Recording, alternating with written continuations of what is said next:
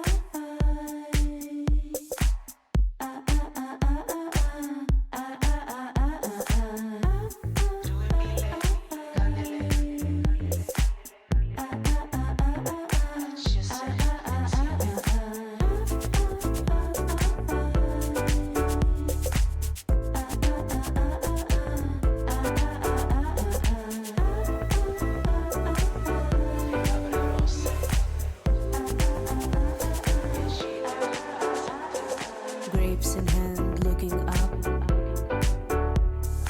Endless wine fills our cup. Draped in fine, couldn't close. All his hair, skin brown. Music played, the fist begin.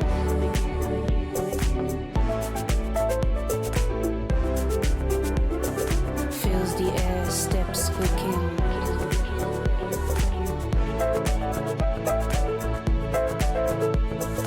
Rhythm beats, high fresco.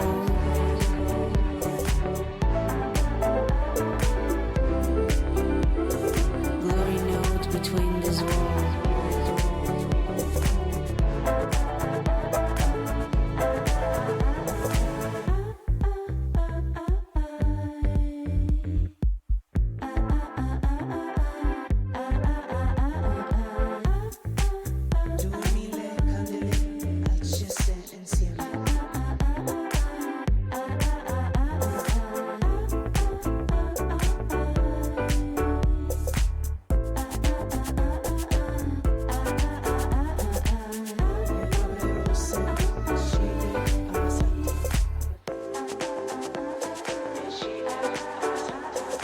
Glass rose-colored lips,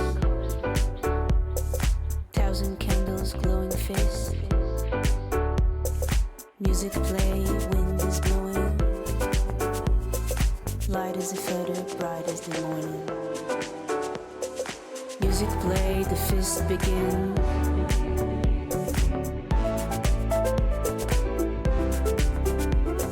Fills the air, steps quicken.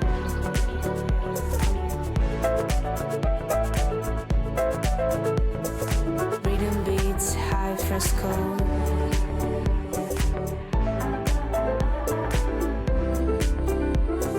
Glory note between these walls.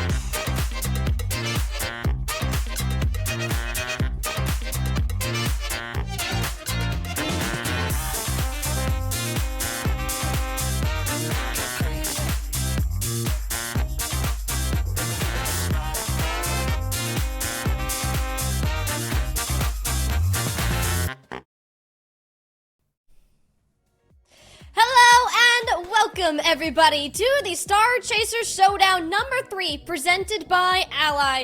15 of the top women and marginalized genders Rocket League players have been playing all weekend for a chance to cement themselves in a permanent spot amongst the stars. We've made it through group stage, and only 4 teams have a chance at claiming that title. I'm Tiny Shiny, your host for the day, joined by Lemon, Kiwi, and Bass as we prepare to return to the EU region and see what this talent has to offer. Bass, we just got a little bit of a taste of what the group stage had, how we're going to prepare for today, and we have some exciting things to look at. Oh yeah, I'm very excited for this one. Like we were mentioning before, this is the third one of these events. It's also the third one that we've got planned for the year, the final one at that. So it's the final time that these girls can lift the crown and put it right upon their heads, claim that throne for themselves. And you can tell, they really all want to end the year as the queens of this. Oh yeah, we're gonna have possibly a new champion. All the rosters got mixed up too, so that's pretty guaranteed. We had like 4 or 5 game 5s yesterday on the EU side alone. So the competition could not be any tighter than this. And we'll see if a team like BS Plus Competition can go all the way to actually win a showdown this year or not. Or not. hey, BS Plus Competition, even they are very confident, and we got to talk to some of the players a little bit more yesterday, but it's going to look different, right? Group stage matches are always a little shorter. As we look towards our schedule today, we have 3 games that are going to be on broadcast. Every single team will get a chance to prove what they've got, starting with our semifinals, moving into our grands. But I think the most important thing to hear, note, Lemon, is that they are now best of 7s. These series have gotten significantly longer. Yeah, you got a lot more time to adapt, and then you're not facing as many nerves when you have a slip up, cough, BS Plus Competition and being allergic to winning game 1. You know, that's an allergy that a lot of teams actually share. So now you can pick yourself back up and not feel that pressure as much. It was a common pattern that we saw yesterday, that a lot of teams took a little while to warm up, and they dropped some games that we weren't entirely expecting them to do so. But at the end of the day, for EU, I would say that most of the group stage turned out how we expected it to, that everyone kind of qualified in the positions that they wanted to. And we actually got to see 3 out of the 4 teams on stream. The only one that we didn't, I believe, is Post-its, another very strong roster that we'll get to look at a little bit later on today. But as we start to move on, we talk about what we're going to see in terms of competition.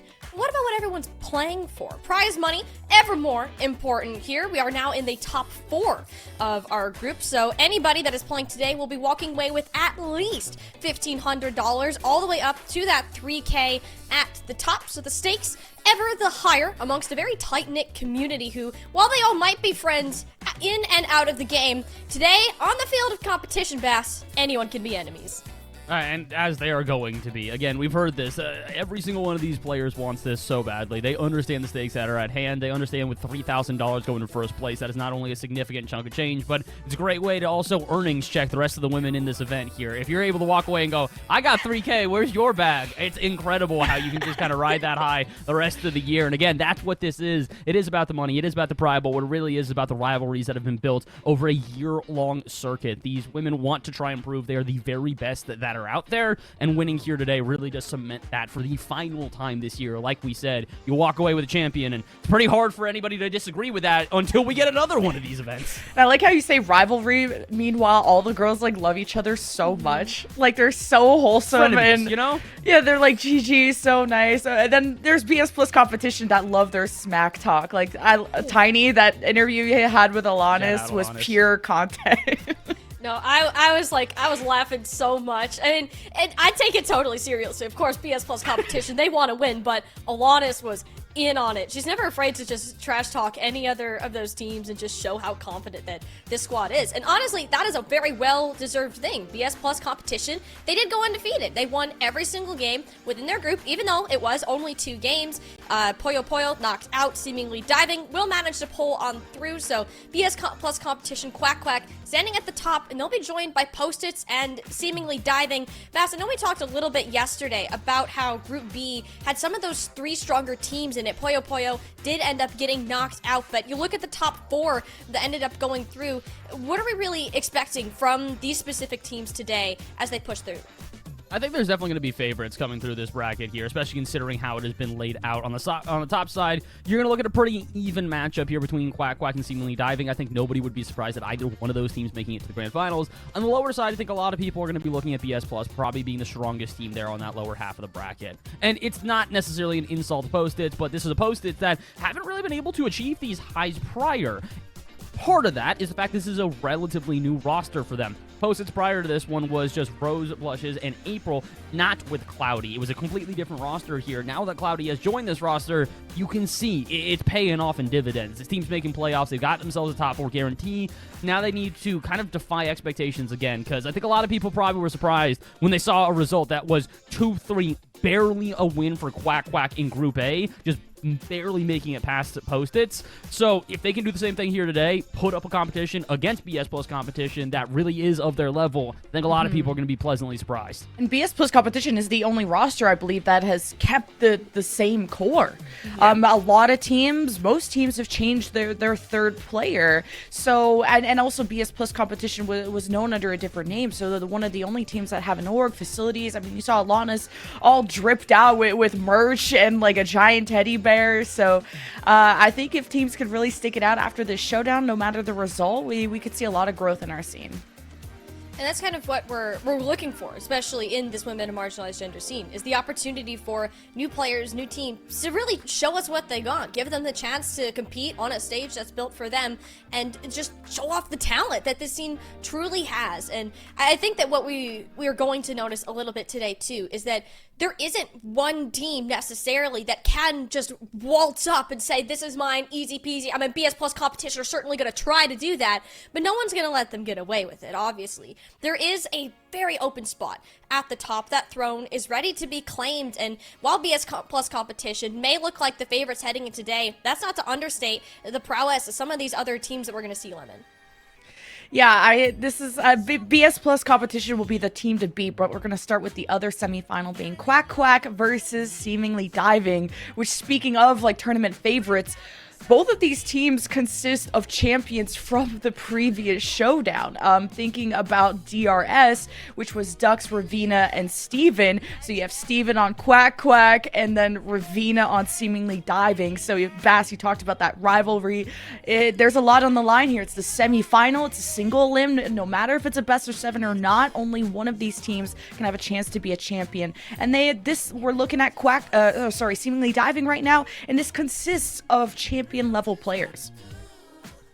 This roster really is kind of the best of every world that we have had throughout the women's scene for multiple years now at this point. Crimson has been prior on multiple winning rosters, including the ever-famous Resolve roster of a couple of years ago. Ravina, a legend of the scene that's been around and around the women's scene for what feels like forever, consistently has these highs. And Joda, well, I feel like she's probably been one of the most up-and-coming players of this newer generation of women players. She's been able to get on to Guild Academy. She has brought orgs into the women's scene, and she continues to put up higher and higher results every time. This is a roster that by all means should be able to take this entire event home. Their loss yesterday probably has a lot of people surprised. It definitely does. Seemingly Diving, especially like I look at Ravina and Crimson more specifically, they're yet to miss out on a finals here in EU, and you're going up against a Quack Quack, which is looking pretty dang strong, all things considered. And Seemingly Diving, we're off to a rough start yesterday, and when you have inconsistencies such as that, if you want a team to show up and take advantage of it, it feels like to me that roster is Quack Quack. These are experienced champions that know how to compete under these high stakes sort of matches, Lemon.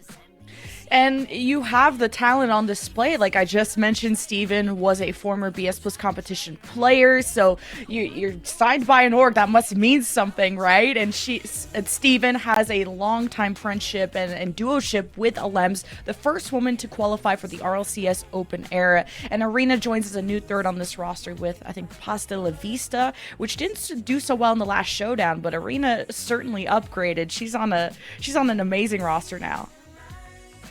It's a different change of pace now from Quack Quack. They're going to have to see if they can manage to keep up with the same power that they had yesterday, going undefeated, and see if Seemingly Diving can start out consistent and maintain that way. This is going to be a difficult match to start it out. Both of these teams want to make it to the finals, Bass, but only one can get there.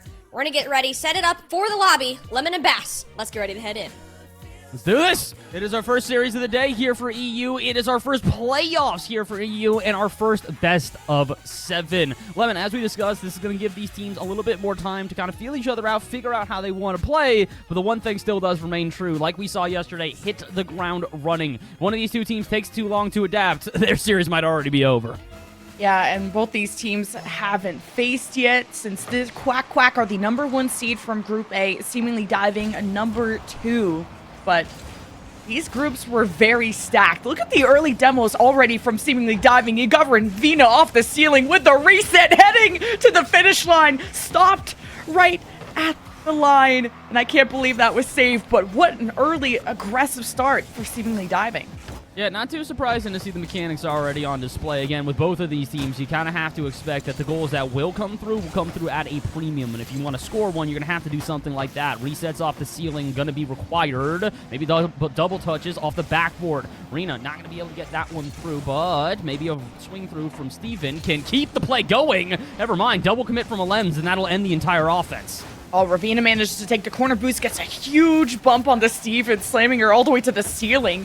But collecting that ball against top, Joda couldn't get the cut on rotation from Alems. Crimson's going to make sure to just own the boost so that this offense from Quack doesn't linger longer than it needs to. And Steven can't get good enough touches to cut through the post, so we'll have a counterattack, possibly from seemingly diving. And Alems, this 50 was scary. That could have been an open net. Oh, shot not going to be on target. Follow-up will be, and finally we find the first goal. Seems like one thing has stayed consistent. These two teams are going to take a second. The defense just not ready for this one. I love that Quack went for quality and not always quantity. Alems won a very important 50 in the midfield and decided to purposely put the ball into the corner so she could play off her second woman and play for that the bumps into the net, which opened things up beautifully for Quack, despite an early strike from seemingly diving. Difficult angle for Crimson to cut and an off-tempo jump as Reyna guides this across the net, but her passing option, Steven, gets demoed. Again, it just kind of feels like both teams are trying to go for such intricate setups, but as it comes time for them to get the final piece in, it's just not working right now. I like these 3-woman passing plays, but unfortunately, they're also requiring the entirety of the team. It's why we keep seeing short-lived offenses. Get a shot here, you maybe get a follow-up off the rotation, but that's about it, and then the team is forced to retreat due to an over-aggression and an over-push out of their own half. Both teams got to be careful right now. We saw counterattacks at a plenty yesterday. You do not want to give up silly goals here in the first game to start the series. All right, demos exchange in the midfield. Alems, Steven versus Ravina in the net. I like that Ravina will challenge this to the corner, and Crimson adjusts, rotates into the net. The defense stands for seemingly diving, and now Ravina with half tank wants to work with Crimson to transition through this midfield. It's been very difficult with just how physical Quack have been. Alems needs help too. I was going to say, it kind of feels like somebody just needs some help here, just for both teams right now. We're getting passing plays that don't really feel like they're getting strung together, or if they do get strung together, there's not really much punch to them. It just kind of feels like a touch here, a cohesive play there, and it doesn't result in anything. Another great example of that is this pass is choreographed so clearly through midfield that there's plenty of time for the defense to get up to it. Quack's still very much in control right now. It feels like their passes are definitely connecting better than their opponents, but even at the same time, every pass is met with a 50 like that. Very few uncontested touches right now. Somebody's got to start to find a way to string these together, or Alems could just go for a redirect out of the corner. That would have been the most insane goal from Alems if she hit that. Difficult angle. Steven now demoed. Number advantage for the defense. Easy for Crimson to handle off the backboard. Need a follow-up touch. Steven is going to patrol the center of the pitch. Now just trying to follow through on this ball and used a lot of boost to force her way. Now getting the ball to Alems. Great touch from Crimson to keep it high. And Steven back passes to Reyna.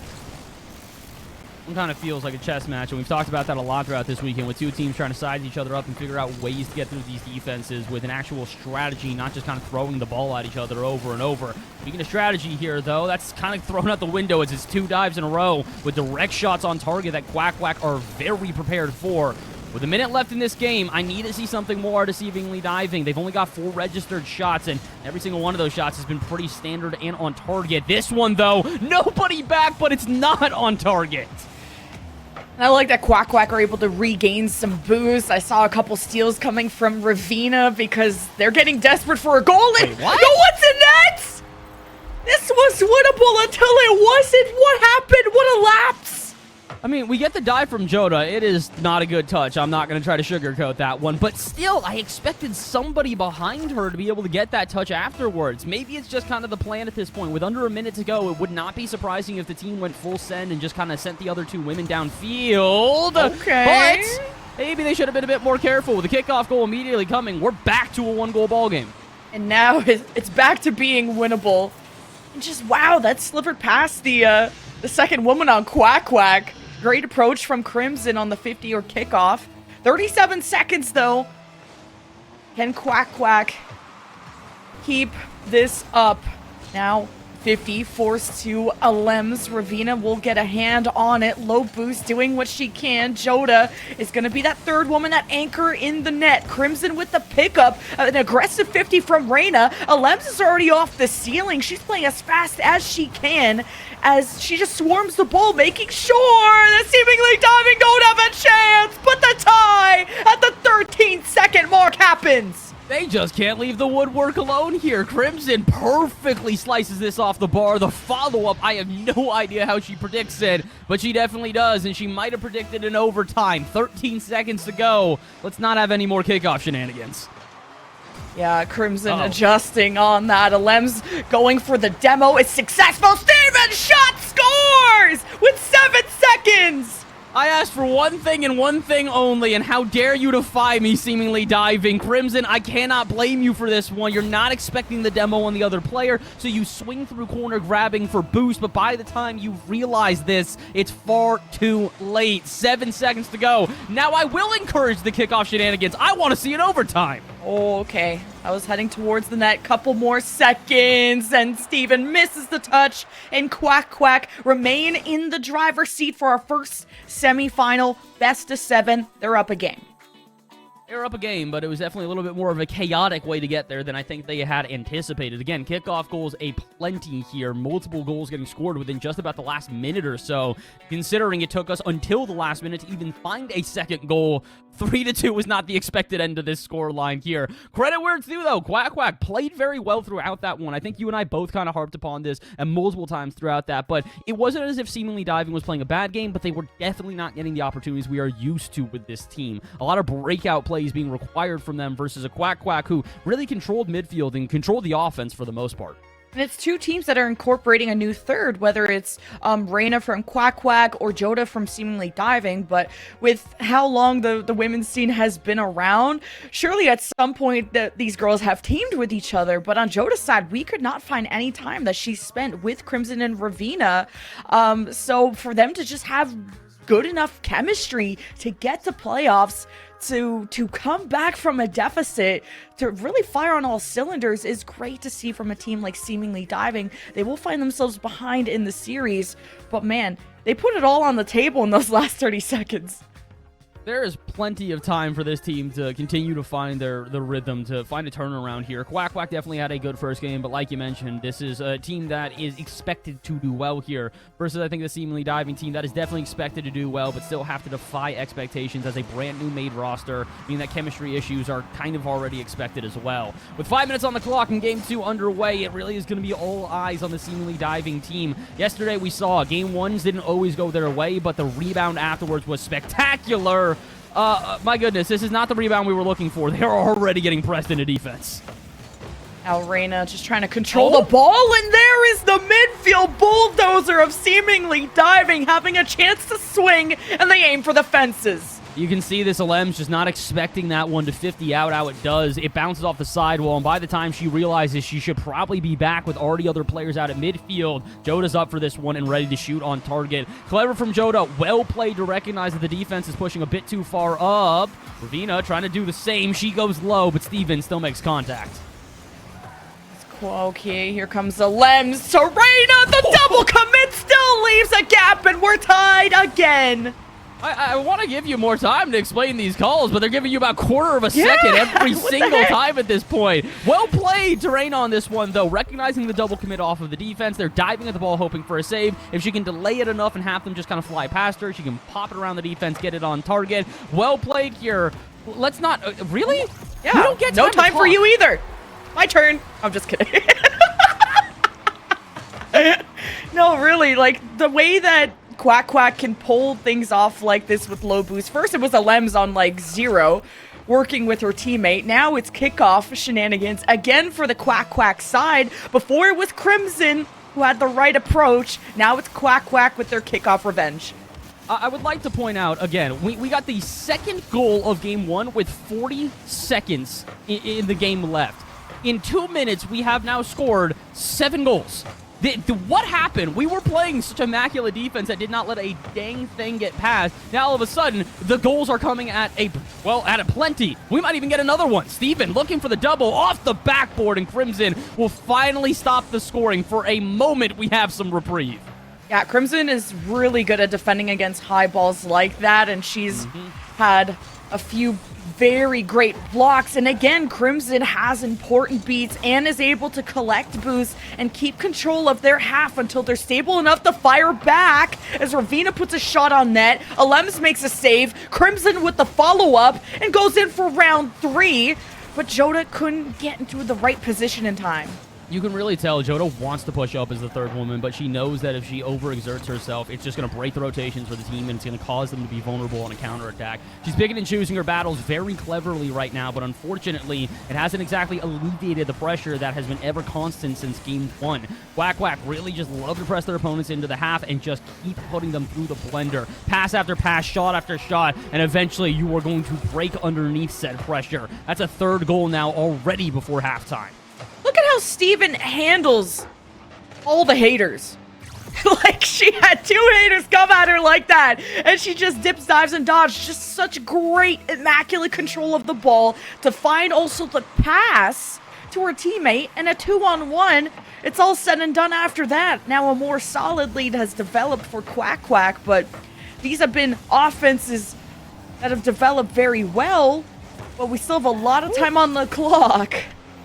That is a fantastic save out of Lems. Clever to get to that one early, too, so that it pops it out to midfield and gives time now for her 2 teammates to get boosted up and get prepared on defense. Speaking of which, they are more than prepared for the touch off the backboard. And Lems, with mostly a full tank of boost, has space to work with and a steal in the corner. She'll pop it up to her teammate, Steven, to take it again. Does she have another touch? No, leaves it to Reina, and Reina somehow scores it from that angle. That is 4 goals for Reina already here in this game.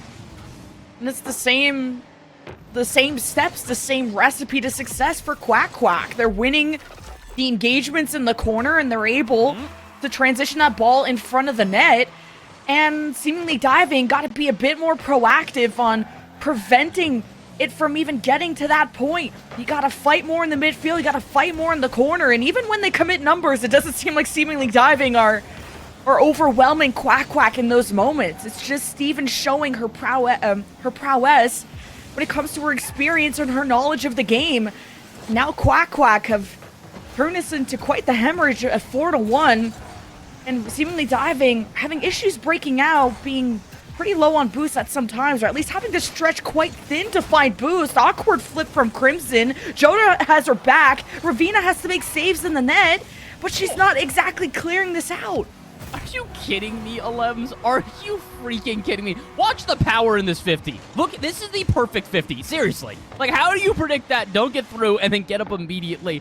I have to echo everything you said, though, Lemon. It's just so true. They are losing individual battles right now. Quack Quack are dominating them both out at midfield and in the front third. How many times have we commented upon a seemingly diving that have double committed in front of net and immediately the follow-up shot goes in? They need to be careful right now. It really just kind of feels like the pressure is getting to them. Something that a lot of teams spoke about yesterday is that they come into these series feeling confident, then almost immediately they feel the pressure of the series itself, and then they buckle underneath it. Unfortunately, I was going to say, we're seeing that out of seemingly diving. Quack Quack for a moment as well, but even goes to show you, Quack Quack should have been punished there. They did not. And there's a sense of confidence from Quack Quack that they're even delaying their touches. Oh, Crimson had a chance. That almost got redirected right at her so that she could get a goal. But with a minute left, it's looking dire for Seemingly Diving. And so with these delayed touches from Quack Quack, they're able to just be more patient on the challenges and really approach them the best way possible. And Seemingly Diving, it's been tough for them to generate momentum at all. Ravina, great pass to Crimson, fires, but Steven still saves.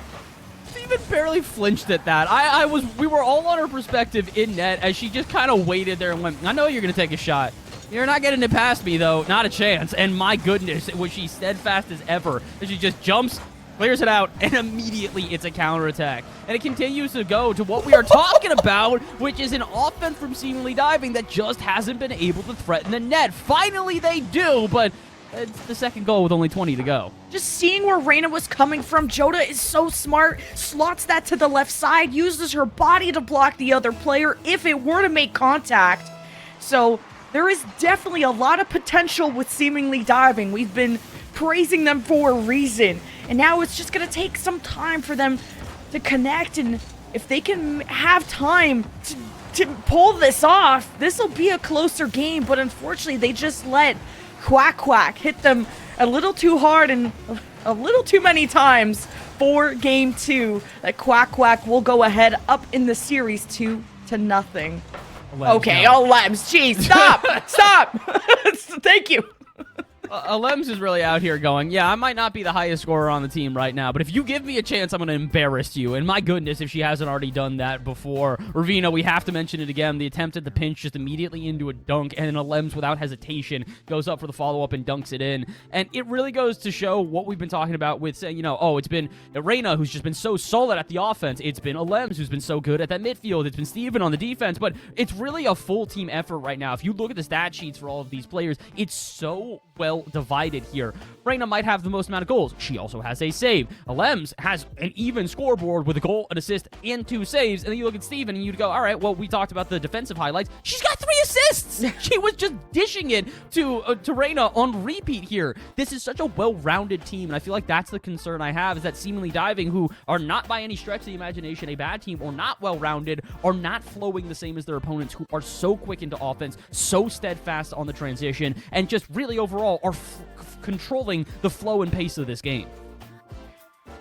And you're facing a triple threat on Quack Quack. Well, all 3 of them have such strong mechanics, and they are so warmed up for today. I was gonna say they woke up early, but they're Europeans, so this is just another day for them. It's early for me, but you could tell the amount of work they did before this match. First, you got Lems already trying to hit double taps off, the backboard. Everyone is firing on all cylinders for Quack Quack, and Seemingly Diving cannot get any more behind, and they're good. Seemingly Diving are good at getting aggressive early, and this time it pays off. I thought maybe there would be a player back, but hey, kickoffs have been the bread and butter for this team. Why not do it again? This was still almost a save out of Steven. Had she just gone a little bit lower on that, maybe a chance, but coulda, woulda, shoulda. Could be the first lead we've seen for Seemingly Diving. I don't think we got one in game 1. Let's see how long they can hold it here in game 3. Steven, low boosts, doing what she can. Crimson holding it down at the corner, can guide this to the right, but is forcing it right to Quack Quack, who are holding a lot of good real estate. And as soon as they pull back, they send that ball right where it came from. You got Crimson and Joda waiting for a move to make, and you can't be just a still pawn on this chessboard. That's what Seemingly Diving felt like they were doing a bit in the second half, and then Quack Quack racked up the goals up to a 4-1 lead. So Seemingly Diving cannot hesitate. Oh, you got to jump here as well. Crimson does, and my goodness, what a save. This one still rattles around the net for a moment. We're not done yet here. Another shot up high and a triple commit out of Seemingly Diving. We have talked about that a lot and the concerns that it has brought with it. Not exactly going to punish them here, but it is going to force them to retreat as the entire team gets a free reboost and Quack back into offense. Crimson, though, trying to make me eat my words. A quick end there and another double commit. Wow. How in earth did that work out? How? I was about to ask you that. Like, there's literally a team bump on the push down. Joda and Crimson. Crimson gets turned around. And it's somehow finds its way to Ravina. Look, if it works, it works. It doesn't have to be pretty. It just has to get the job done, and that's exactly what happened there. We finally see not just a lead, but a solid lead at that here, and it's an increased. Never mind, Alem's make. Of course, you don't save the open net like all these random shots that have come from midfield, but that one's the one you save. Alems, you are just built different. That's insane.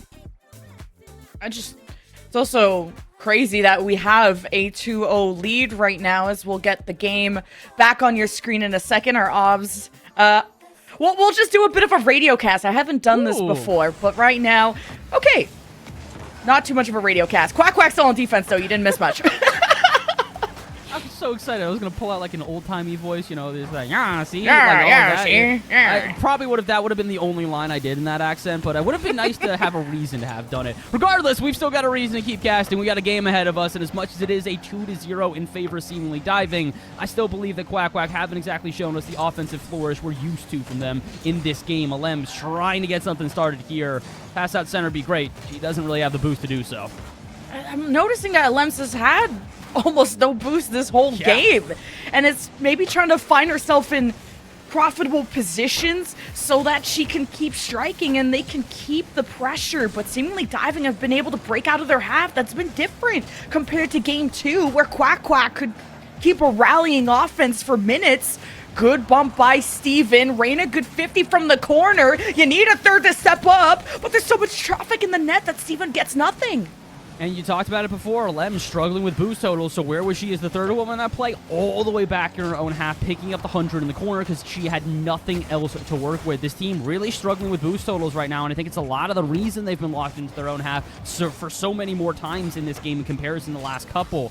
Props where it's due. Seemingly Diving, I don't know how you were able to change this many different dynamics within just about a minute period, but the boost conservation looks a lot better. The midfield presence is way better than before, and the defense, despite still having its moments where it will double commit and make some weird plays, is definitely not as shambolic as before. This is a completely revitalized version of Seemingly Diving. Old habits died hard, though. Every once in a while, a mistake is still going to happen. This was such a beautiful offense to start. Don't look at the team bump. It was Crimson and I think Joda who had a pass going. Crimson one kind of flicked it above a defender, and it came out to Joda, who couldn't get the shot on target with how hectic that was. And as the three-woman squad of Seemingly Diving retreated, the counterattack was something that they couldn't handle. Quack Quack get on the board because of that, and now they're within arm's reach of tying this game, depending on what Reina can do with the ball, but she runs out of boost. I like that they're still putting out the passing plays, though, and still forcing the double commits. If Crimson wasn't downfield, I would say this is, oh my goodness, a guaranteed extend to the offense. Instead, Crimson is downfield, catches it, and slams it on target. Yeah, they can be so deadly when they get it going. Crimson playing downfield and just having these really good catches to maintain the pace of the ball and to force the defense to react quicker than if Crimson needed a few extra touches to control the ball. So 3-1 is a good enough lead, but with 1 minute left, Ravina is gonna really force Quack Quack to pay attention. Gotta say, this has been quite the game from Ravina in particular here. 2 goals and an assist, and on top of that, she has one of the few saves for her team as well. Again, defense hasn't exactly been perfect, but she has stepped up where necessary, and the offense she has brought with it has been spectacular. However, some more defense might be required. There's no way that Steven just saved that! Steven's the GOAT on defense, but for the wrong team! Oh, man. That was such a good attempt at a double, and then back to a pass to her teammate, as if.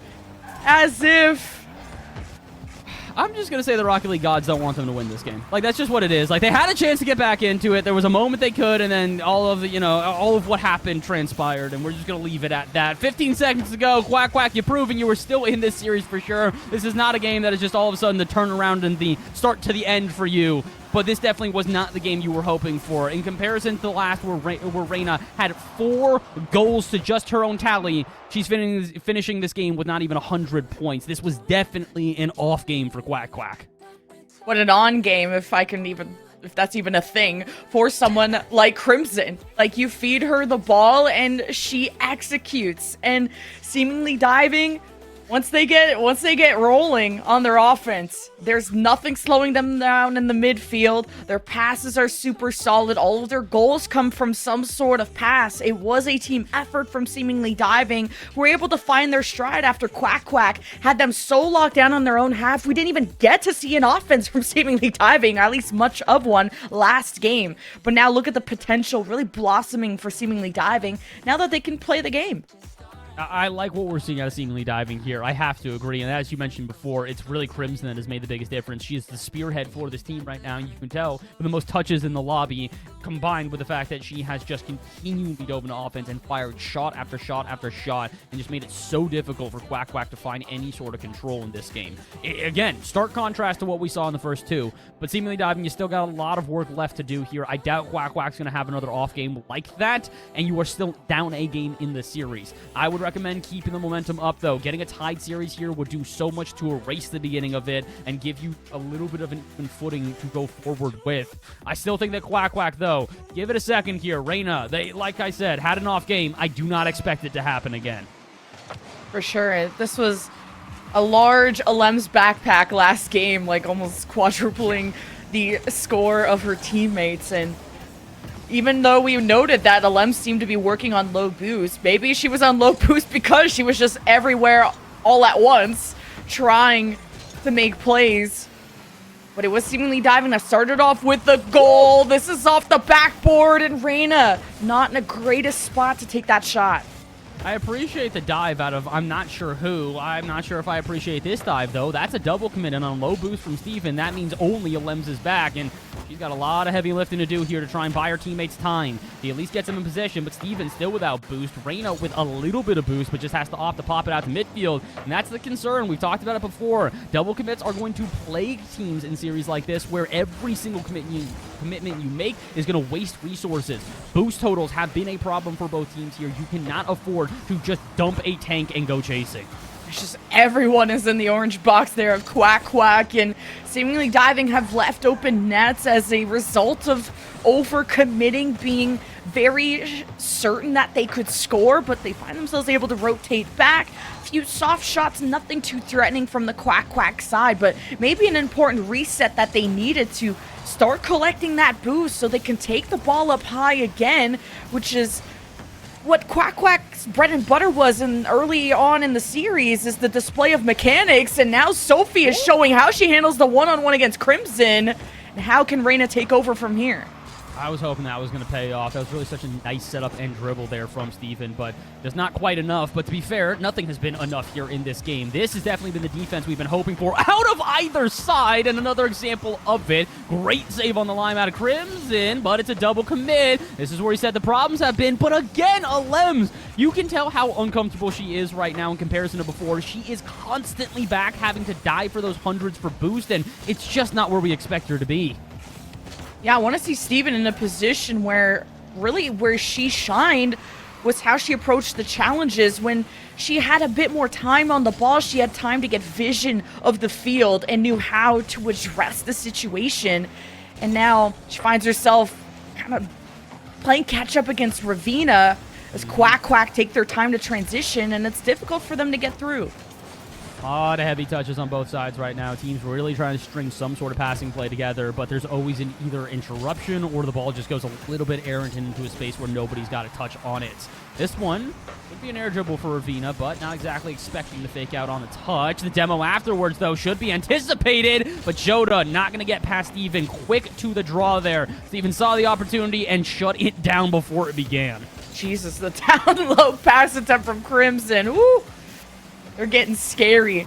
And somehow Quack Quack have kept them at bay. Flying at the ball was Reina, but first on it, the defense of Seemingly Diving. Alem's gonna slap it down, though, coming from almost the ceiling to find a way to keep Seemingly Diving on their toes. And now everyone is having to play on low boost at times just to make sure that there's presence on the ball, because everyone on the field right now has a level of mechanic that they will score on you if they can get the ball high and they got boost to do it with.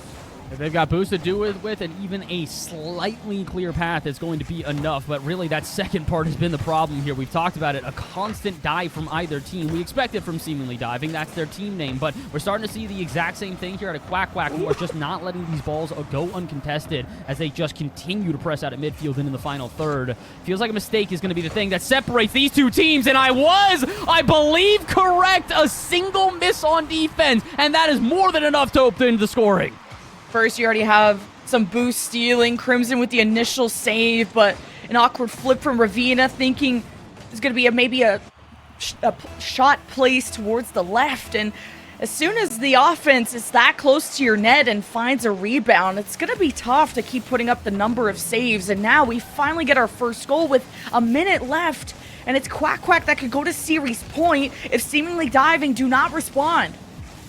I would say in almost any other series that this one's all but wrapped, and we are going to go to a game point. But we have seen so many last-second goals in this series from either one of these teams. You can honestly see this scoreline ending at 2-1. I don't know who will be in favor of. But for right now, it's still Quack Quack in control of the offense. Another double commit forced, and that's going to make this awkward for a clear. Crimson still hunting for it, but Alems, decent amount of boost in the tank. Can she get this through the corner? Absolutely. Joda in the way, but Steven on the rebound. Pops it high and awkward, so Crimson can't make a save, but can only pop it out to midfield where Alems is waiting. They're putting them through it right now, Lemon. It feels like Quack Quack just want to hold on to that midfield and waste time. Yeah, Seemingly Diving just can't force the ball to somebody playing downfield. I don't even know if they have someone playing downfield or someone too deep just stealing boost, but Seemingly Diving, these clears aren't finding their way to an offensive option, leading to Quack Quack barely taking this game 1-0, but still an important shutout that will lead them to a series point and one step closer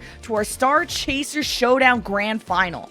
And this is more what we expected out of Quack Quack. You and I both talked a lot about how Game 3 just felt very different to the usual offense that we'd seen out of Quack Quack that likes to lock a team into their own half, constantly rotates full field, and just doesn't allow these long balls downfield to catch them off guard, and they can continually cut them off. Seemingly Diving got thrown into that exact scenario in this game, and you can tell based on the stats alone. 7 shots to Quack Quack, only 3 to Seemingly Diving, and on top of that, I mean, every shot was lethal. 7 shots, 6 of them were saved, and the only one that wasn't is the single goal that goes in. It goes to show you, Quack Quack operating on the utmost efficiency. Seemingly Diving need to be careful. We saw it. Their one mistake on defense cost them this game.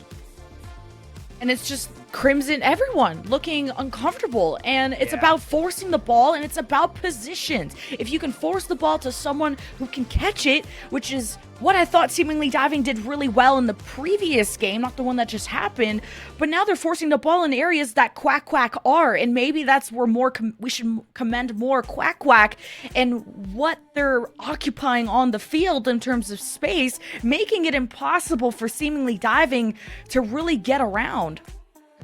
It's been difficult for Seemingly Diving to find any sort of confidence in this series, even in the games where they were able to win, or the game, I should say, thus far. It still felt a bit scrappy. They can clean up the pieces here in this game. It might be a turnaround. This is the same way that game started. It's another kickoff goal for Crimson. She is the one you send on kickoffs. Always able to side flip in some sort of way, depending on who's the cheat up on the other side and how that's going. Another kickoff goal for Seemingly Diving, and a lead that can give them a sense of comfort when they stare down the barrel of a match point against Quack Quack. But now, building up that chemistry, now Crimson on the ball, 1v1 against Alems, to the side, Alems handles it well. I like the changeup we're starting to see here, where it feels like Alems has become not only a defensive masterclass for her team, but really has been a solid rock that only pushes up field when she knows she can get a good touch. It's been so refreshing to see for a team that was getting caught off guard by counterattacks earlier in the series. Now they're making sure they have at least a couple players downfield, but there is always somebody back just in case a long ball does catch them off guard. For example there, Alems pushes up. You can see it. Reina was already all the way back. Just in case that ball did get popped over her head, she was prepared for it. I love the rotations we are seeing out of Quack Quack right now. It's a lot of the reason why Seemingly Diving have struggled to find some offense. To just make sure you use your boost in the best of ways. That was sometimes Seemingly Diving's issue, is using a lot of boost to get up into the air. Yeah, you're the first on the ball, but what did that touch net you? It wasn't a pass. It would sometimes just get them going a little bit, but Gotta make sure that every touch is impactful, just like Sophie's trying to double, and it finds its way to Alems and carves through the defense. This may not look fancy. This is my favorite play of the weekend. I mean it so seriously. The fake out off the attempt center, then Steven just pops it back. Alems, who probably should be rotating out, goes, oh, you got me a pass center? Perfect. I'm turning on this one immediately. The speed on the turn, the coordination on the passing play, the idea to pop it off the backboard, everything about that makes it feel so perfect. And again, this is what we've talked about. The perfect rotations from Quack Quack have made it so difficult. That wasn't even a bad defensive play. Seemingly diving, just blinked and immediately was in their net. Just can't let the offense get that close. Now Joda off the side wall. Not gonna get the corner boost spawn she was hoping for, but it's gonna make it as difficult as possible for Quack Quack to get good possession. But now seemingly diving have to disengage when they're lacking boost for themselves. So Crimson slows it down and 50s it out to Joda, who almost has a chance. But the Quack Quack defense is awake. Feels like Quack Quack right now are just cleaning up the gameplay that was already pretty polished here. It's just little things that they continue to improve upon, and I'd love to see the same out of Seemingly Diving, a team that we know are capable, but just have not been able to string passing plays together. The team cohesion just has not been to the level necessary to beat this Quack Quack team. But they still have a tied game right now. It might be off a kickoff, but if they can find another goal here, it would go a long way to just giving them some confidence. But that's an awkward demo. Ravina does have boost to work with. Looking for an extra touch. He's looking for a couple extra, and Alem says, that's enough. I'm going to shut this down here. At least Joda, third woman back, just makes a touch to allow Crimson to rotate back. They have a layered defense, can handle Alem's just diving at the ball. Reyna with a miss. Now, maybe a number advantage for seemingly diving in midair collide, but the ball finds its way back to Quack Quack's side. Oh, it's so quick on the transition here, and you can see Joda trying to prevent the offense from starting here, but doesn't have enough boost in the tank to really do much with it. At least give it off to Crimson, though, who's getting a couple of touches and getting an offense going. That's a double commit, though, and nobody back. Quick breakaway, Steven on the shot! The save from Ravina, and this game stays tied! And the heads-up play from Crimson to read the rebound. There's a lot going on at once. A stable defense remains for seemingly diving. Less than 2 minutes, though. And now they're full on boost. But random 50s. Alebs is getting this ball center on the net. Seemingly diving cannot just stand there and plan this out too much. Crimson knows she has to get out of dodge quick. Uses all her boost to pick up the pace. And now Ravina adds on. Doesn't make contact. But Quack Quack can find their way out. They need to take advantage of one of these counterattacks. It's been so rare for them to get offenses, and when they do, it feels like a good attempt every time. But this needs to go in, and it still will not again. Breakaway play. Players are not back, but somehow, some way, Quack Quack catch back up to the play every time. 1-1 game. Grand Finals ticket on the line. Can seemingly diving extend the series? They've been able to throw out a few punches. But knocking out the talent on the Quack Quack side has been difficult. They're elusive, and they're always swarming you. And speaking of that, Alems, the most confident mechanical player on the pitch, almost sets up Steven for success. The counterattack comes in for seemingly diving, and it gets them the lead! Finally, one of these counterattacks pay off. I thought Ravina might have unfortunately missed her opportunity with that touch there, but Crimson heads up play, dives downfield, thinking they're not going to expect this to be a pass. They're going to think they have time, and it's exactly what happened. Reyna goes to the backboard thinking she's got a moment, and unfortunately, she does not have even a second. 30 to go here, though. I'm not going to say this game is done. Again, last-second heroics have been a common theme in this series. I'm not surprised if it happens again. Alem trying to prove it already. Joda, I like that she's meeting her off the ceiling. You cannot let a player as good as Alem's with a full tank off the ceiling. Now in the midfield, seemingly diving, pushed through. Joda looking for the nail in the coffin, misses the double. Someone on Quack Quack needs to get on this. Crimson steals boost, and Quack Quack look like they've given up already. Alems is a full tank, but allows Joda to 50 her, and Reyna is asleep. So Quack Quack will give up the game, and seemingly diving will extend the series. They will keep us going. We're not quite a Champions Field yet, but that's a great start to getting there.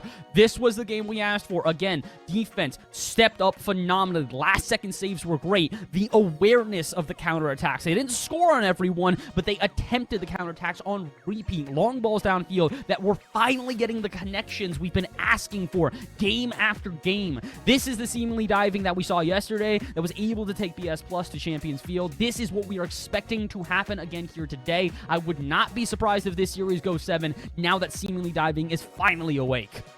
It's the battle of the ultimate strikers of Alems versus Crimson. How you can set them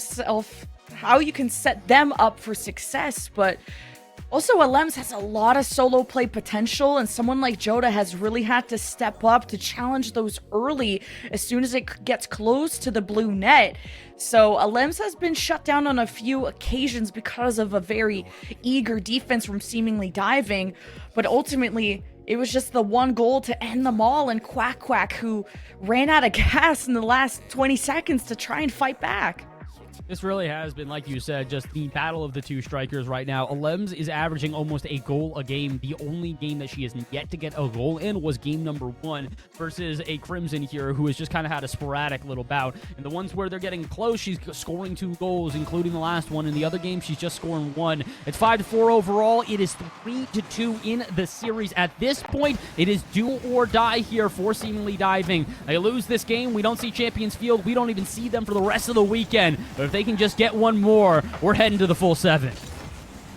Now Alems has to leave up to Steven. She's had such good setups before, aiming for the ground pinch. Ravina reads it and sends it where it came from. Now Alems with a full tank, has one reset, has another to the net! Crimson can't handle the heat!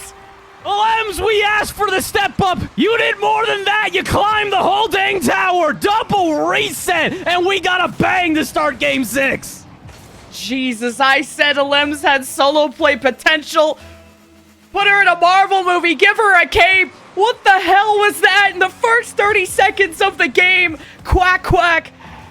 Looking so good and poised to go to the grand final if they could keep up mechanics like that. Seemingly diving.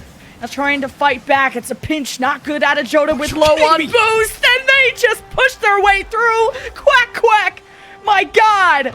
How do you one-up a double reset? You get the reset and immediately dive in to dismantle the defense and set up the goal. Alems, she heard us talking about her and she went, oh, you don't think my offense has been enough? Watch. Hold my drink. Watch this. Alems says as she double resets on Crimson, who's like one of the best players to touch the sticks when it comes to the women's scene. And there's a reason Alems is the first woman to be in RLCS in the open era, and she's feeling herself today. Still only a 2-0 lead. A lot of Rocket League left to play, and it's seemingly diving that have definitely had their heads shook after the start of this game. Dude, I just have to imagine they're just rattling over and over again. What do you do after that? You're like, yeah, we played our best game of the series. We were looking really good. We're playing well. And then you get 2 plays in a row where Alems just resets on your head. Like, what are you supposed to do at that point? How do you keep confidence? This is where, unfortunately, sometimes it does have some value in both being on an org and having a coach that is there to help you keep the nerves about you. Because there's plenty of time left in this game. We've got 3 to go, but seemingly diving are probably already counting down the seconds because Alems refuses to relent. Bro, Alems has a hat trick. It's been less than 2 minutes, or it's been about 2 minutes. What the hell? This is just next level mind reading to play at this pace out the gates. Seemingly diving. This is a deficit that is getting deeper and deeper. And Crimson has to maybe do it all on her own. She'll shove Alems. Crimson out of boost will be on the tail of the defense that is unable to clear. And seemingly diving need to start surrounding their prey and strike through at least once, give themselves a chance. But now this double finds its way to Ravina! Joda with the shot that scores! This is such a clever play off the backboard as well. Crimson recognizing, oh, they've already dove and they don't have contact here. Why should I shoot on target? They've got a player in net. Let's pass it around a little bit first. And that's why you see Reyna flat-footed on the line. She's got barely anything she can do. But watch that one soar into her net. The first really coordinated passing play we've seen out of Seemingly Diving, not only in this game, but in really a hot minute. They got to keep it going, though. Like we said, it is still do or die. If they want to see the next game in this series, they need 2 more. I just love that Joda stepped up as the third woman. Like, that's a big risk to take when you're already down, but it's what they needed to do to get something on the board. So Seemingly Diving will bite back.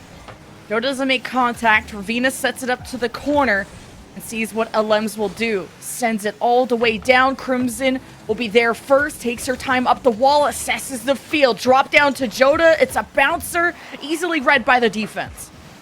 This is definitely starting to turn up. The heat is getting a little bit hotter here in the kitchen. For everyone on Seemingly Diving, they've recognized they need to get going. They need to start diving into these plays. Yeah, it's going to be a little bit risky, but at this point, you have to take the risk. You cannot afford to play safe from here on out. It's why they keep diving into these corners, keep diving into the final third of the pitch, and even make cuts like that where they should be rotating back. They don't care if they give up another. They just care if they score some of their own. 2-3, the comeback is real. Joda does so much work here. First, the setup. Can't get the follow-up touch, but forces Alems back with a massive bump, and I'm seeing Seemingly Diving go for more and more physical plays in the box to really destructure the Quack gears, and it's worked out. It has netted 2 goals. This was a 3-0 start for Quack, and that gap is closing. Seemingly Diving need to get themselves back on offense. They can't afford any more goals, and with that demo, they're forcing Quack to reset.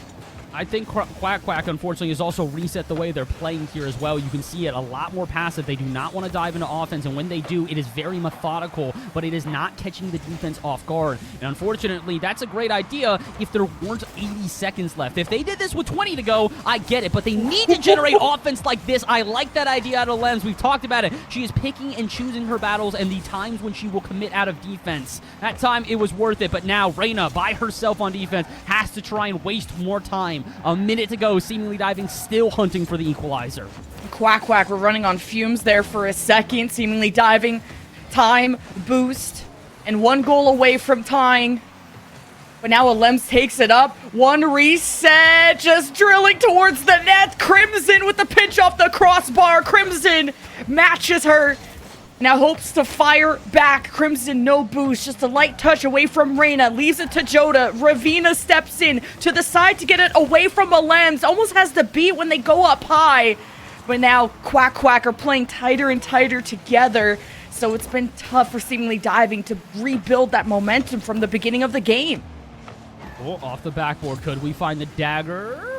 Not really, but we do find a double commit, which is going to waste even more time off the clock. Kind of feels like it's a park the bus strategy here for everybody on our orange side, but I wouldn't be surprised by that. They've got the lead. They've got themselves 10 seconds away from a grand finals appearance and a guarantee at that. A goal for the road. Will not do it. Crimson keeps this out, and hold on a second. Passing play, and there's no contact. A chance to keep it going, but Quack slammed the door shut. We have our first finalist. They waddle their way to the grand final, and what an insane bump from Alems at the end of that play when there was a potential carry from Seemingly Diving to transition to an offense, but as soon as that player from Seemingly Diving got bumped from Alems, it was over. It did not look salvageable.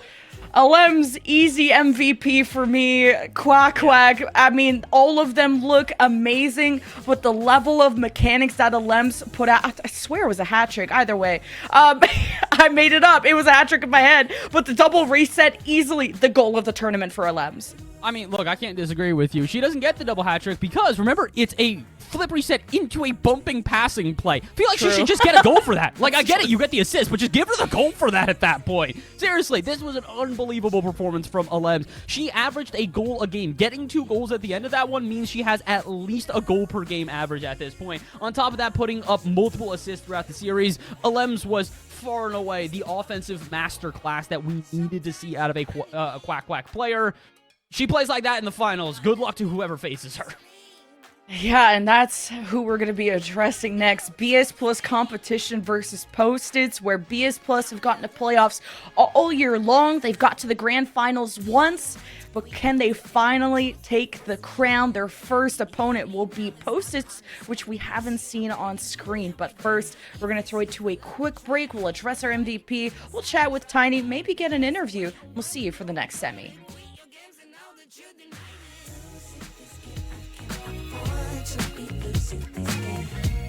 And I know you're the safest bet.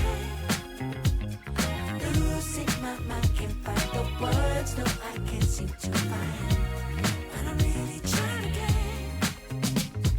reason, rhyme, and take a time and choose. Whether we green or yellow, whether we deep or shallow. Please me now, 'cause we're about to lose. Whether we buy or hello, whether we stay or jello. I gotta move and make amends, but can't go through the same regrets.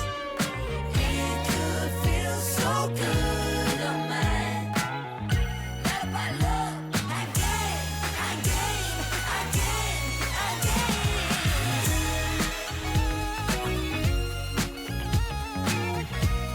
And I know you're the safest bet.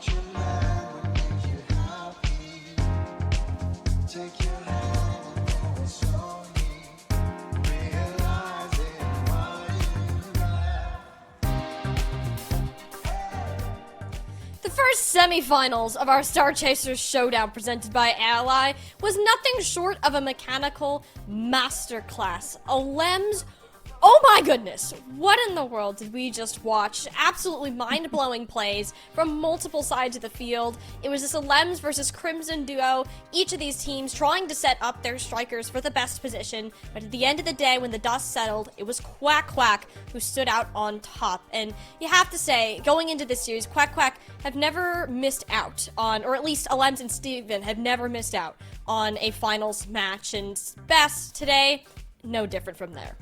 Yeah, I mean, again, we kind of knew that they were coming into this one favorites. We didn't think that it was a guaranteed win, but after topping their group yesterday, we expected Quack Quack to really give it their all, and my goodness, did they ever. Whether it was passing plays or aerial mechanics being displayed, they had a number of ways to slice through the seemingly diving defense, and, I mean, Lemon, we harped upon it a lot. Seemingly diving made the necessary adjustments, and it still wasn't enough.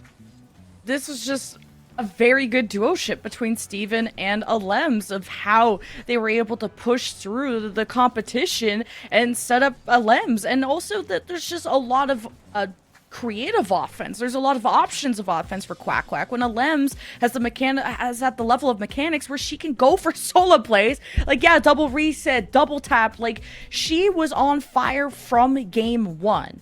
So it was just about the supportive cast around it for Quack Quack to play as a team, and then the rest was history. And we really got to see that adjustment in play style. We started from more of a team base. Everyone gets some hands in on the action. Reina in particular stepped up, 6 goals from the very start of this series, but then kind of quieted down. Let Alems take that front seat and really drove that team closer and closer to a victory and just continued to stun us with her just pure show of talent. Like, this play in particular, double flip reset, chalks it over the defense. Like, I can watch that all day, Bass. It's unreal. And again, I think that one of the biggest things we continue to have to mention is Alems is one of the only players throughout this entire event, both NA or EU, that has professional experience, and the only one that has professional experience in this era. She is unbelievably talented. The mechanics are on display, and you can tell why she continues to be one of the most highlighted players in this entire event, and it's not surprising she is our Ally Match MVP. Just unbelievable performance all around. Yeah, just the level of trust that they have. I mean, not only from the women that are on Alems' team, but from the RLCS community as a whole. She's made history, and she's also an easy match MVP, 6 goals over these 6 games, but the way that she connects with Steven is a next level. It has you in awe when you watch Alems. So looking forward to her future, looking forward to watching Quack Quack also in the grand final. Yeah. Alems truly a shining star amongst many other stars, and Quack Quack, a team that very much expected to make it towards those grand finals, but they certainly had to put up a fight to get there. I want to hear from the players themselves and get an idea of what was really going through their heads, through the communications throughout that, and it does sound like we have an interview set up with Reina to come on in. So Reina, we're gonna go ahead and toss it over to you. You just wrapped up your first and last semifinals match before you prepare to head into the grands. I want to hear from you. How are the vibes right now? Are we really just feeling good about how that last game went, prepared to head into finals? Honestly, we prepared pretty well. Me and the coach went over some couple replays to help me settle in, and I couldn't wish for better teammates to try calm down my nerves and just support them all throughout the series. Mm-hmm. And I want to talk a little bit about the series more in detail too, because when you look at seemingly diving, they're not a roster that's to be underestimated. And we could tell from out the gate, Quack Quack, you were confident, right? You were taking a lot of these 50s, you were winning them as a result. 3-2, you went into a 5-2 after game 2. But then something changed. Seemingly diving just decided that they weren't going to let you just take all the fights that you wanted to. They came back after game 3 and put another one up after that. What really ended up changing? What did Quack Quack do between games 3 and 4 to readjust and then come back and get that match point to win? Honestly, we didn't really change that much. We just said be confident, make sure to play that like second pretty high up, just keep our game plan usually, and that's all I can say. Be confident. Hey, can't get too much into the weeds anyways. Don't want to give away your strategies. You still do have a finals match to make, and if I'm not mistaken, this is your first time making a finals in a Star Chasers Showdown event. Would that be correct? this is my first time even getting into the top 4. We're getting into So- top 4. Okay. So you're playing with both Steven and Alems. They've been in this position for the past 2 tournaments, and you're now joining them for this finals match. Are you feeling any of that pressure, just kind of being in that newer position, like making that adjustments to play with those 2? I'm feeling a tiny bit of pressure, but I think I will pull through in the finals. Pull through. Hey, that's what we like to hear. And it's totally a different adjustment to play with 2 teams. And honestly, I was hearing Lemon and Bass just compliment how well that you were looking. Like we could hardly tell that there was that adjustment in the first place, that you were just recently joining this team. So to see that and have that compliment heading into the finals, it's got to be a very good feeling for you. I do want to ask one more question about this. Going to the finals, you're going to find out who you're going to be playing, either BS Plus competition or the Post-its. Is there a team you're expecting to play or you would rather play heading into that? I don't really have a team I'm expecting to play or want to play. Both on both teams, I have a lot of friends, and like everyone is just friends in the community. So that's all I can say. No expectations. Awesome. Hey, either way, I'm expecting Quack Quack to bring their best with you along with it. Reyna, thank you so much for joining me here on the interview, and we're looking forward to seeing you again in the finals. So go ahead, we'll let you rest up, get ready, and we'll have you back on broadcast in just a little bit. Thank you very much. Now, Quack Quack yet to falter. 2 of the reigning champions on this team. Reyna stepping up to fight right alongside with them. We know one team that's going to be in the finals. We'll have to find out who their opponent shall be. It's either going to be BS Plus Competition, the only team who has stuck as 3 players throughout, or the Ragtag Squad in Post-its. We got that second semi-final match coming right up, so don't go anywhere. We'll see you back on the other side of this short break.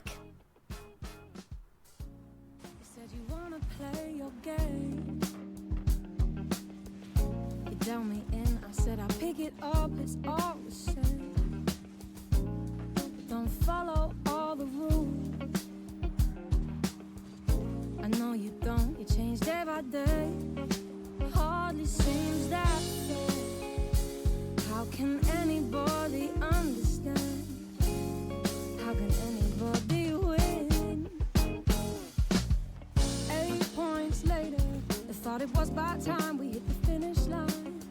8 points later, I wasn't winning at all, I was just further behind. You played your hand, that showed my cards. I took my talks right from your heart. I laid them down before your eyes. Game over, blow the whistle, we're out of time.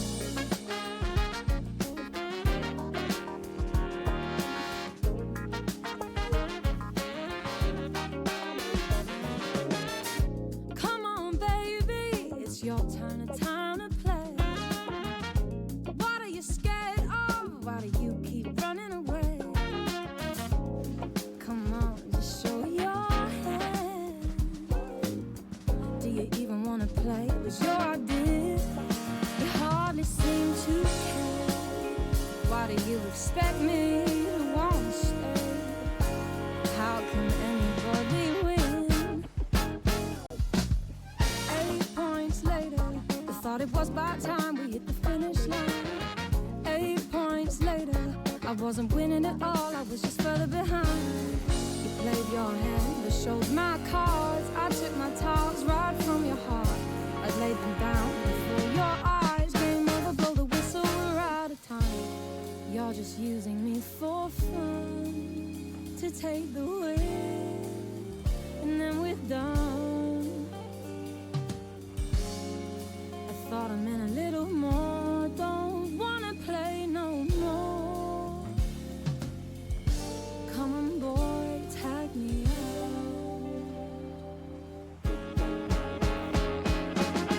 8 points later. 8 points later. 8 points later. 8 points later.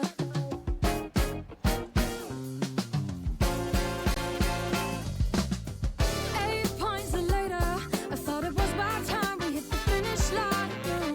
8 points later, I wasn't winning at all, I was just further behind.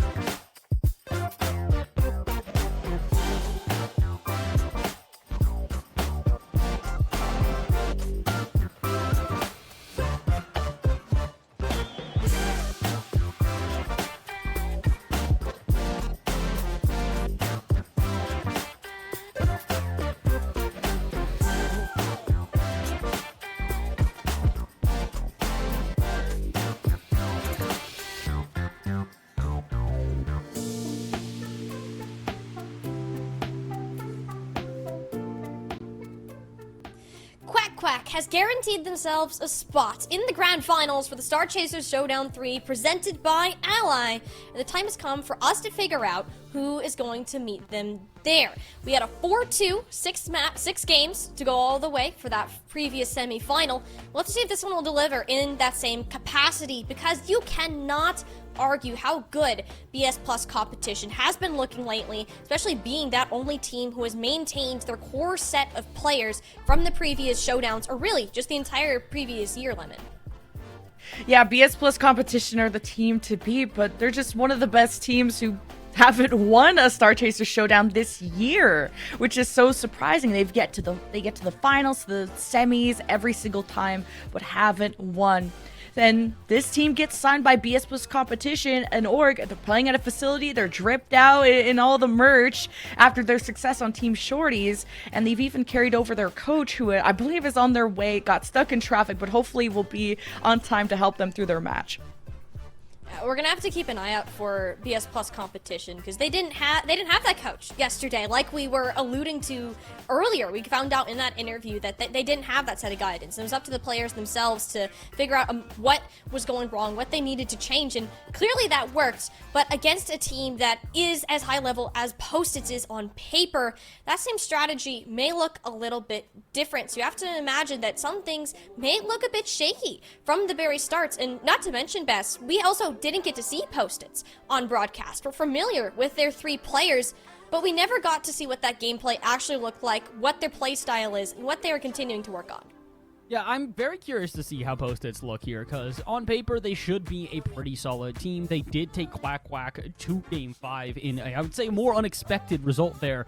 But the concern I do have is that they are facing off against a very star-studded team. Granted, these are all 3-star players as well. April and Rose have been around for what feels like forever and continue to put up these really high results. Cloudy is maybe not as familiar with these very high results, but she has been here before. She has done well in competitions like that, so I'm not surprised to see her back with yet another semifinals appearance. Regardless, this is going to be an uphill battle for them. You talk about good teams. I mean, on the other end of this one, we've been complimenting BS Plus all weekend long. We know how good this team is. Yeah, Claudia's had an up and down journey this year alone, from winning the first Star Chasers Showdown with ACD, even playing with the GOAT Alems from Quack Quack.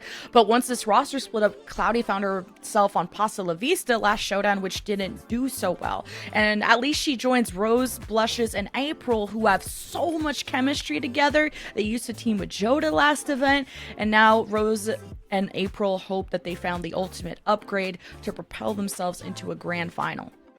Well, it certainly looks like an upgrade, especially since this is the first time April and Rose Blushes have made it to a semifinals. They've always fallen out in that 5th and 6th, the upper part of groups, but making it to this high of a point, surely, we want to see how far they can push it.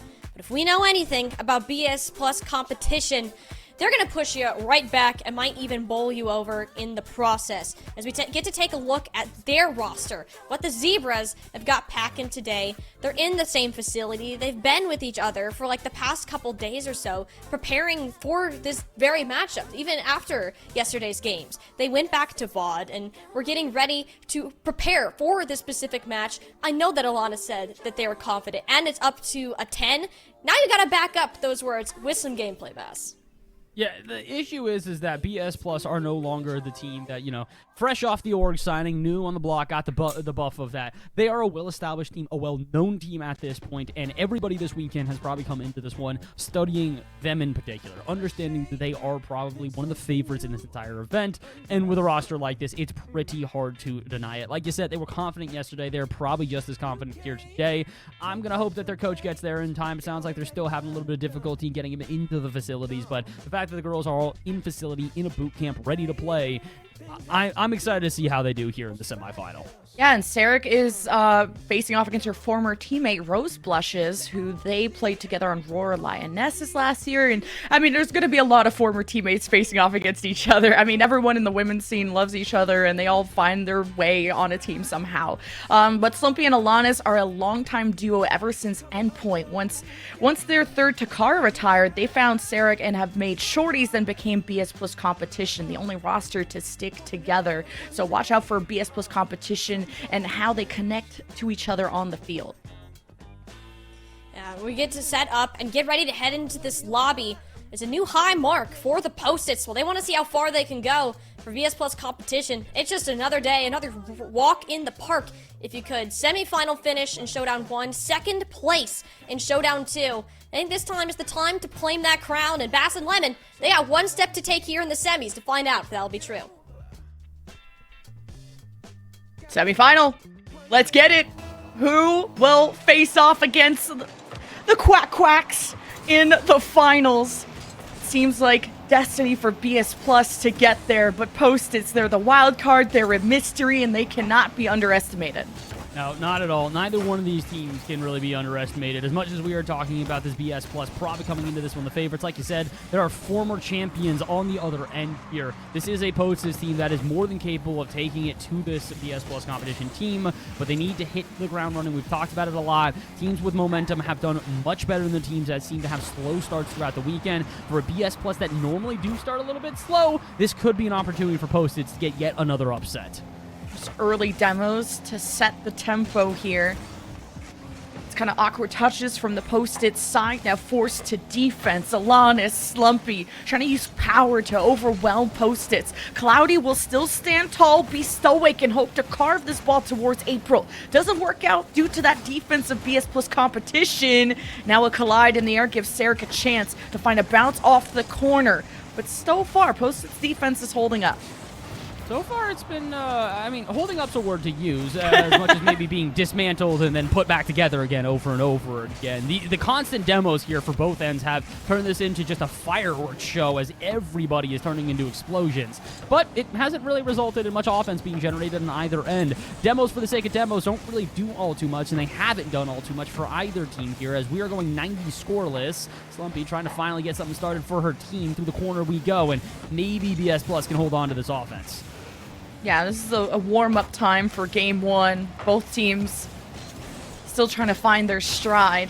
It is a more threatening-looking offense for BS Plus. As you pointed out, the defense existing for sure for Post-its and still trying to organize. So these soft clears, finally a nice follow-up from April, cutting off Slumpy's rotation, but Rose, second woman up, got demoed, so that offense is killed.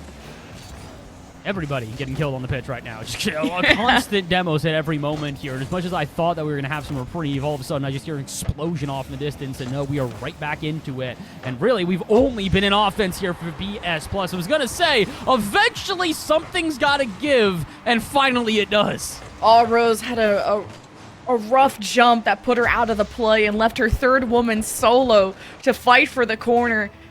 And if she didn't shut that down, that was an open net, and Slumpy took full advantage. And this was a team that BS Plus looked wobbly in Game 1 usually, and I'm sure they definitely want to fix that. But Alanis, at least, was telling us in the interview just how aware they are of that, but how ultimately they just don't want these extended series to get to their confidence. And understandably so, for a team that, like we mentioned before, now has expectations behind them. They're expected to do well in events like this. You can understand why the pressure is something they have to be ever aware of. If they succumb to it, it's going to cost them some series that they probably should not be losing.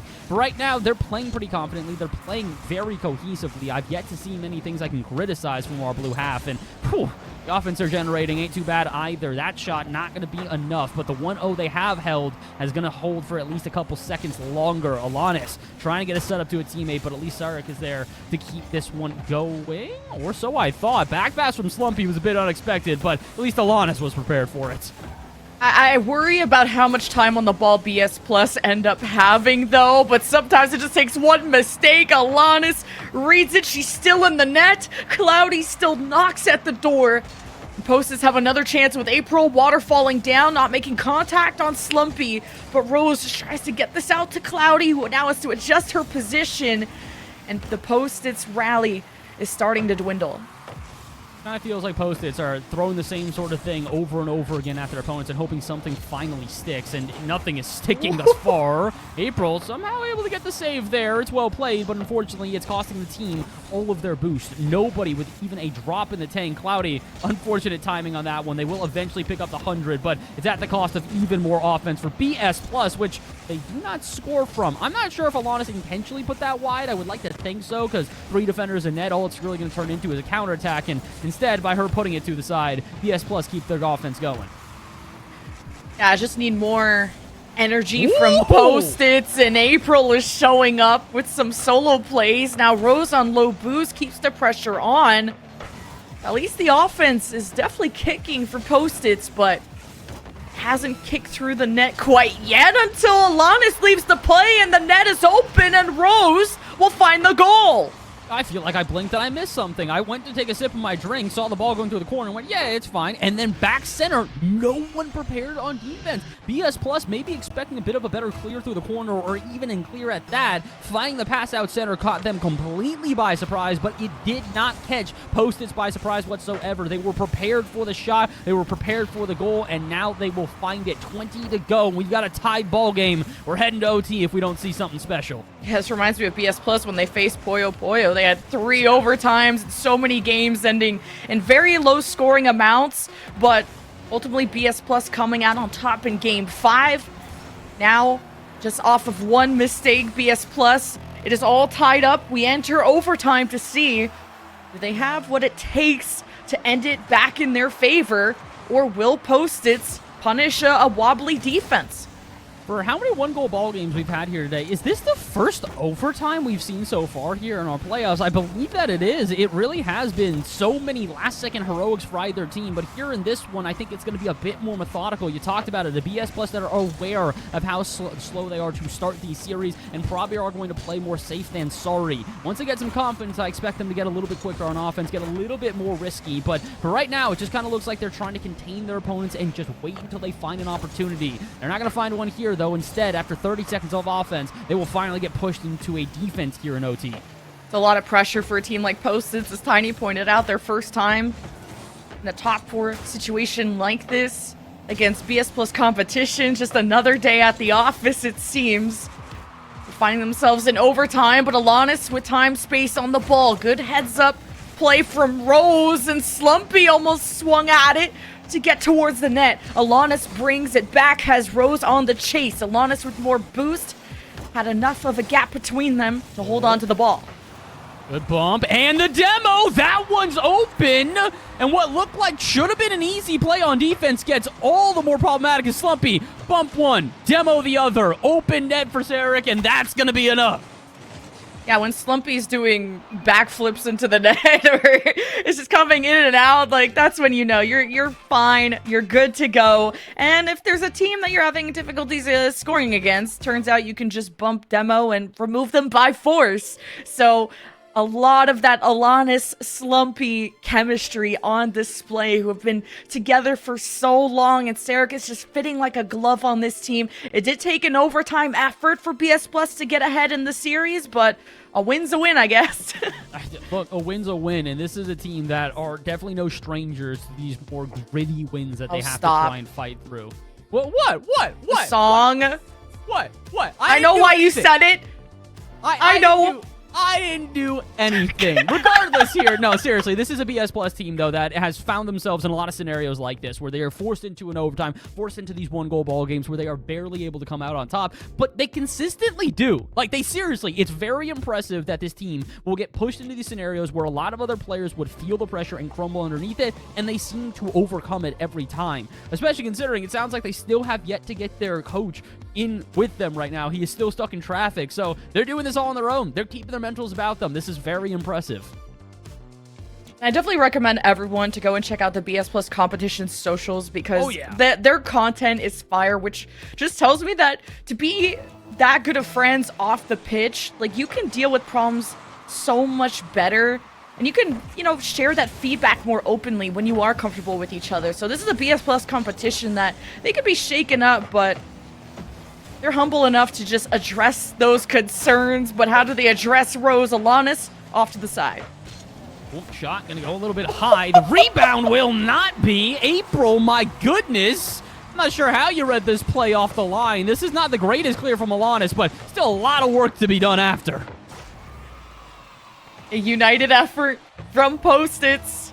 And just right out the gates, connecting on both sides of the net, finding the rebounds. This is a competitive Post-its team that stayed in the shadow of BS Plus to come back and tie game 1 to force OT.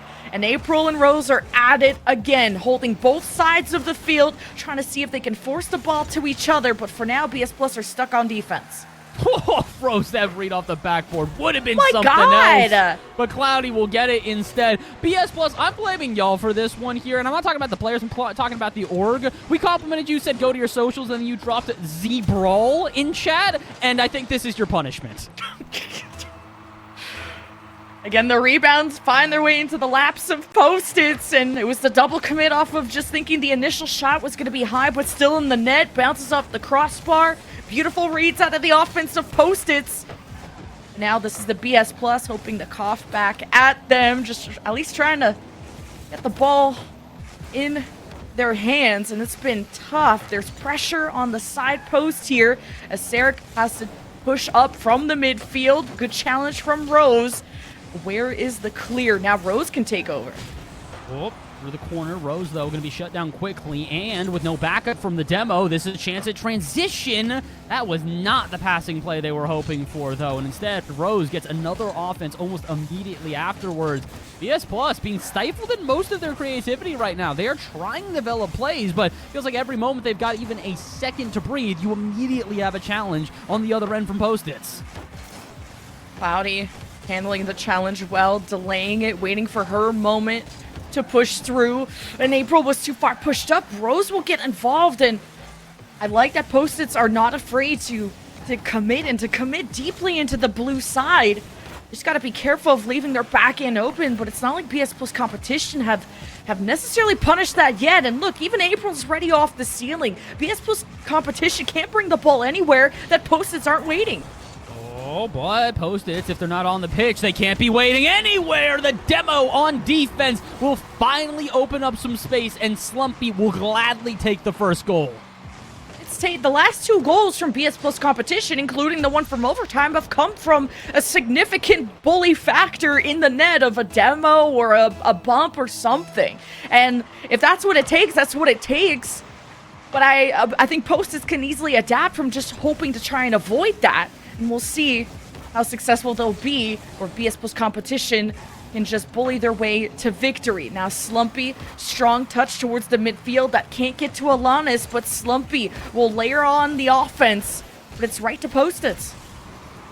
Cloudy, not a great first touch, though, and the double commit afterwards gives space now for Sarek to get something started. A passing play will not develop, but BS Plus have some offense, have some life.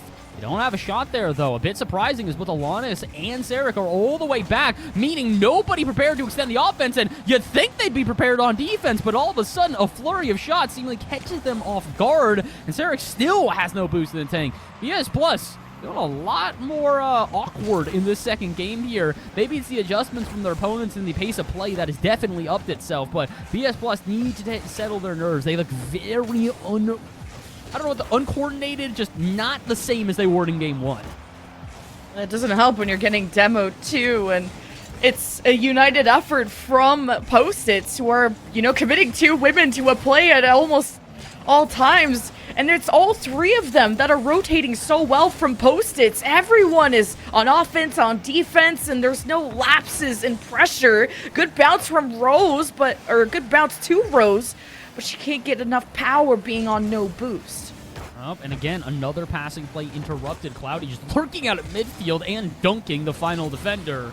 You can really see it. They understand the control they have right now. Post-its are not afraid to just keep playing out at midfield, continue to demo, continue to bump, just make this awkward enough for BS Plus to where eventually they will find an opening. It won't be here. Sarek up for that one early in the demos out at midfield. No rebound available, but yet again, it's still Post-its holding on to this offense.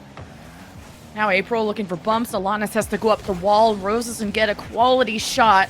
Now gives a chance for BS Plus to launch it as April pops it up to the ceiling. Buys time for the defense to adjust. And there's 45 seconds with BS Plus trailing.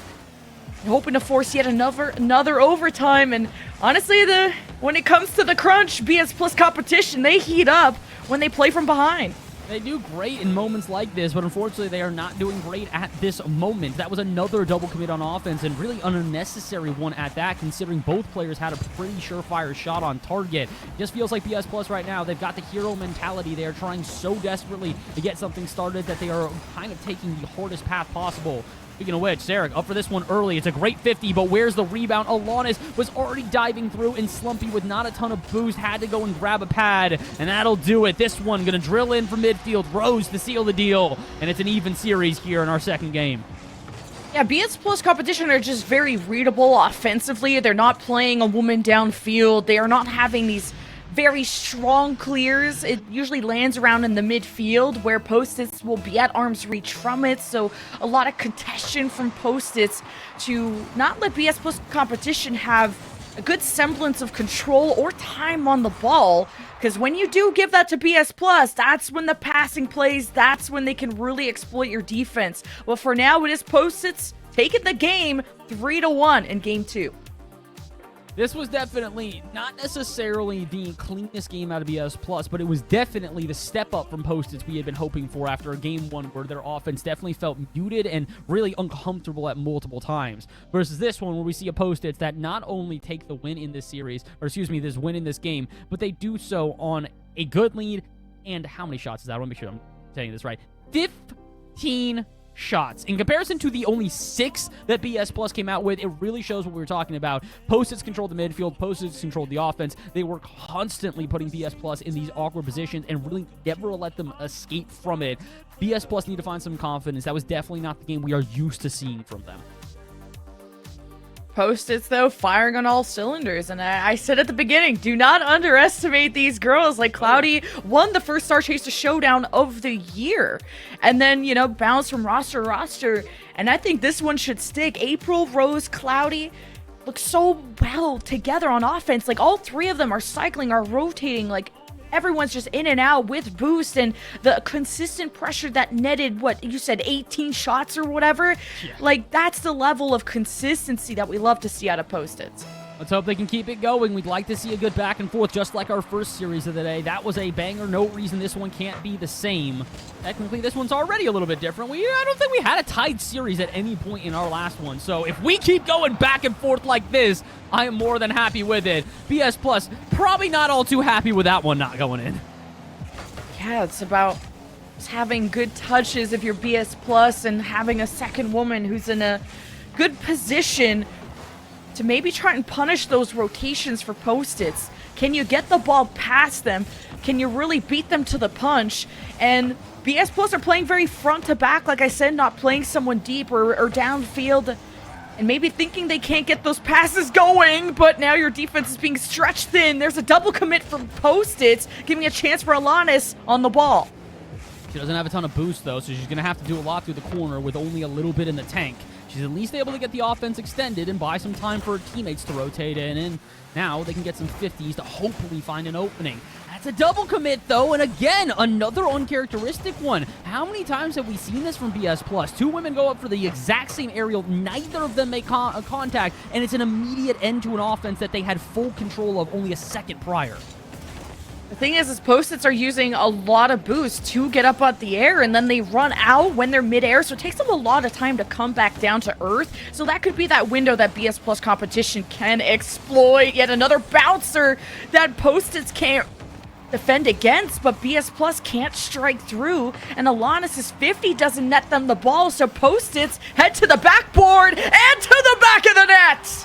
This is such a great shot out of April. Look at the angle she has here. It is barely an angle at that, but if you're going to not go up and challenge her, why shouldn't she take the shot? Again, we talk about it. Aerial right now, the dominance we are seeing in the air from Post-its is uncharacteristic from a BS Plus that usually would never shy away from a challenge like that. But Sarek just flat-footed on the line. It's not going to be enough. The double commits we talked about on a frequent amount at this point that have just caught them off guard. This, though, will be the response they need. Alanis, what a dunk. What a way to respond.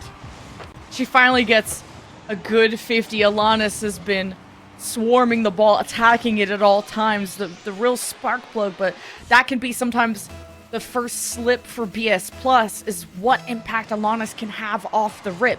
Now, BS Plus, they had a boot camp in Munich for this, and whatever else they have going on. So you just got to focus on what you did in practice. And I don't think this was part of the chapters they went over, man. Post-its are back in the lead.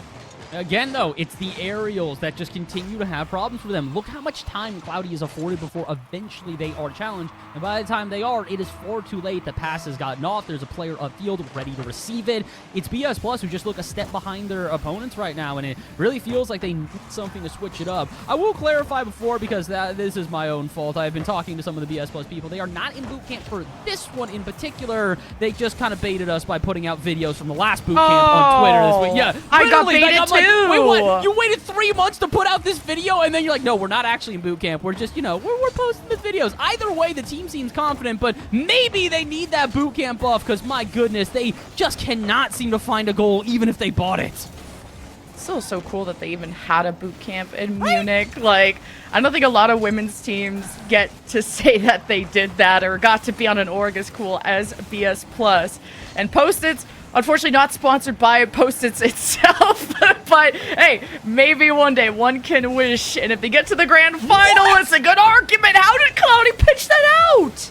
All right, you know what? I take it back. They don't need boot camp buff. They need a miracle. They need a crystal ball. What can we give them that will help them finally get a goal? Because BS Plus, I swear, you have done everything possible, yet they refuse to accept this. Post-its will not give...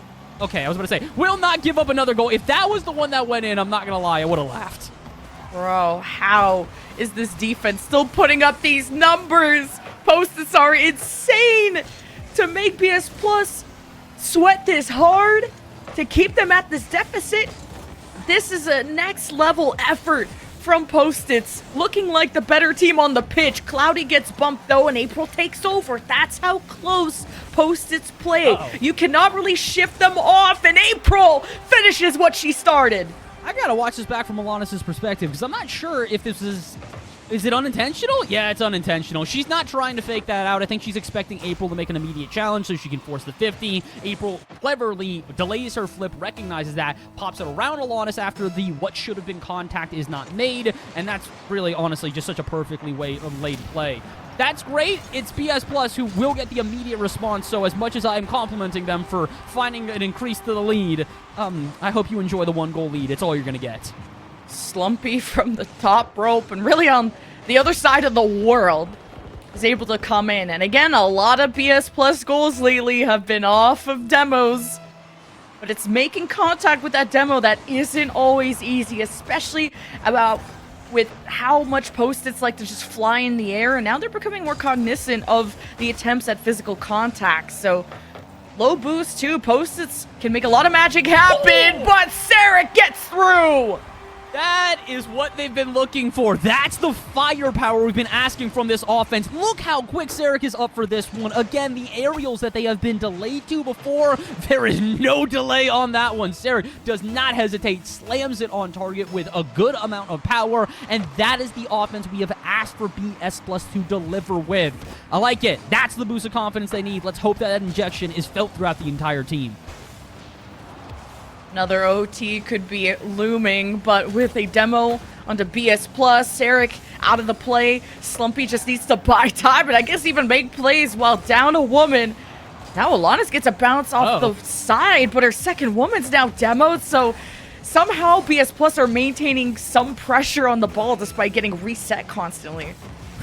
Honest, I like the attempt of the double touch there. Unfortunately, not going to be enough of an angle for her to put it on target, but it does establish more offense here for BS Plus. Off the ceiling, is anybody there? Alanis up in early, shot on target, and I can tell you for certain, BS Plus have got their jets back. They're happy to go up into the air. They're happy to score goals like this.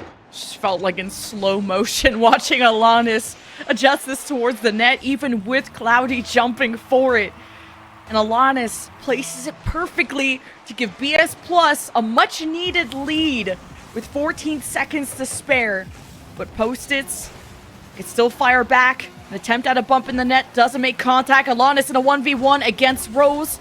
A 180 play and a tip from April. Redirect towards the net. Sarek holds it down. Slumpy hopes to land this down, and so they do. BS Plus with a series lead. They take it, but they take it in narrow fashion, similar to the first win that they had here in the series. This second one was well fought and well earned. And my goodness, I'm not going to say that they've corrected all of the mistakes, all of the issues that we have been concerned about through the last couple of games, but this is definitely the offense that has been lacking for a hot moment for this team. We talked about it. It was a Post-its who outshot their opponents. I think it was 15-6. Yeah, let's flip the script on this one. It is now 17 to only, 9? So both teams getting a decent amount of shots, but still, BS Plus almost putting up 20 shots just by themselves is insane. BS Plus are sometimes allergic to taking back-to-back games, too. Like, thinking about literally against Puyo Puyo and seemingly diving. It was like game 1, then game 2 on the other side, then game 3 on the other side. It's like 2 game 5s from BS Plus. You gotta fix that consistency. I love that you won now, but can you win again? You had to put up 17 shots. Jeez. But hey, that pressure is always nice, but Post-its, they are more of a team that have strong starts but can fizzle out, thinking about how they almost got reverse swept against We Don't Care yesterday. But this is a different day, and it's about who showed up and who really prepped for this moment, because it's single elim, there's no second chances. I will say, they look prepared. They've looked good thus far, but like you mentioned, this is a BS Plus competition that really like to get warm, and once they do get warm, they are a very different version of their team, and versus a team that seemingly has not proven their clutch factor quite yet, that could be problematic. Right now, not too many problems to start this game off. I thought maybe Slumpy just caught the entire defense lacking, but luckily enough, they will not concede an early goal here. 20 seconds in, and although it's been all offense for Post-its, they need to be careful. Here comes the counterattack. Jesus. Here comes the Slump Goat with the first goal. The Slump Goat, I love that. She was such an impactful player last game. She doesn't have to be the one who racks up all the goals. She's usually the lead blocker, the one getting bumps and demos. The one goal where she pretty much handled the whole team by herself and let her teammates score, that's Slumpy. She's that selfless player that will step up and make it happen. Now off kickoff, they'll have even a bigger buffer. I did not think this one was going in. It's just an awkward pinch out here, and, I mean, that'll do it. Unfortunately, kickoff goals are going to be a factor of the game, but we mentioned it before. This is a Post-its that need to keep their wits about them, need to stay calm and collected. 2 goals in just about 30 seconds. If there was ever a way to both give momentum to BS Plus and take the wind out of the sails of your opponents, that's how it's going to happen. I don't think that Post-its need to be shaken up too much. Maybe just be more awake at the kickoff, but small buffer for BS Plus, as we said. And Slumpy, she knows how to control the ball really well when low to the ground, and I think that Post-its are trying to challenge that a bit quicker so that she can't have time to readjust the ball. So now everyone has to collect boosts, so this is free for Sarek to work with. Slumpy through the corner, trying to get something started, but unfortunately it's 50'd out, and it's back to aerial superiority for Cloudy, but Alanis not going to give them that one uncontested. They've learned their lesson of letting these free balls drop off the backboard. They do not want to get a chance for Post-its to get back into this one versus a BS Plus, who I think are finally starting to find control in this series. They're not 100% in control, but you can just tell they are not as disoriented on defense. The offense has a game plan, has an idea of how they want to approach these goals. Just like that. All right, Sarek, I get it. We said a couple games ago that the aerials haven't been great for BS Plus, and you went, that's fine, I'll just do it myself. And this was such a kind of weird development, because first it starts with Alanis trying to pass to Slumpy. Slumpy gets demoed and absolutely bodied by April. Then the ball feeds to Sarek, who pushes up as third woman with time in the air, while Slumpy kind of respawns and continues to cause havoc.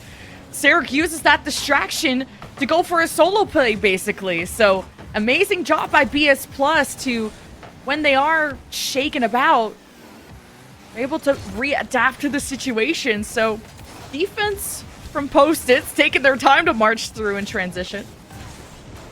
I like the bumps. It's nice. It's not really doing all too much to give BS Plus some more offense, but it's probably annoying their opponents. And like we talked about, instilling confidence or taking it away really is everything in a playoff bracket like this. So if you can just annoy your opponents enough, it might be enough for them to start making some errant plays here or there that you wouldn't really expect. Great example of that. Cloudy probably should have dusted their opponents to that one. They took a little bit too long, and BS Plus get a wheel in the way, which prevents them from having a clean offense. They'll still get one regardless.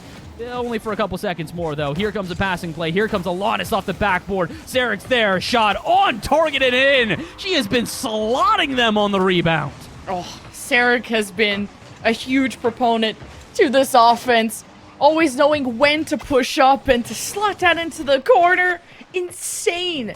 And like I said, Sarek is going up against her former teammate of Rose on the other side, so both have been firing in the biggest of ways, but still nothing coming out of the Post-its end. 4-0 for BS Plus, and now I guess make it 5. Well, that's disrespectful. I don't really know what other word to use here. You see Cloudy going up. She's trying to both dodge the bump from Alanis and try to get the 50 on Slumpy. Slumpy goes, you don't have this, and doesn't even touch the ball again and just lets it dribble on in. I feel like this goes to show exactly what we've been talking about throughout this game, which is that BS Plus, when they are confident in control, they bait their opponents into challenges and make them feel inadequate and awkward in these plays, in these attempts at challenges, in these aerials. And it makes sense. It's very much how they want to play. They want to disrupt. They want to make you feel like you don't have a chance. And I will say this much. If Slumpy's back and back into offense, I don't know if you do have a chance. Yeah, I just finished saying, like, BS Plus are allergic to winning back-to-back games, and, you know, my bad. Didn't mean to go and Brazil them, I guess. Sorry for breathing your air, BS Plus competition. I mean, honestly, it is one of those things where every once in a while you just got to look at BS Plus and go, man, I'm glad y'all are playing this well. Why did it take you 3 games to get there? We've been waiting and talking about this, hyping it up about how capable this team is, and they're finally showing it. Maybe Moomin has finally gotten into the call. He's got the coaching buff. They're finally starting to coordinate plays and plan them out a bit more. I'll say this much. If Moomin isn't there and these girls have just started drawing these plays up themselves, props to them, because this is picture perfect. Jeez, the drop-down pass is so gross from Alanis. Like, they've not only found their stride, they're getting at a sprint that Post-its are well behind, and it may just take like a new, you know, going into the next game for Post-its to revitalize, but BS Plus are also just using this time to obviously pad the stats, maybe go for that Ally MVP award, and now we officially have a Brazil, so sure. A lot of Europeans in this lobby, all Europeans in this lobby, I should actually phrase. Somehow we find our way down to South America, and not too surprising considering the dominance that we've seen here from BS Plus. I just think it's crazy. We've got 80 seconds to go. That means they scored 7 goals in under 4 minutes. Oh my god, there's still, a lot of, not that much time, but usually the More games than are enough. over at a Brazil point, so it's pretty scary for BS Plus. That'll put them on series point shortly, and then Post-its are going to have to hope to not reverse sweep, but feeling like that after losing back-to-back games, and maybe still trying to connect and see if they can practice what they need to fix in this last minute, but this is BS Plus using so much speed that they're quite literally running them over. Oh, yeah, absolutely here. And you know what? BS Plus, I'll give you this one. Yeah, your puns have been insufferable, but I like to make insufferable puns every once in a while. So I will give you this as it... Oh, I was going to say fades away. This is a Zibrazil. I'll give you that. That's the only pun you will get out of my mouth today that I will compliment. Otherwise... yeah, I don't really know what else. I'm honestly just trying to fill the final 20 seconds because as much as I would like to talk more about this game, there really isn't much to talk about. This was not the performance that Post-its needed, and this was the performance we've been waiting for out of BS Plus. So just kind of goes to show you when a team's feeling hot and they are just having hot hands, you keep dishing it to them. Alana's 4 assists in this game, both her teammates with a hat trick. This was BS Plus firing on all cylinders at the most and the hyperest of efficiencies. Well, we get maybe a Brazil? Cloudy trying to get rid of that real quick, but now eventually BS Plus will be at series point, 1 game away from going to the grand final, and doing it in a slapfest fashion, to say the least. And this is maybe Post-its just focusing on the next game. It was Post-its that were very competitive at the start, but will there be a bounce back? Were they just focusing on what the next steps are? Or if BS Plus competition truly found the tempo that is killing Post-its for good? I think it is the latter of the two of those, unfortunately. And I think one of the biggest ways to tell that, and we've talked about this a lot today, is looking at shot totals between teams. That is 13 shots to 2.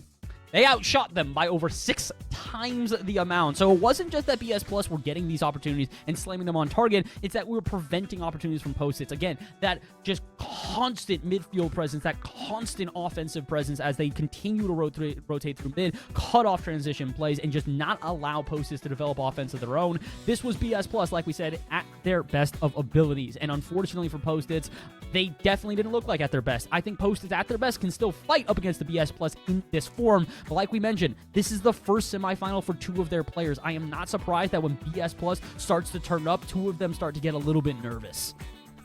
It all comes down to this. Will BS Plus return to the grand finals of the Star Chasers Showdown, or will Post-its give them the run for their money? There's a lot of money on the line, by the way. We'll get to that in a bit. First, it's Alanis with the kickoffs. Eric layering that, cutting through Cloudy, and April can't puncture through that post. And now Post-its seem alive and well. Long ball downfield, though. First pass to the defense here in this game. I gotta hope that they pass it with flying colors. Oh my gosh, they do more than that. They get this play together. Okay, I see you. Sarah gonna make a fantastic save on the line, but all right, I get it, Post-its. You said, all right, we had a bad game. It's not happening again. It's just, yeah, they gotta prove if it's a fluke or a slump. Speaking of Slumpy, where's she at? Surely she's off somewhere demoing, right? Oh, there she is. Just hoping. Getting it clear to Alanis, but hey, that's what we wanted to see out of Post-its, getting up into the air and not letting kind of any dribbling happen for BS Plus, and the rebound almost got there for Rose. What? How does that not? I thought that would either be a goal or a transition play. With the multiple players committing into offense, you'd think that a boomer out would finally find its way into an offense for BS Plus, or you would think that the goal would be scored due to the awkwardness on the line. Instead, we just get an extension to the offense here. Post-its definitely playing better than their last game, but that's not a great touch or lack thereof one, and finally gives BS Plus now a chance on offense. Sarah got to keep this in the half, and she will. Alanis, a great cut, but that shot not going to have enough power. Rose, decent touch to the midfield, hoping to give them time to get some boost, and Alanis has been lurking, probably trying to steal some of that. Cloudy looking awkward. April with no boost, gets it away from Slumpy, but that's where Alanis sits and it forces an own goal.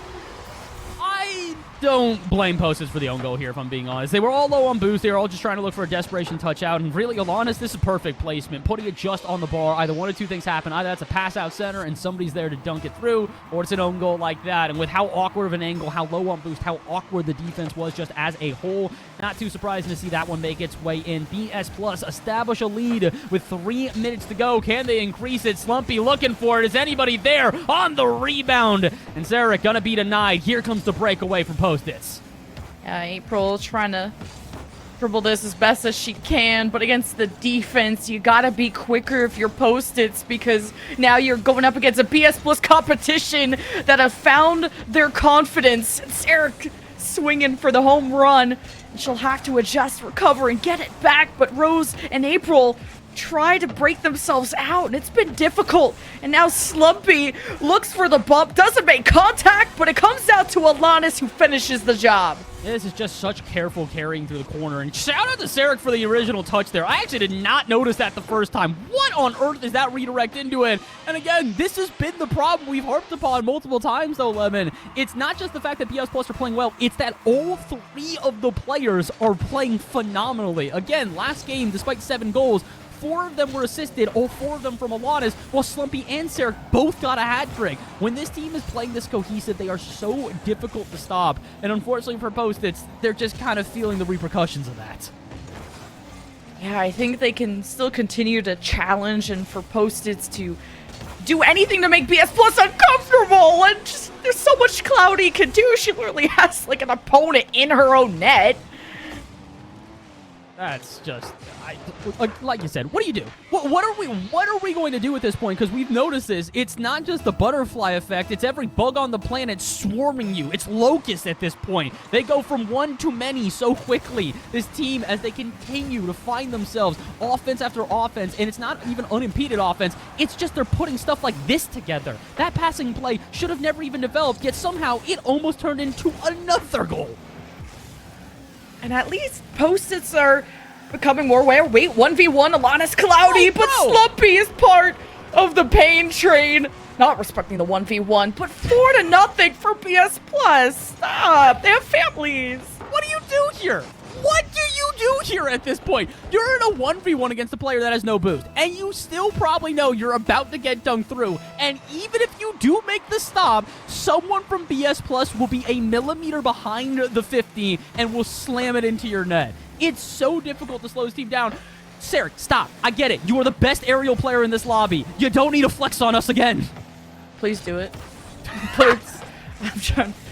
I'm trying to see some good Rocket League, and I want to maybe be part of their montage, because geez, 90 seconds, BS Plus, trying to bury them 6 feet under. And Rose is having a tough time. She's overwhelmed. Low boost, no boost for Cloudy. Now April attempt double. Comes out to the midfield. Rose is still disengaging. Didn't even have pads to work with. Not enough speed to even catch up to the rotation. And that's what BS Plus had to do, was to play just fast enough where obviously they could still be confident and comfortable, but at a pace that Post-its rotation is just barely getting a hand on. It's just not quick enough, unfortunately. You perfectly played it. It just is one of these things where they're playing well, but they are just unfortunately the second best team in this lobby. And unfortunately, sometimes when you're in a lobby like this, you kind of just have to accept it for what it is. They are not playing poorly, but they are just being outclassed by a team where I'd like to point out, between the last 2 games, so in about a 10-minute period, they have outscored their opponents 11-1. Like, that just kind of goes to show you how much this is BS Plus in control. They are scoring more. They are playing a much more oppressive midfield. They are just playing so well all around. And on top of that, it's all 3 of the players. We mentioned it last time. Both Slumpy and Sarek getting a hat trick in the last game. Alana said that's not going to stand for all too long. I'm going to get one of my own. Yeah, April will get a goal for the row, but with 17 to go, I think it's still far too late. I think it's about the final effort for Post-its. Going out with a bang. This is a situation, this is a position that Post-its have never been in before, to be this deep into a bracket. What? April in the top left. They score the 1 goal and they go, be careful. Bruh. I don't know. I didn't even see that. I'm dead. Yeah, I don't know how many Oh my people know that God. old O'Kallid reference, but you know what, April? You win the series in my heart for that alone. Oh, see, good spirits from the Post-its side, but it will be BS Plus competition returning to the grand final, and their opponent this time will be Quack Quack. And who will be our new Star Chaser Showdown champions, we'll be finding out very soon. But with the absolute fire and decimation that BS Plus competition just put out, I think Quack Quack should be the ones that are careful. I really do agree with that one here. I think it is definitely one of these things where we more expected this to be the one-sided of the 2 series that we had in our semifinals. However, it's still a great fight, and I think that's what makes this a little bit more terrifying, is that we saw the fight back and forth in the last one, and it felt like, okay, then the team started to settle down a little bit. We saw the fight here in BS Plus, rather than going, okay, we got to get ready for the long haul, they went, all right, taking the gloves off, it's time for bare knuckle brawl. And they just straight went at their opponents without a single hesitation. They didn't care about the pressure being upped. They thrived in it. And not only did they thrive in that, I'm getting confirmation from Mock. They did all of that without their coach. Their coach is still stuck in traffic. Well, at least getting home after a disaster, traffic sucks. It doesn't suck, your team winning. So, it doesn't have to be a coach diff, simply a team diff. A big congratulations to BS Plus competition, where, hey, they started with a walk and then a sprint and then an absolute kick to the face. We love to see BS Plus competition be in the form that we know them well at. Oh, 100%. This is what we want to see. Even if you do end up losing a series, if you're not able to win, we just want to see teams playing at their full form. And I think that's really what was, I want to say, both very impressive about Post-its and kind of the unfortunate thing here. Again, so Post-its that unfortunately were not able to come out the #1 seed of their group due to a lot of tough battles that they were barely able to either edge out or just barely lost. And unfortunately for BS Plus, who clean swept their group, who knew they'd be coming into this one with confidence, so it would be an uphill battle for Post-its, but commend them for sure for the battle that they did have. Unfortunately, in a lobby like this, sometimes you run into an opponent that's just a little bit better than you. And I think that's what happened here today, is that BS Plus at their best, one of the most elite teams on the planet. And that's putting it very mildly. Yeah, and we have 2 elite teams left and 1 battle to go. It's the grand finals of the Radiant Star Chaser Showdown. Thousands of dollars on the line, so you guys better be set. We're going to throw to a quick break. We'll maybe get a pre-grand final interview, so we'll catch you there.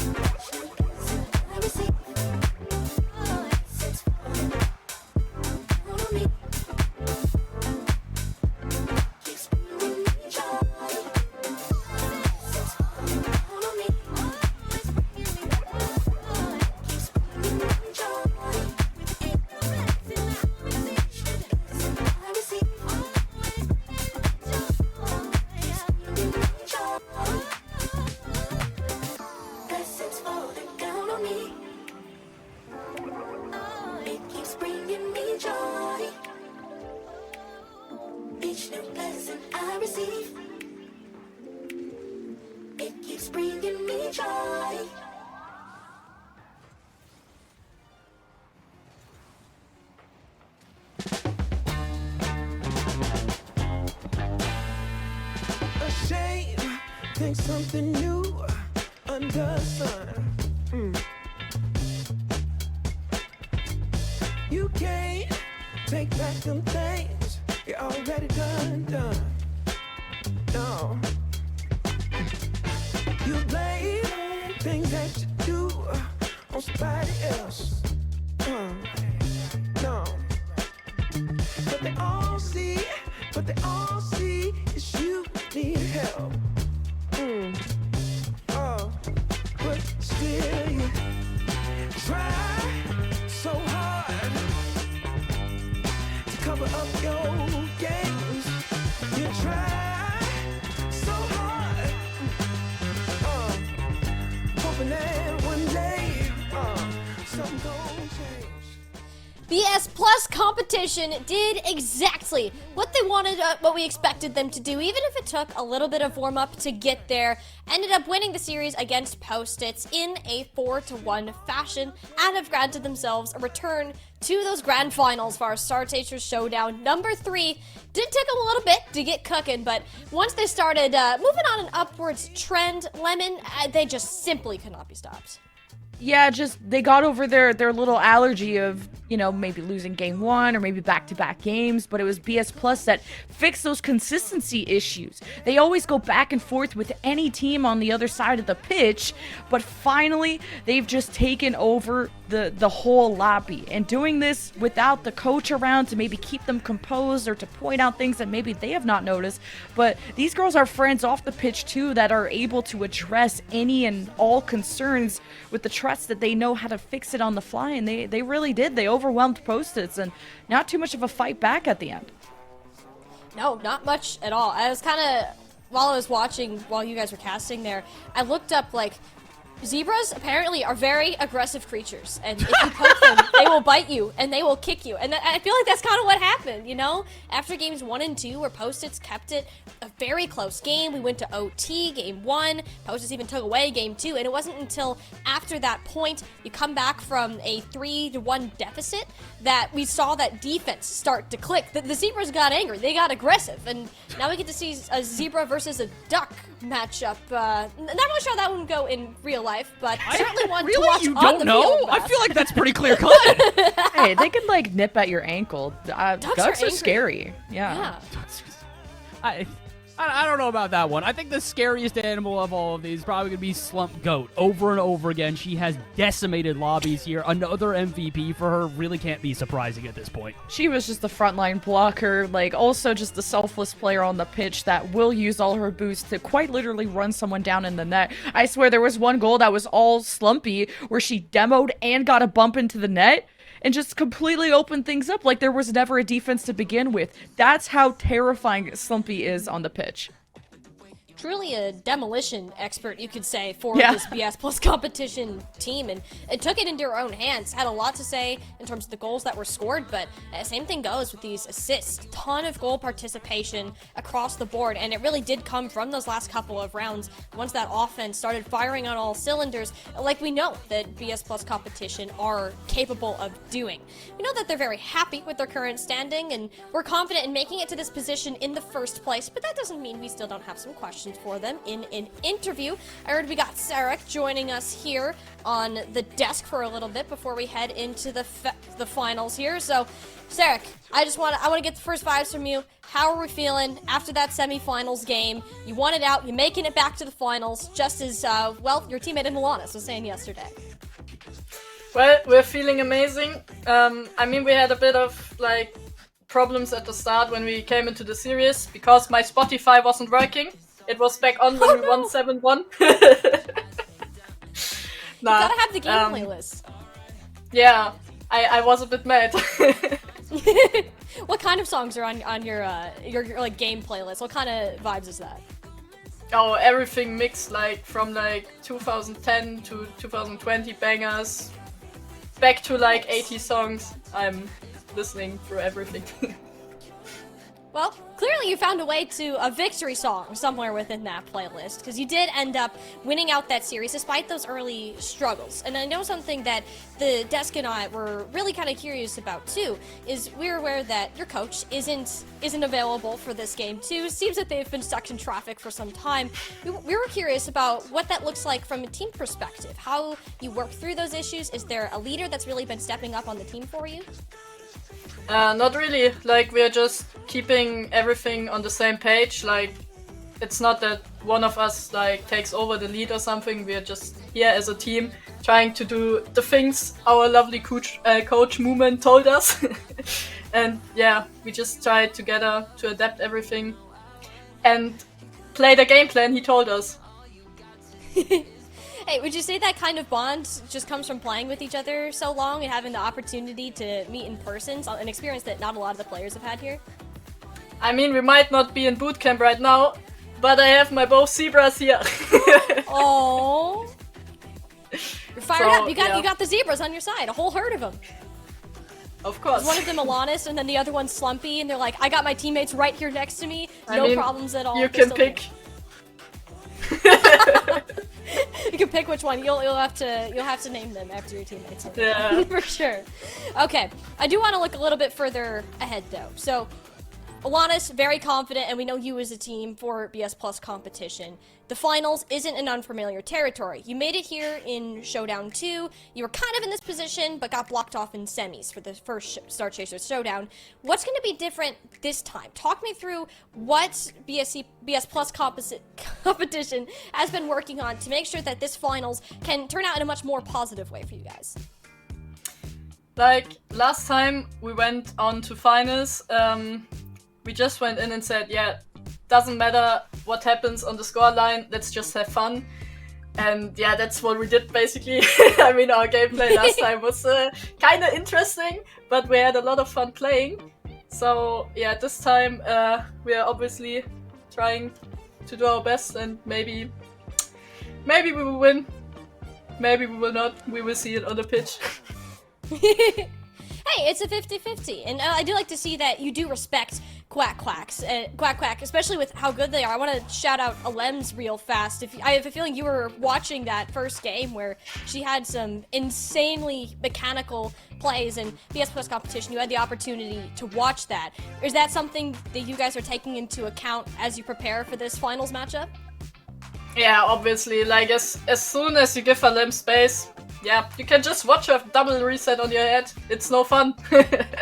So yeah, we gotta be prepared for that. Hey, maybe you could pull out the double reset. Give them a taste of their own medicine, you know? You were very mechanical in that game. You were talking about how Sarek just owned the skies through the entirety of those last couple of games there, and we hope to see you pull up that same kind of energy once you actually head into that finals match, which will be coming up next on our broadcast. We're gonna go ahead, let you go here so you can get set up and prepared, because I can tell you, that series, it's not gonna be an easy one for either team. Thank you so much, Sarek, for joining me here on the desk, and wish you the best of luck. Thank you.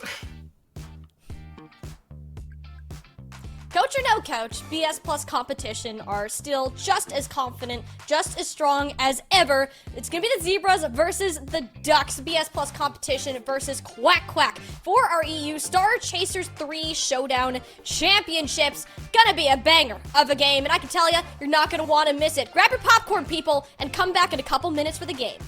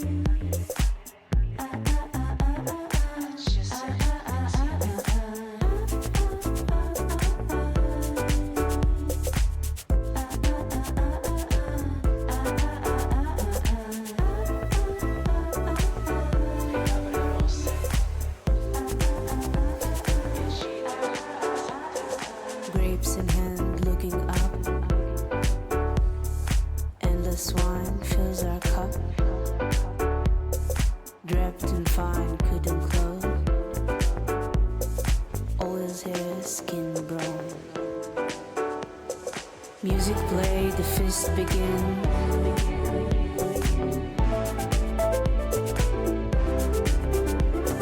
Fills the air, steps quicken.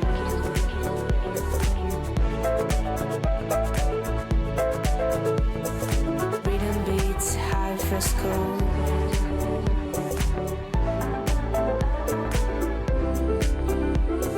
Glory note between these walls.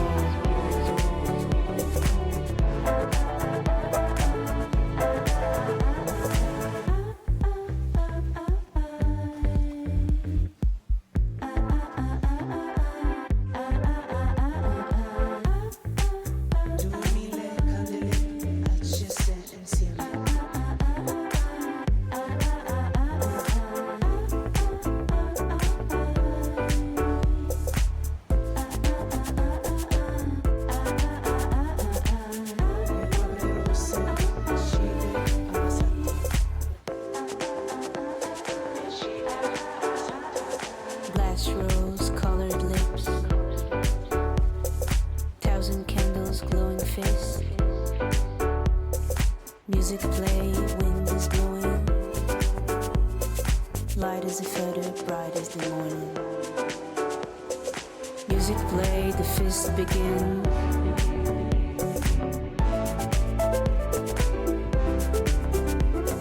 Fills the air, steps quicken.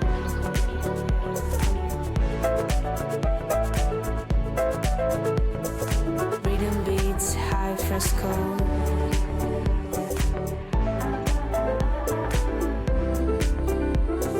Glory note between these walls.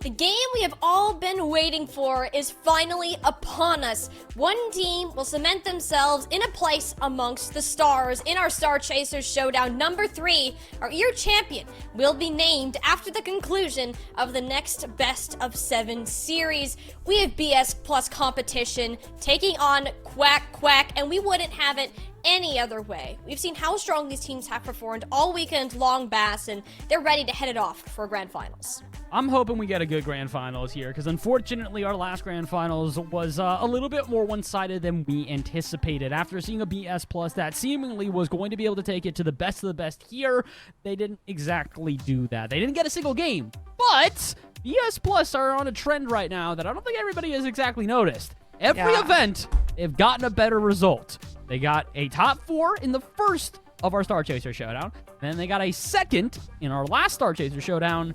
Here in the third, theoretically, this should be the completion of the trio. And you just have MVP Slumpy, yet another one under her belt. She is the frontline blocker. This is a really physical team because of Slumpy. And this is really a team that are not afraid to overcommit. They are a team that play front to back, not very downfield-esque. But when they attack, it's a 3-headed dragon. So watch out for all 3 of what these players can do. And they finally found the form that we are used to seeing them in, like already hitting a Brazil in their first match. So watch out for BS Plus, see if they can get their first crown for Star Chaser Showdown this year. Definitely embrace the spirit of that angry zebra for today, and it's something that Quack Quack should be afraid of. Even if this is a roster of experienced champions, Alem's yet to fail to win a Star Chaser Showdown that she has played in. Got first place in EU Showdown 1, first in NA Showdown 2, now returning to the European end and hoping to get the 3-peats, a feat that really only she can accomplish alongside Steven and Reyna, who's still trying to figure out what the best way is to fit into this roster, feeling the pressure of this being not only her first time in the championships, but also in top 4, Bass. Yeah, this is one of these things where, unfortunately, that's the one kind of glaring difference between the two teams here. BS Plus, like we said, they've been here before. They've consistently played together as a team, so they know what it's like to get into a series like this, and the expectations, the pressure that are going to come along with it.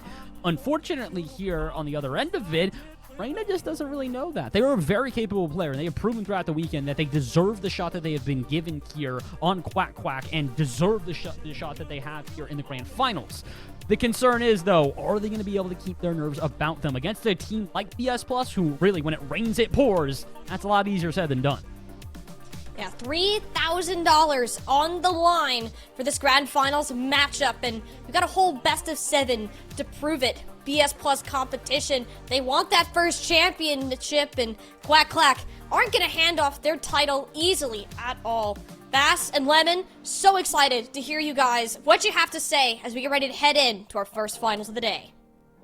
It's time for the grand final, wasting no time for the kickoff. BS Plus return to the grand final against Quack Quack, but a very familiar name, Steven, across the pitch, who was on the DRS roster that swept them last time. But both these teams have found the peak, and watch out for who will consistently reach that in this best of 7. I'm interested to see who starts off hot first. We mentioned it. Both of these teams don't necessarily always start perfect, but they take their time to get warmed up. Whichever team catches fire first is probably going to be the one to take this series. And if it's the demo plays from BS Plus that are already hitting, they might be in for a world of hurt on the other end.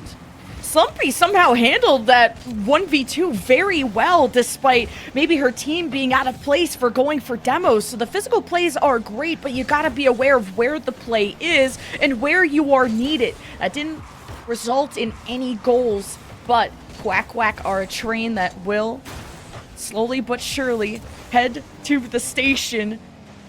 Somehow Slumpy kept the ball out of the net, but now Sarah just puts a shot on target, and Slumpy lurks around for her opportunity.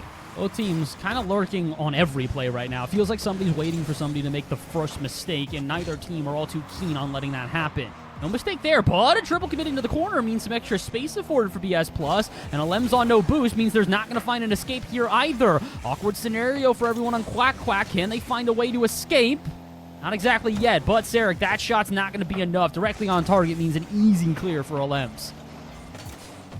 Now still 0-0. Look at how fast Steven is coming just to slam the ball and try to 180 a play around to really test the waters for BS Plus. And now Reyna receiving from Steven, and Alem's trying for a redirect, somehow saved, but Steven with the follow-up for the first goal of the final. You gotta feel bad for Slumpy on this one. She pushes just a bit too far to net, expecting Sarek to get that touch. She doesn't get the touch, and she has to make a save almost immediately after. Just kind of guessed the wrong way, flipped the wrong way, couldn't make the save, and unfortunately for them, that means BS Plus now start at a deficit. Good for Quack Quack, though. They're playing phenomenally. A good offense, and although it's been awkward on defense so far, they still have yet to concede a goal. I almost ate my words. Had Alanis any more boost than Tank, that's probably going in. This is a disgusting micro adjustment, too, from Steven, when it looked like she was about to hit the ball head on and just redirected slightly to the side. And that was something Slumpy didn't notice in the moment. The mind games are playing, or on display, I should say, in a demo for BS Plus on an offensive half is something you have to be very scared of if you are Quack Quack, because the equalizer is on the horizon. There, good 50, but Slumpy not a ton of boost means she's only going to be able to get a 50 and nothing more to extend this play. That midfield boost actually going to stay alive, and Lems will gladly take it and let her team set up an offense. Alanis can also set up an offense here, but again, low boost totals right now for BS Plus, starting to become a problem here. They've got a lot of chances to set up plays, but not the resources to actually make it happen. And they make it happen here, though. Again, Alanis denied on the line. The defense, although shaky at moments, is definitely holding strong here for Quack Quack. And Sarek just stole both corner boosts. Like, Quack Quack are working on next to nothing. Steven's the only one with boost, and now you're getting demoed. And Reyna just approached the 50 the wrong way, and that opens up the net for BS Plus. Unfortunate here. You can just see it. The clear out from Reyna just did not have enough power. And with the player out at midfield that's really just hoping to receive that, but with low numbers, that's every chance that BS Plus will surge. They will look for moments like that on repeat, for those little bit of awkwardness where they can just send numbers up and immediately get a goal. Well played from BS Plus, but unfortunately for them, it is only tying the ball game. We have 100 seconds to go. We could already see an overtime here in this series. Yeah, if BS Plus are going to be that physical and it's going to be too hard to avoid. I mean, even Post-its had a hard time in their matchup, despite being very well aware of the physicality that BS Plus bring that close to the net. Quack Quack may just have to contest this a bit more on transition like Reyna is doing now, but then this drops to Alanis, and I'm seeing that Quack Quack are layering and really fighting for more midfield, because as soon as you let BS Plus develop, it seems difficult to stop once it heats up. Yeah, they just continue to put them in the cycle of stealing boost, bumping them, and just annoying them inside of their own half. So I'd have to agree with you. The goal is not to even let them play that midfield. You need to get these long balls downfield, clear them out of your half, and try and alleviate pressure however you can. I don't know if I love this out of a Lems, though. It's going to waste a lot of boost and also not really set up either of her teammates. But stealing the corner plus the touch is going to make me eat my words. Goodness gracious, I did not think that play would be extended. Maybe it shouldn't have been, though, because now Lems forcing her two teammates into a retreat as BS Plus now set up shop on offense.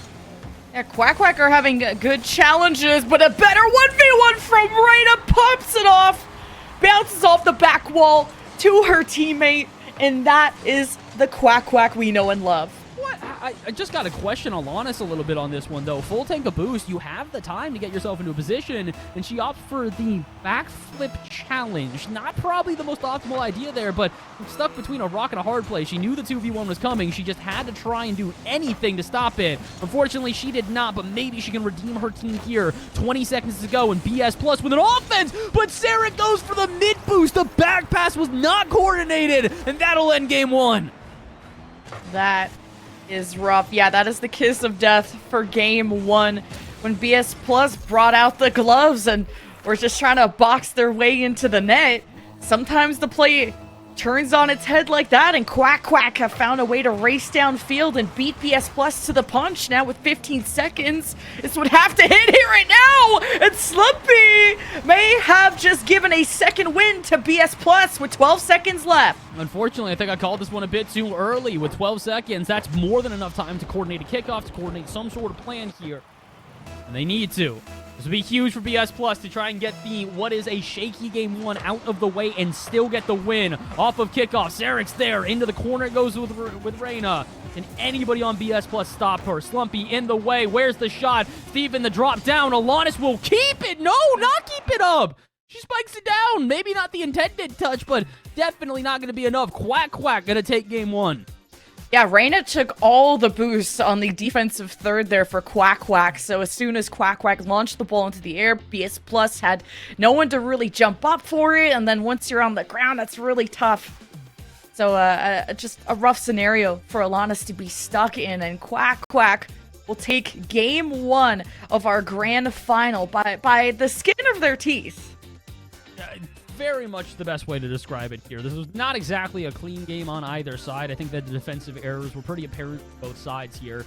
It still feels like there's a little bit more that can be unlocked on either team, but the main thing I will state is that they kind of need to. If we see this sort of middling gameplay for both teams, it's going to be the first one to grab momentum, like we mentioned coming into the series, that takes it all. And for BS Plus, who unfortunately have found themselves in scenarios like this in the grand finals where the momentum is against them, they seem to struggle to overcome it. So I'm going to hope that here they can tie us up in game two. If this starts off 0-2, I'm going to start to have some concerns.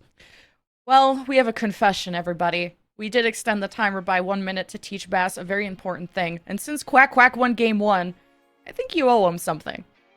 I don't know how to quack. I still can't figure out how to Quack quack. Quack. Quack, quack, quack, quack. That's quack. Is that good, guys? Is that good? Because that's the best I'm going to get. I can't quack better than that one. I promise you. I'll just try to get you your bag, King. I appreciate that. I appreciate you for that. But I'm a duck out of... Or I'm not a duck out of water. I'm a fish out of water. This isn't how it works for me. Yeah, y'all, we live in a desert. We don't get to see that kind of bird here. And wow, we don't get to see a start like this out of BS Plus. Jeez. This is BS Plus going, no, you're making the wrong impressions. Do a zebra noise. Is that just a neigh? Like, what noise do zebras make? Probably a type of neigh. How do... Neigh even. I'm sorry. Taco paid me off. Oh, wait, there's another goal there. Every time we make a joke, someone scores. We got content on content. Wait, Sarek adjusts, and it's 2-0 for BS Plus. real, I don't know what just happened. I have not been paying attention. I've just been laughing, trying to not just like fall over out of my chair. All right, cool, good for BS Plus. They get 2 goals in 25 seconds. Deep breath. Let's see if I can actually cast from here on out. We got 2 nightmares as friends, but the true nightmares may be facing BS Plus in a grand final. And Quack Quack may have taken the first game narrowly, but this is a BS Plus that you got angry and Alems somehow gets this into the net. I was not expecting that. I finally am starting to look at this first game, and second game, the chaos that is ensuing between it, and well, I can tell it really is chaos. 2 players on the line for BS Plus, neither one of them able to make a touch. We are 30 seconds into OT with, OT into game 2 with 3 goals already being scored. So if you thought the last one was a bit too contentious, a bit too nervy for you, get ready. This one's looking like a shootout. Now it's a midfield that can't be slowed down, and it finds its way into the net. Both these teams have just been slugging at the midfield, and it's sometimes something you can't avoid, and the net is left open. And at least that means Quack Quack are here. I mean, both teams are not playing poorly at this point. They're just not playing defense. It's a lot of offense, and that's almost exclusively what we are seeing. Speaking of which, Alanis, if she was 2 seconds behind that play, not even like 2 meters behind that play, she would have been ready to score yet another goal. We've got 3 goals already for BS Plus, and this is kind of what we warned about, though, Lemon. If this team starts getting on fire on offense, they are very hard to slow down. Now Slumpy will have Boost and Sarek to go for a clear. Reyna, not at the right spot, but Alem's trying to ground pinch and just go through traffic. Look at Steven, she's all over the place, gets a demo, almost made contact on another defender. But who was gonna jump on this ball? Alem's needed to grab Boost, so feeling like a lapse where Quack Quack could have really done something in that moment. 3 minutes to go. Both teams definitely still have the time to start developing some more coordinated plays, and winning double commits like that might have actually been an intentional double commit. I think they were trying to force that one high so that Alanis on the backboard could make the save. Unfortunately, the awkwardness from said double commit never really escaped the defense here. BS Plus, nobody home. This is an easy one. Oh, geez, a 3-0 start for BS Plus has been closed very quickly. And Quack Quack are in the shadow. So we'll see the next 3 minutes how Quack Quack will maintain this form.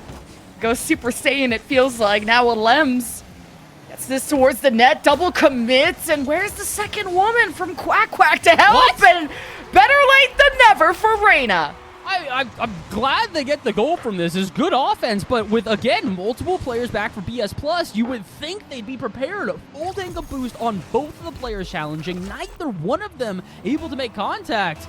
BS Plus, we said it. Your offense is electric, and when you turn on the offense, it's hard to stop. It doesn't mean you can only play offense, though. They need to focus up on defense right now. Many of these goals have been preventable.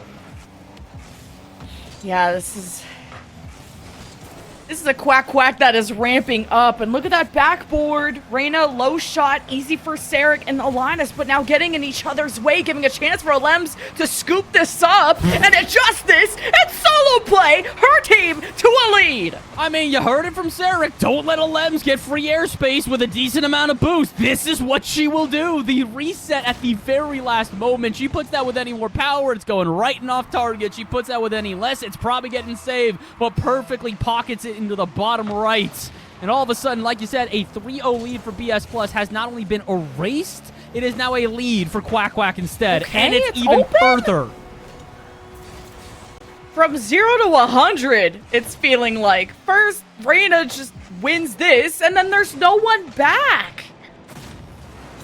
This is confusing and concerning. There's a lot of words we could probably use here. And honestly, even a thesaurus probably wouldn't help us out in describing what is one of the weirdest games of Rocket League I have ever seen. We have just now passed halftime. We have had 8 goals, and 5 of those goals have come in a row for one team after 3 prior to that in a row for the other team. The pendulum has not just swung, it is spinning around like a clock and is flung off. Well, oh my gosh. BS Plus have a way of keeping you on your toes and good and bad ways sometimes when you think they're just going to run away with another game. They trip up in the second half. It's only a 2-goal lead, and it's not the end yet. But man, does it feel like Quack Quack have taken a level of control of the field that is insurmountable. And now they're stealing boosts, so it's going to take even more time for BS Plus to find a way out. Shot, not going to be enough here, but like you said, BS Plus need to escape this as quickly as possible. It just feels like these constant cuts from everybody. Oh no, here on Quack Quack is just making it more awkward for them. My goodness, the awkwardness continues to compound here. Steven beat out off the backboard. Sarah can't get the right touch, and you see the result. Just the way that Quack Quack, as soon as there's any attempt at a clear, they're okay with drawing out the defense, baiting them into a sense of security, and then almost scoring on kickoff, apparently. That at least gives time for Lems to steal boosts, and now BS Plus are back to square one with low to no boost and very little ball control with a Quack Quack team that is swarming them, not letting them have any secure possession unless Alanis gets the backboard done, and Reyna denies. Slumpy tries to cut to the right, and that's blocked off too. And this is a 3-goal lead, and it is being shrunk. But, geez, BS Plus are going to have to turn up here and now. I like the physicality. I mean, this is the way they've been getting through with a lot of their plays, but it is also physicality that required all three players. If Sarek doesn't get that shot on target, that's Slumpy in the opponent's net, disoriented and unable to recover. So, it's a full send attitude right now for BS Plus. Oh. And it's a full send attitude, all for that one goal to just be erased in the blink of an eye. Oh. All is said and all is forgiven. Kickoff strats have benefited both teams, who have scored at different moments, but the impact of this one can definitely be felt. With less than 60 seconds to go, it is only the first game, but what an absolute tone setter for this to be at 11 goals in only game one. I'm sure things are going to calm down a lot as the series goes on, and people really start to assess where they want to leave their third woman at and what type of risks they want to take based on what the state of play is. I mean, this is one game of these two. things. Yeah. I don't want to say it's Never mind. I was gonna say I don't want to say it's panic time. It might be panic time. If Reyna's dunking you on the line like that, yeah, it might be time to hit the panic button. Yeah, you know, this game has lasted so long, I, forgot there was a game one, to be honest. 12 goals is, has to be some kind of Star Chaser showdown. Oh, make it another one. There we go. Alana's found the touch at the end. Never seen this high of a scoring game. So, fun. I don't think we're done, either. I genuinely think we're going to see more goals. It is 5-8. We have 13 goals so far between the two teams. I am struggling to update my stat sheet as this continues on, and I think I'm going to struggle more. Don't tell me there's another goal. Oh my gosh, it's going to be another goal, isn't it? Somehow I feel like we're going to get at least one more. You were talking about the clash between a zebra and a duck, and I wasn't expecting it to be this bloody. Jeez. Are we going to find some defense? But this also talks about, another one. 14 goals. I wish there was less seconds remaining, because I think it's very decided who's winning now, but it's maybe an ego check at the end of the day of the more you score, if you're Quack Quack, the more you're getting into the heads of a BS Plus competition that may expect to take things more handily. Well, we still have a sweep on the table here. We still have a sweep on the table here, and it might take us 3 hours to get through it. My goodness. All right, I get it, Quack Quack. We said BS Plus coming to this one the favorites. After 2 games of domination, I'm taking my statement back. I did not have double-digit goals on my bingo card for the Star Chaser Showdown, but a big congratulations to Quack Quack with game 2. Double hat-trick for LMs! Stop! BS Plus did say in their interview, it's not fun when LM's double resets on you, but when she puts up 6 goals, no matter if it's a reset or not, that don't look fun either. 1,000 score! Yeah, I don't really have much to say besides I agree. I definitely did not think we would get a double-digit goal total for any of these games. I definitely didn't think we'd get a double-digit goal total for just one team alone. This is not just domination. This is concerning. I don't know if there's another word to use. BS Plus, you guys did not play like this at all throughout the weekend. Now, all of a sudden, you're trying so desperately to get offense started that it is at the full cost of your defense. And we've noticed that on multiple occasions where they try to get into an offense, they try to build something, and then when the defense is pushed on the other end, they don't really have much of an answer. This is concerning. There's really no other way to put it. They need to change these things up immediately. If they play another game like this, the series is over. Yeah, we really got to talk about what happens off the ball as well, because it's a balance. At this pace of play, at this level of play, what you do off the ball really matters. Whether it's stealing boost, even just getting your own boost. Anytime you spend off the ball is a moment for the other offense to shine, and we've seen just how those windows of opportunity are exploited. We go into game 3 with Quack Quack up 2-0 after a record-setting game 2. How will BS Plus turn this around?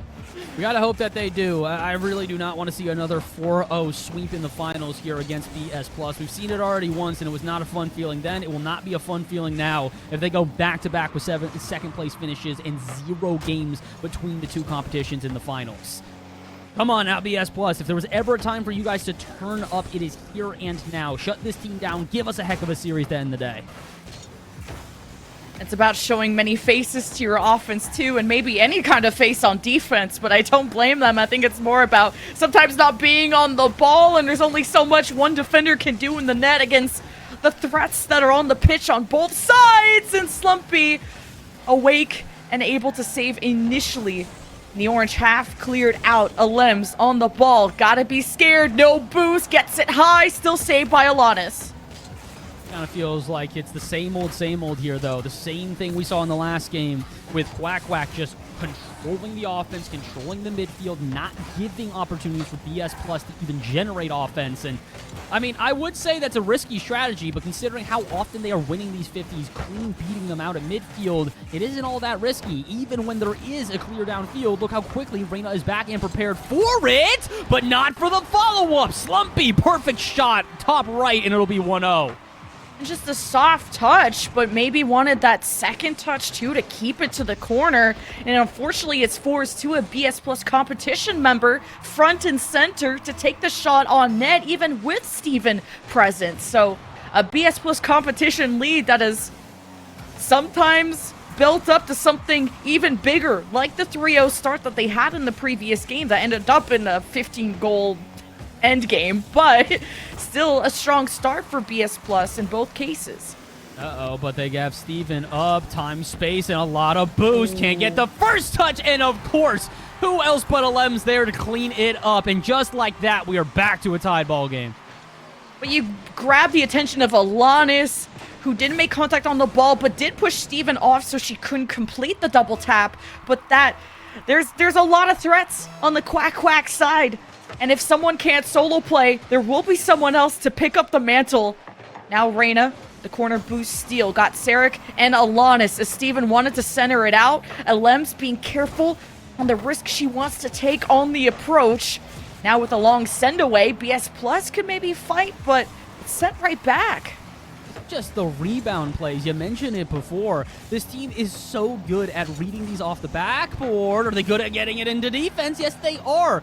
This is honestly a version I had not seen of Quack Quack before. They're just playing so efficiently, and not only playing efficiently, but doing a good job at backing each other up. This is something we mentioned in the BS Plus semifinals, that this is a team that is so good at playing cohesively. None of them have defined roles that they have to stick to at all times. They'll play offense, they'll play defense, they'll play a little bit of everything. Now all of a sudden we are starting to see that on Quack Quack, who are playing a much more well-rounded game than their opponents, and I don't know. I'm struggling for words at this point, just because it still feels like, despite a 1-1 ball game, BS Plus still need to show us something special if they want to get back into the series. Yeah, getting organized on defense is the first step too. There's a lot of wait and see, and when Alems, first off the previous play, hit a flip reset and wasn't allowed to go for more. BS Plus cutbacks against the wall will still put up a lot of blocks, but eventually the mechs are gonna get through, and it's Alems with a double tap. Like you said, eventually something's going to succeed. If you don't quack at first, quack, quack again, and eventually you will find your way through. 1-2 here off of Alems, double touching that right on top of their head. And honestly, unfortunately, it really does feel like as much as we've talked up so many of these players on BS Plus, as good as they are individually, the one individual has shown themselves here. It is Alems. A beautiful pass here after a double touch on the prior play. She is turning up in the most spectacular of ways. Wow. Just a three-way pass. Okay. On the board. 3-1. With Quack Quack on the verge of a series point. And for the pass to potentially repeat itself against BS Plus competition, who got swept in the last final against a different group, but still Steven on the other side, who's been a thorn in the BS competition side. But this is far from over. And this is a BS Plus lead that seems to falter, just like it did in Game 2. Not that 1-0 is anything to write home about, but it seems to be something that BS Plus have difficulties maintaining. It really is. I think, unfortunately, it's just turned into a lot of things for BS Plus that we think that they need to clean up, unfortunately. And as much as I believe that they can clean it up, it's also the pressure of the grand finals. They're playing up against a team that just has them red right now. They have a strategy against them. They are playing a good strategy against them. And not only are they playing a good strategy against them, they also have Alems doing things like this. Or Steven. Actually, I don't know who to compliment on this one. I think it's got to be Steven. Yeah, and for the double demo, it's got to be Steven. Not all heroes wear capes. Sometimes they just got a car that goes burr. And that's what Steven did. Double demo off the pitch. You didn't even see it coming, but you felt it. The impact. Just to open up that net. A 4-1 lead. With 45 seconds. BS Plus, you know, the pressure builds diamonds. And this is where BS Plus start to use that energy to peak in the best of ways. But this could also be a playstyle shift for Quack Quack, where they don't have to push more than one woman up, and meanwhile, Reyna's just off to the races. There's just, again, and this is the difficulty, is that it's not only that Quack Quack are playing well, but you can see the mechanics are on point. They're feeling confident. They're playing mechanically. Nah. Just nah. That is disgusting. That is a filthy ghost touch. What? What do we say? What? What do we even say? So she had 6 goals last game. Where's she at now? Okay, 4. It's just a casual 4. So she's got 10 goals in 2 games. Okay, Steven's trying to get there too, and she's got nothing. But honestly, the supportive cast around Alems is something we don't compliment enough. First, Reyna is such a safe third woman that you can commit the 2 players, because Reyna will always have your back. And then you got Steven, who always sets up Alems for success. And the solo play potential from Alems has been quite literally out of this world. 10 goals over 2 games. Quack Quack on series point, one step closer to sweeping BS Plus competition in a final. I gotta say, I am feeling for BS Plus right now. They're staring down the barrel of a repeat performance they were probably trying to do everything in their power to avoid. Another 4-0, and it would feel so bad to get back to 2 different finals and still not be able to take a game in either. But unfortunately, at the current moment, Lemon, I can't dissuade that narrative. I really can't. It's one of these things where it's not just the fact that Quack Quack have won the 3 games in a row. It's the fact that they are doing them at the margins they are doing it at. A 5-10 victory in the second game. A now 5-1 victory here in the third. They are doing it at margins of 4 goals or more. At this point, BS Plus, something's got to change. It's not just the defense at this point. It's the offense, too. 1 total shot through that entire game in comparison to the 10 on the other side is just not enough. Hey, we've never had a best of 7 reverse sweep in Star Chaser Showdown, but it always starts from an 0-3 angle. So strap in, folks. I don't think this is going to be the last of what you see from BS Plus competition, who even said in their interview we're very humble and very respectful of the competition on the other side of we may or may not win, quote unquote. And I think they better start believing that they can, because if they think they've already lost, then we may not even need to cast this game. I don't think that they think they're done. Not by any stretch of the imagination. This team is more than capable of being able to turn this one around. I think the unfortunate truth is, though, as capable as they are, if they slip up for even a single game from here on out, it's not going to go well for them. And I think that's kind of what we've realized, is that this is a BS Plus that are incredibly capable, but it's the lowlights that are continuing to plague them. When their offense is on, they look electric. When they play well as a team, you can feel the energy. But in the moments where they do fall apart, it is so difficult to try and fix this. Good luck to them. They have to do it here. Do or die for BS Plus if they want to try and take a championship here in our Star Chasers Showdowns, our final one. They need to start now. And BS Plus said in their interview, even when they lose games, it's not going to be about what to change, but to just get back to their own game. But who's really playing the game right now is Quack Quack. I just gotta say, I know we're highlighting Alems, and I do think Alems has definitely been the highlight of all highlights for the team, but Steven, we gotta give you your props as well. She has been unbelievable in her ability to not only dust the defense of BS Plus, but to then find follow-up touches that set up her teammates beautifully. For a player that for many years was quite literally the highlight of EU for the women's scene, it's nice to see Steven now taking a more backseat role and not necessarily being overshadowed, but being like, nah, let's give some spotlight to the other players here. I'm going to assist them, I'm going to facilitate them, and I might get some goals for the road as well. At least able to tempo against Quack Quack would be a good win condition. Sarah doing what she can with no boost and hoping for the net to open up magically with a front blocker. Slumpy wanting to make contact with Reina, just didn't have enough boost to maintain her aerial. But very close call for BS Plus. Oh my goodness. Oh my god! What? They have families! You can't do this! I'd hang it up if this was done to me. Oh no. Lemon. She's just so good, like slowing down the ball, and I don't know. Dude, this is as casters, many of us talk about, it's always difficult to cast series where it's just not that eventful, where it's like a low-scoring affair. If it's not too tense, it just kind of feels a little bit stale. Another thing that's a little bit difficult to do is to try and sugarcoat what we are seeing here, because through the last handful of games, we now have a total, how many? It is 17 goals to 6. What are we supposed to say? Like, genuinely, they are just unbelievable. Every drive on offense right now for Quack Quack is resulting in a goal. And if it's not resulting in a goal, it's resulting in plays like this that are narrow margin misses that are still highlight reel plays. The silver lining is, look, Alems can miss sometimes. just to... And then Steven will finish it. To throw a bone to BS Plus there. I think they also handle 1v2s in the net mostly well. Despite the goals that I feel like should be scored 100% of the time, BS Plus will pull off some very good blocks. But now it's back to them on defense. Alana's overwhelmed, still gets out of 2-woman coverage. Sarah's just going to let Reina get a touch. She knows she has more boost and can just beat Reina to the touch. Just have to make sure this is not in front of the net. It's fine. I'm still just a loss for words of what we are seeing right now. The just control that we are seeing from Quack Quack is just unbelievable. Alems, do not do it again. They don't need to. They've got Reina.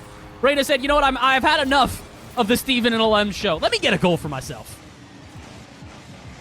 I like to see everyone have fun at the game. And Alems could have easily, I don't know how easily, she could have solo played that. For her, it's easy.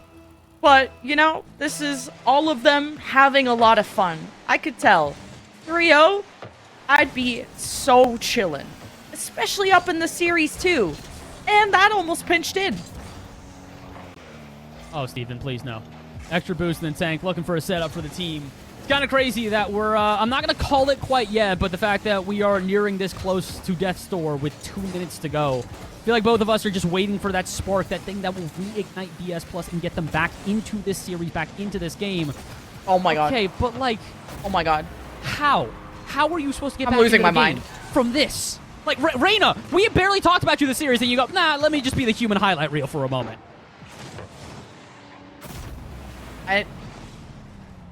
What is happening?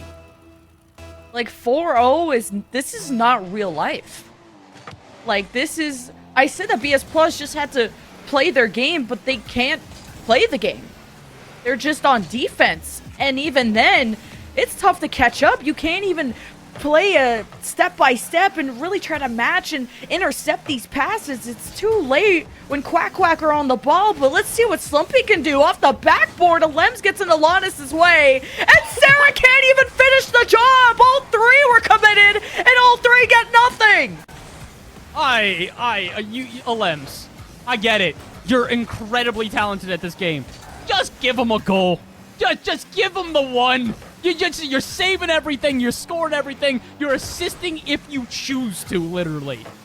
It is unbelievable. The talent we are seeing from this player in particular is just otherworldly. And Reina and Steven, I do not have many criticisms, if any at all.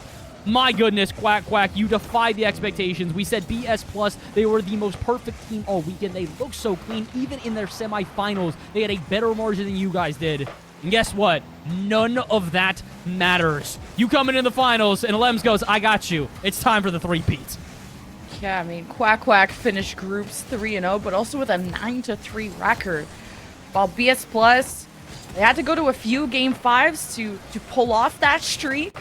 And I really had a semblance that they fixed all of these inconsistencies and they built confidence to know, like, Alanis would never miss that in any other game.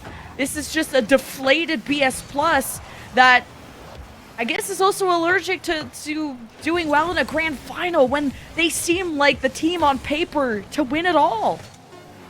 It really is one of these things where as much as we can say coulda, woulda, shoulda, how they could have played here today, there is one thing we can definitively say. Alems, you are the GOAT of women's RL. It is hard to argue. You did it in EU, you went to NA, you won it there. You come back to EU, and you do it all over again. Quack Quack are your champions. Take a bow. Ladies, that was domination in the finals. And with a shutout in the final game after we had a 15-goal Game 2 with a BS+ and a 3-0 lead in that Game 2, Quack Quack have been the most resilient, hard-working team we've had in the women's scene for a while. And the mechanics, you have to respect every player on the pitch. And, you know, I think it was you quacking earlier that gave them a huge buff. I think you really gave them a lot of luck. You know what? I appreciate that, but I will also admit your quacks were better than my quacks. So I did teach him. I did teach him the ropes, guys. You taught me the ropes. Therefore, the credit goes to you here. But the credit, I mean, we have to mention it. The credit really goes to Alems. Like, dude, what on earth? I can't. Like, it just was getting to a level of being unstoppable as a team. Like, it wasn't just, okay, Alems is the clear problem, go and demo Alems. Because Steven got a goal, Reina got a goal. Set up by Alems or set up by Steven. Like, everyone contributed to this success. So as much as maybe Alems looks like the meckiest girl on the pitch, this was an all-around team. It can't just be a one-carry situation. A big congratulations to Quack Quack and for Steven for the 2-peat.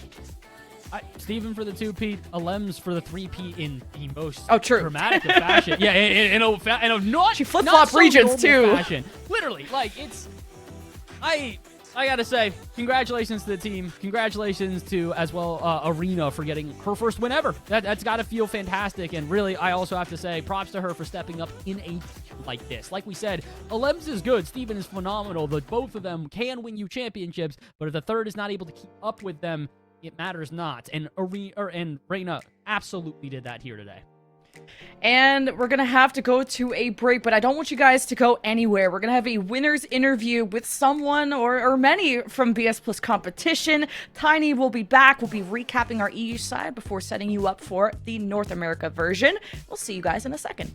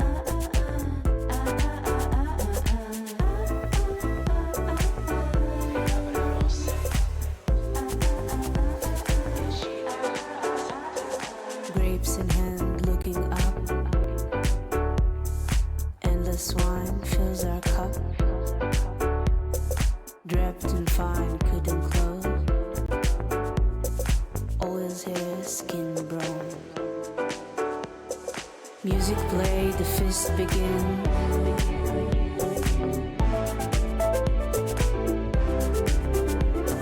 Fills the air, steps quicken.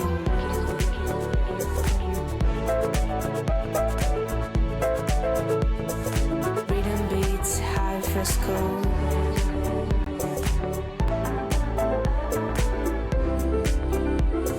Glory note between this wall.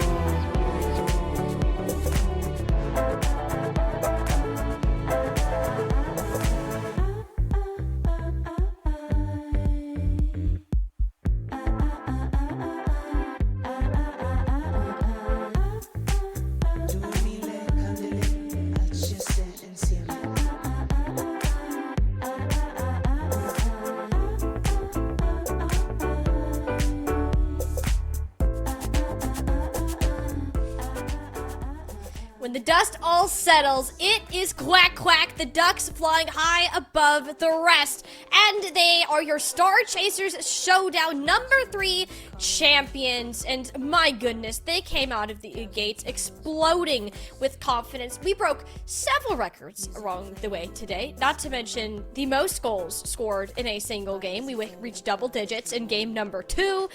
We have a Lems winning all 3 showdowns at one point or another, the only player to do that. Steven going back to back. Reina making her first championship. This overall was an incredible performance from Quack Quack, and they started it off from game 1 looking confident, Lemon. Absolutely. And Quack Quack knowing how to come back from a deficit, knowing how to make a team like BS Plus look muted is not an easy feat. Quack Quack were, even I maybe underestimated them as a roster from many talented different pieces, but pieces I was wondering if they were going to come together at the right moments against a team like BS Plus who have the chemistry for a lot of time. So Quack Quack to show up in the biggest of ways and to sweep is a statement that I think the whole women's scene is going to feel. We even got to hear from Reina a little bit after winning that semifinals match, and even she herself said that this team was still working on coming together. You're together. You're fine. You did great. There's not a concern about that in the world that is left. There's not many rosters that can dismantle BS Plus competition like we just saw here today. BS, they couldn't escape that second place train that's just been following them for so long. They made the return to the finals, and that offense that we're so used to seeing just work out in the best of ways never really got to click here, Bass, with how oppressive Quack Quack was. It really was just a dominant start to finish there for Quack Quack, and domination describes this player perfectly. Alems is our ally match MVP, and honestly, she deserves even more trophies than this. This stat sheet looks incredible, and even this I don't think is enough to show how dominant she was throughout this entire event. Yeah, can we talk about how she had 10 goals alone in 2 games? On that double-digit game 2, she had 6 of them, and then the following game, which was a very normal 4-ish game, she got all 4 of those goals. Alems solo play, double tap, double flip, reset, whatever Meg, Alems has probably showed it this tournament. But again, this wasn't just the Alems show, this was probably the best roster we've seen her play on with Steven and Arena, who have done everything to set her up, while she also does the same thing back. She also gets those assists, she'll get those saves, and an insane amount of shots. Alems was by far uncontested MVP of the tournament. Participating in 17 out of the 22 goals that were coming out from this finals match, and it's so fitting that she is our ally tournament MVP.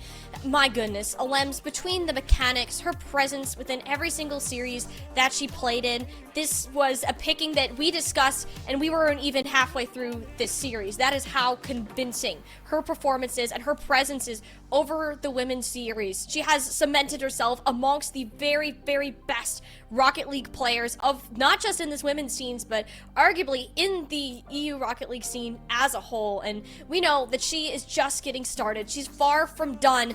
This was just another trophy in the eyes of Alems. She's joining us here. Her tournament ally MVP interview. Alems, just talk to me right now. This is the 3rd Star Chasers event as a whole that you have won, have not lost a single game yet.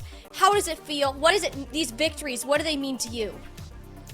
I mean, they mean a lot because I came out so long ago. It took me so long to be able to join the women's scene for stuff I did in the past. So just coming in and doing well just fills me with happiness, really, because it was my objective since the start. You blew it out of the water. I mean, Alems, we never had a doubt of your performance, and I think it kind of started that big turn-on moments for at least for us on the desk here today was that double flip reset that you got against seemingly diving, arguably the goal of the tournament, and it's a moment that we can never really forget. And I want to hear from you, like what happened? You pull off something insane like that. What was the reaction from you and the team? I mean, I try to not react much to this type of goals because I just want to keep being locked in. I just want to keep doing my best, and I feel like if I just celebrate a lot, I stop concentrating. So I just try to say, nice, good shot, keep it up, and we keep going. Hey, that's very respectable, honestly, because I can tell you, if I saw that here, I'd absolutely be losing my mind, and it's the true mentality of a top-level champion like yourself, and we're very excited to see that you continue to put up those performances throughout the weekend here. I do want to know, so after you had that game, after you beat out seemingly diving, it was a 4-2, a little bit closer than you may have expected. You see that you're playing against BS Plus competition and how hot they were coming out of their matchup against Post-its. What was really going through the comms? What were you talking about as you were preparing for this finals matchup? Normally, what I try to do is just calm down the nerves because I know when a tournament like this happens and you get to the late stages, you just tend to get nervous because of one way or another. So I just try to calm down nerves, tell them to just give their best, be confident, and just play. Hey, and we can see that you've, again, made it to every final so far. 2 in Europe, 1 in North America, and you've been on a different roster every single time that you've done that. And that is certainly a big adjustment to make every single time you're moving to a new player, a new teams, and you have to do that. Can you talk me through what that was like for playing with Reina and Steven for this Showdown 3? It was amazing. After all, we had to play with dogs, but for unfortunate circumstances that I think everyone knows we couldn't. And Irina just came here and just said, I can play with you. I'll be your emergency sub. So we just got her, and I'm amazed because yesterday it was a bit more shaky from all of us, but today we all stepped it up, especially her, and I'm really happy with how she played today and how much she improved.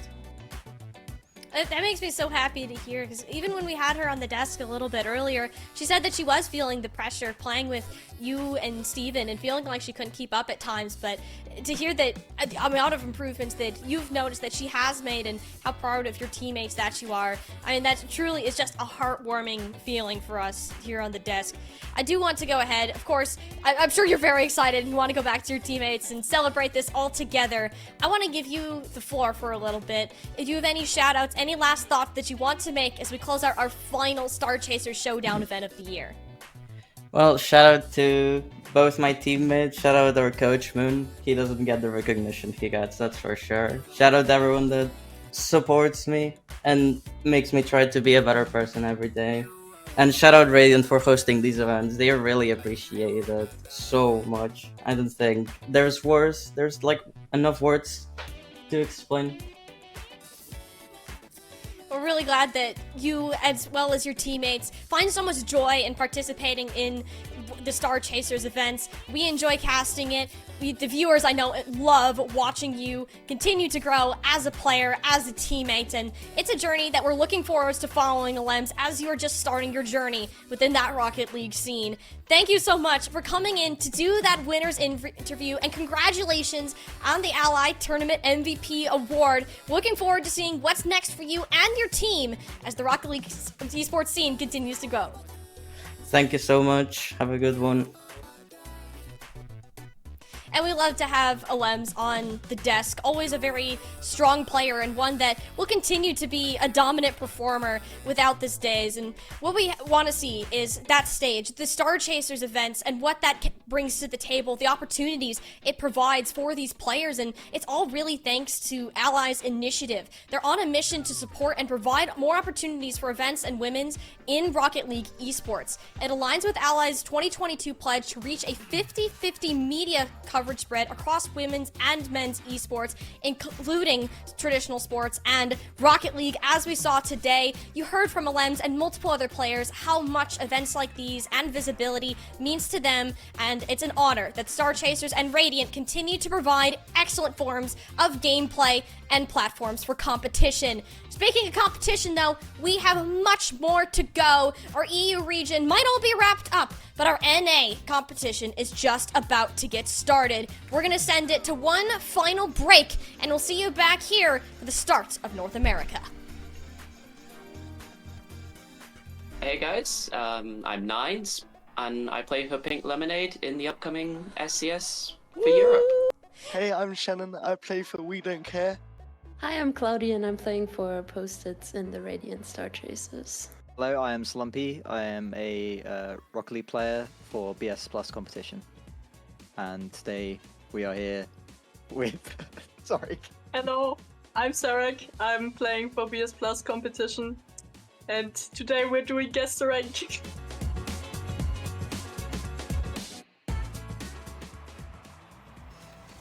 Okay. I don't like the boost. It's very heavy. French. It's a French player. I mean, I don't want to say too much, but one of them has a GC tag. Good pass, good redirect actually, okay. That's got to be their peak, surely. Well, we can see someone with the GC tag in the lobby, so I would assume Cham. Like low GC? Yeah, it's GC. Like I say GC1. Yeah, like GC1, like 1500 or something. 1400. I don't think he's any higher than Diamond. Good shot and redirect. Maybe, actually. It could... I mean, I'll say champ, but I reckon high champ too. It just looks kind of champ-like. So yeah, I'll go with champ. Nah, don't worry. I'll go Diamond 3. I'll lock it in Diamond 3. I want to be precise with this. I want to be as precise as I can. Yeah, nah, it's got to be champ. There's no way GC.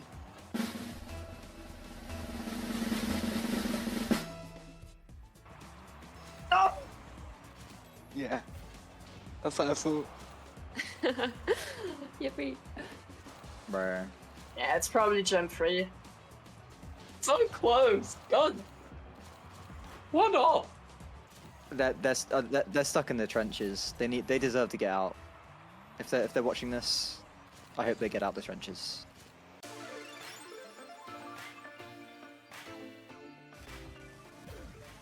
Okay. This is an Xbox clip if I've ever seen it in my life. Oh lord. Oh god. Oh hell no. What is this 2016 gameplay? He's not even using his boy cam. What the? There's no ball cam. Ooh! You see, that's a flick. Oh, the camera shake though. The opponent's defense was debatable. Actually, I'm like in between silver and gold, if I'm being honest. Okay, I mean, he got a nice flick on it, but I don't think he understands the ball cam. This looks like my gameplay from 2016. You see, that's a flick I would be happy with. And as a Dominus enjoyer, I'm very happy with that. I would say I think it's plat. It's between plat and diamond. Because like they've advanced to like using a different preset. Kind of found their car, I think. Silver, maybe gold. It's the control that's throwing me. Because originally I wanted to say gold. But I'm not. Because the amount of control, I'm gonna give him the benefit of the doubt. I think plat. I'm gonna say plat. Probably silver. or gold. Yeah, it's like in between those two. I'll go with silver, I think. Flat. You gonna say plat? I'm gonna say gold. Yeah. Platinum 3.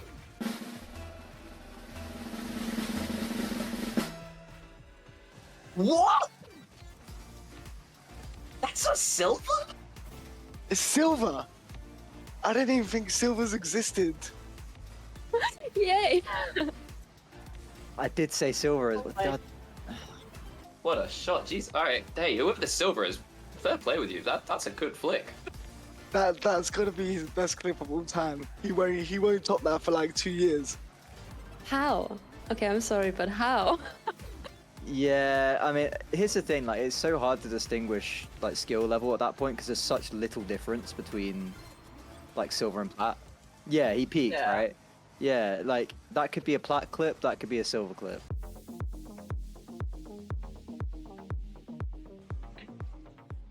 Okay. Alpha Boost, first game of Alpha Boost. Oh, that's a good touch. Using the gold trail. I mean, the fact they're using backers mod on a full black car tells me that they're tryhard. Okay. That's a really nice first touch.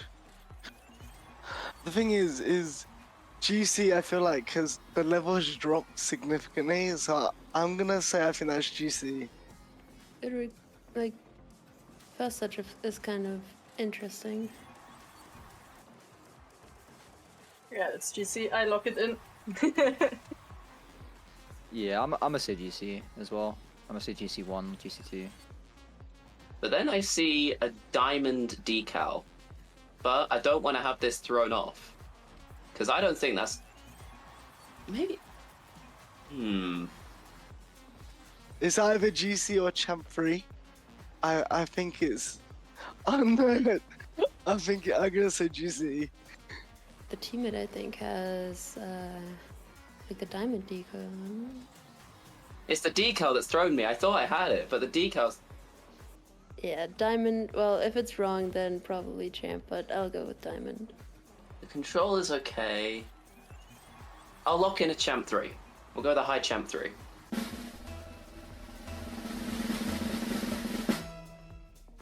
Oh! Oh my god, so the decal threw me for a loop. No way! No, that first touch and the Alpha Beast. He's no shot, he's way that's diamond. Nah. Oh my god. Oh. Hey, good diamond shot though. I didn't even see his decal. That's a scam. Yeah, but it's also like the black preset. Like, I don't know why, but a lot of like diamond players that I've seen like on Twitch or anything, they're like all using like a black car. I don't know. He's doing the right thing. He's Like, using the Fennec, right? He's got a clean preset. He's doing everything right. He went for a solo play. I don't know what his teammate's doing.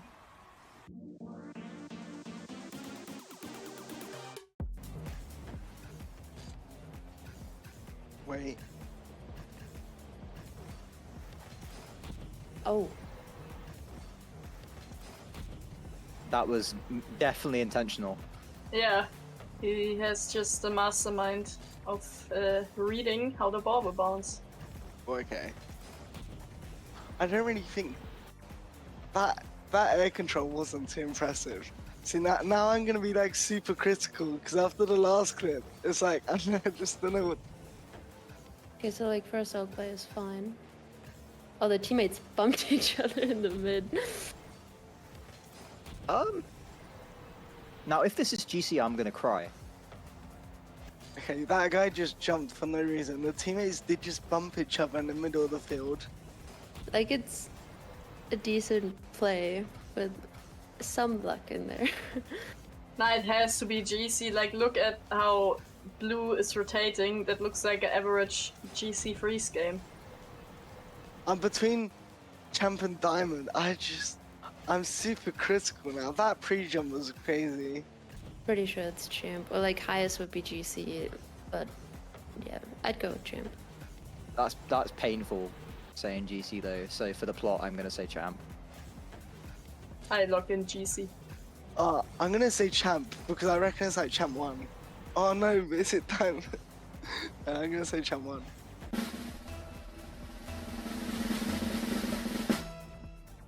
No.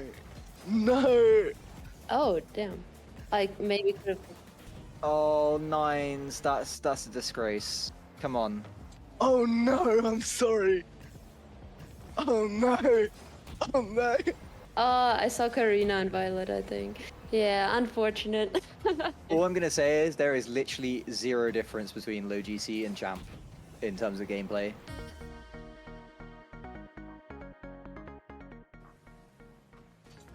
Alright. There's camera shake. I can see it already. Okay. Camera shake. Not really looking around much. Oh, okay.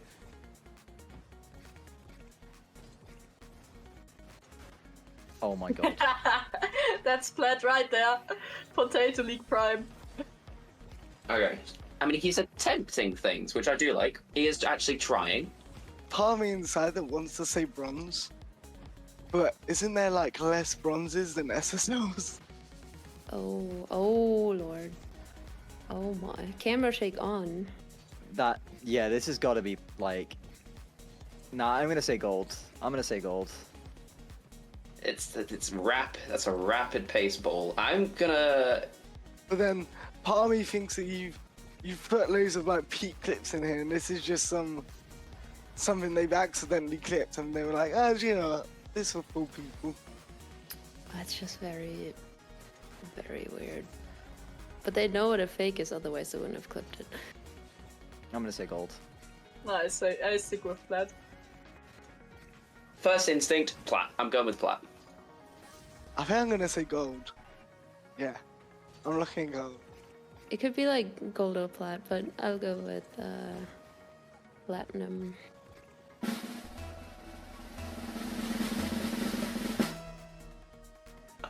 That's a goal? Let's go! I got more than one. That's gold. Yeah, there was no way that was plat. These are the sorts of people who think they belong in plat. It's so hard being at the top. I guess I just don't know what the others are. Honestly, I did not know what to expect from that clip. Unfortunate. Yeah, and the decal as well. The Tora decal. Is that Tora? Oh my. Just one of the worst decals of all time. No, this is hilarious. You did like people's peak clips. Like, I had faith in them that they might have just had a bad day, but unfortunate. I think I got one right. I'm finished. I think I also got one right. Good luck to everyone playing, and gotta go fast. Thank you so much to Radiant, and good luck to Arena. It's our first tournament playing against each other, so good luck. Well, thank you, Radiant, for having me for this content creation, and I hope everyone out there watching enjoys the matches, and to everyone competing, I hope you have great matches and a lot of fun playing in this Radiant. Good luck to everyone playing in the third Radiant event this weekend. Had to get the NPC thumbs up in. That was the most NPC thumbs up. It was like.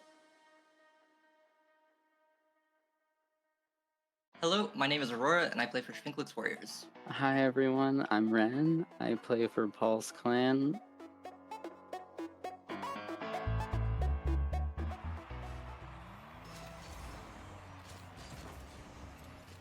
Immediately, I want to say champ. It's just like a stereotype. Is like the champs love using GC titles. Oh wait, hold up. That was nice. Well, we have to be like something like. We have to be like at least like diamond or champ with that type of redirect, right? That was a good play. That's probably like. Nah, that's probably GC actually. Like, let's play GC1.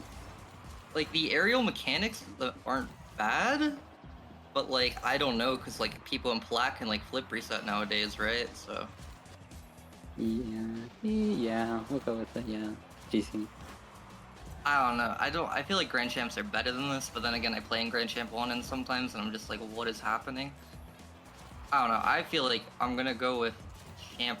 I'm gonna go with Champ.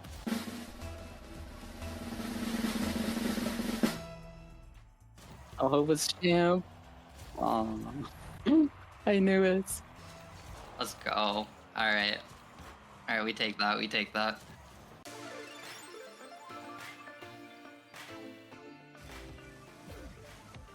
What are these camera settings? Oh, good God. Okay, this person's awful. Wait, what? Okay, that's his peak. That's his peak. There's no way. No, that's his peak for sure. That's his peak. Oh, screen shake. Okay. Okay. He has literally no ball cam like the entire time. Like even when like right here when he should be in it, his camera settings are awful. His opponent is just like, what is his opponent doing? Interesting. The turbo flick. I wish I could do that on purpose. That's I'm thrown off by the flick because it's a good flick, but I have to just like my intuition still tells me that's their peak because they just messed up the flick like right before that, like really badly. I don't want to be mean to anyone. Like call it like silver. I don't want to be mean. I'm too nice for that. It's probably like. But like they're not like the timing the flick there doesn't even make sense. So like. Okay. That's probably like plats. I think I'm gonna go with plat. I'll lock it in. I'm gonna have to go with like platinum because I feel like in platinum no one can defend and everyone can just shoot the ball or, like hit it on target with like mechanics. So I'm gonna go with plat.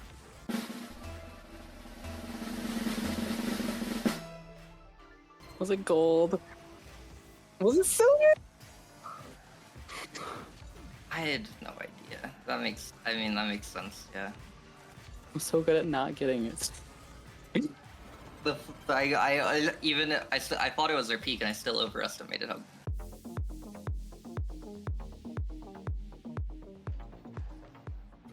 Okay, we got a doink. So that you gotta be at least somewhat good. This guy's touching above the wall for buying time. Okay, this guy's good. Clearly, it's at least Grand Champ. Oh wait, is this cheating? It says 900 MMR. They're freaking out about it, which makes me inclined to believe it's not SSO. It could be Champ. It could be Champ. I don't think it's gonna be. I think 900 MMR is diamond. I think it is. But like the speed of gameplay is like relatively quick. I'm just gonna lock in our quick Grand Champ here. I want to say diamond. That's like diamond 3, diamond 2. But like diamond, yeah.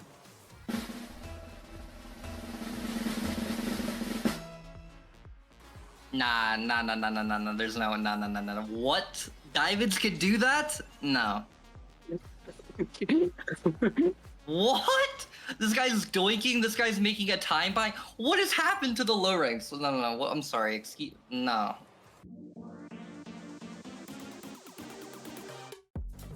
I'm calling it. This is SSL right now. Yeah. Again, I'm thinking this is high level gameplay, but I don't know. I don't trust myself anymore. Okay, that's lucky. It looked slightly accidental, but that was kind of clean. I'm not gonna lie. I'd be happy if I hit that. Mechanics are like good enough. That touch by the other guy was like reasonable, good rotation. His teammates are kind of trolling in mid, which makes me think it's not like super high level. I don't know. There's a team bump though. I don't see that too much in my lobbies. Like that touch like throws me off because it's like the touch is bad, right? It doesn't accomplish anything, but like mechanically it's like not easy to do that. Not super easy. I know that. I want to say GC. I don't. Just because of like the team bump, like when he's off the wall, it's like a team bump in the middle. I feel like that wouldn't happen in like upper 1800, 1900 levels. So I want to say GC. This is probably better than the last clip. So like Champ, maybe? I don't. Champ is like what I'm thinking right now, but like 2 champs. I'm gonna go with Grand Champ again. I think it's Grand Champ.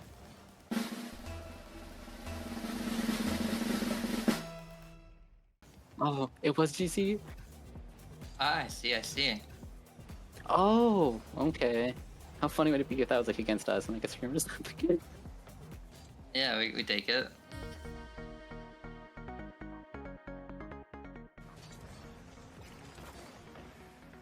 Okay, where it's like they can half flip, but I think like golds can do that nowadays. So I don't know. Solid start. Oh, okay. Okay, what? Okay, see, this gives me negative information. I wish that last part wasn't in the clip. Tactical fake, screen shake. It's gotta be gold. It's gold. Like, it's a good half. It's so confusing. It's such a good start to the clip, and then it's such an awful finish. I don't feel confident anymore. I'm too scared. They're terrified of the ball in the air, which is also a hint, right? This feels like the epitome of a plat clip to me, but like everything feels, but like that was just a meme back in the day, so I don't know. There's no way this is like bronze, right? Like, there's no way. I'm gonna say gold. I'm gonna go gold. I'm gonna log it in. It's like gold or plat, probably. But I just, like, I have to keep saying it's plat. It's just plat. This just looks like plat.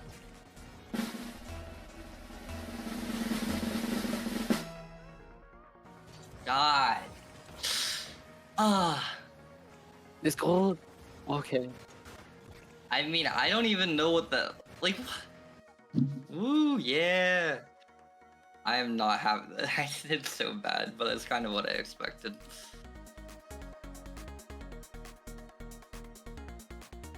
Good luck to everyone playing this weekend. You'll need it if you go against me because I'm okay at the game. But I'm excited to play and hopefully we'll have fun. Thank you, Radiant Star Chasers, for having me, and good luck to all the competition next week. Can't wait to see you guys. Thanks. Bye-bye.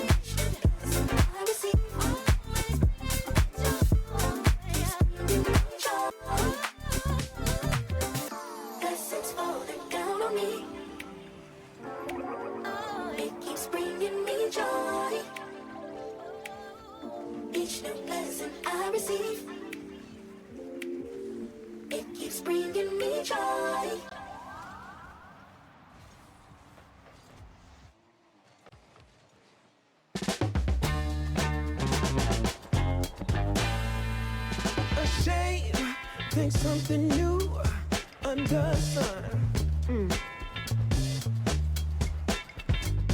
You can't take back them things you already done. No. You blame things that you do on somebody else. No. But they all see is you need help. Oh, but still you try so hard to cover up your games. You try so hard, hoping that one day something gon' change. You waste all of your time covering up your tracks. Spend all your days running away. You gotta watch your back, and that's the facts. You spend so much of your life scheming and trying to get over. Got you wondering why you come around. All you get is cold shoulder. Yeah, you try so hard to cover up your games. You try so hard, hoping that one day something gon' change. You try so hard. Yeah. You try so hard. You try so hard. Yeah. You try so hard. Give me, Can't run away, baby.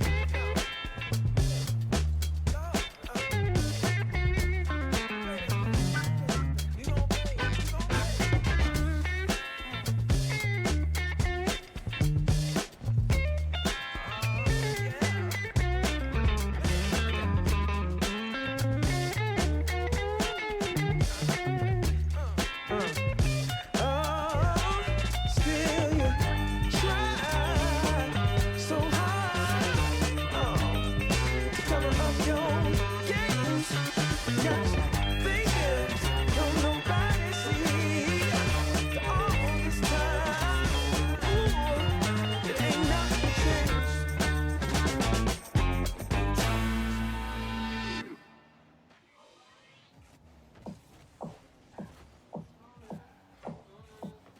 I don't mean to speak this up a line, but the way you move is perfect by design.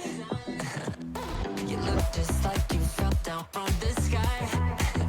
Yeah, you're on another level. You got something special. If I could let you fall in love with me, you know I would. You got me with your hook, and all you got to do is pull. Your move, now it's all on you, on you, on you. If you wanted me, you just gotta say please. Baby, it's your move, your move, your move. It's your move, your move, your move. Now it's all on you, on you, on you. If you wanted me, you just gotta say please. Baby, it's your move, your move, your move.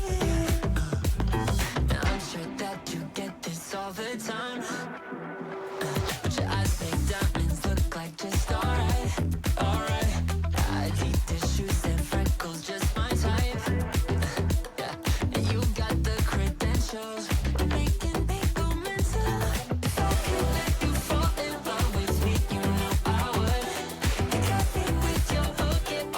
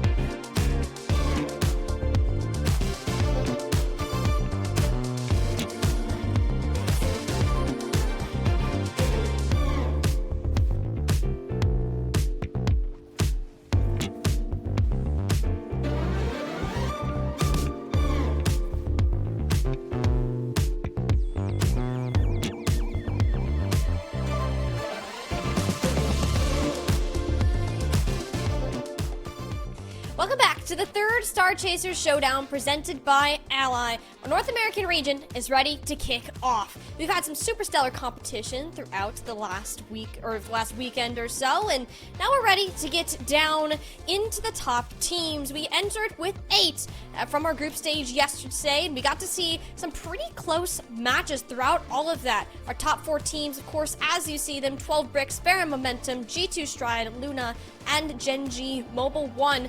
Very close contests across the board. All of those matches did end up going 5, Seb.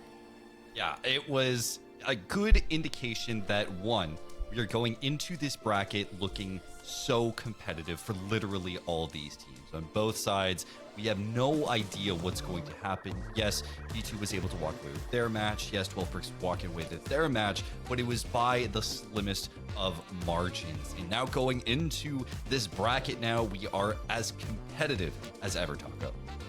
Yeah, and being able to actually see, as we keep saying, these orgs keep like collapsing into each other about how many times we get these similar matchups because we're getting like a really stacked up like upper echelon of talent. So seeing Baron Momentum, G2, 12 Bricks, and Gen.G all here, it's not surprising. You could shuffle this any which way. It's still going to be competitive all throughout.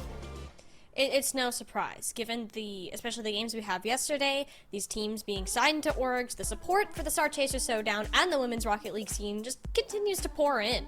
And it's really a wonderful thing to see for the sake of the scene and the spotlight that these players very much deserve. We are very excited for what is yet to come for the rest of the day today.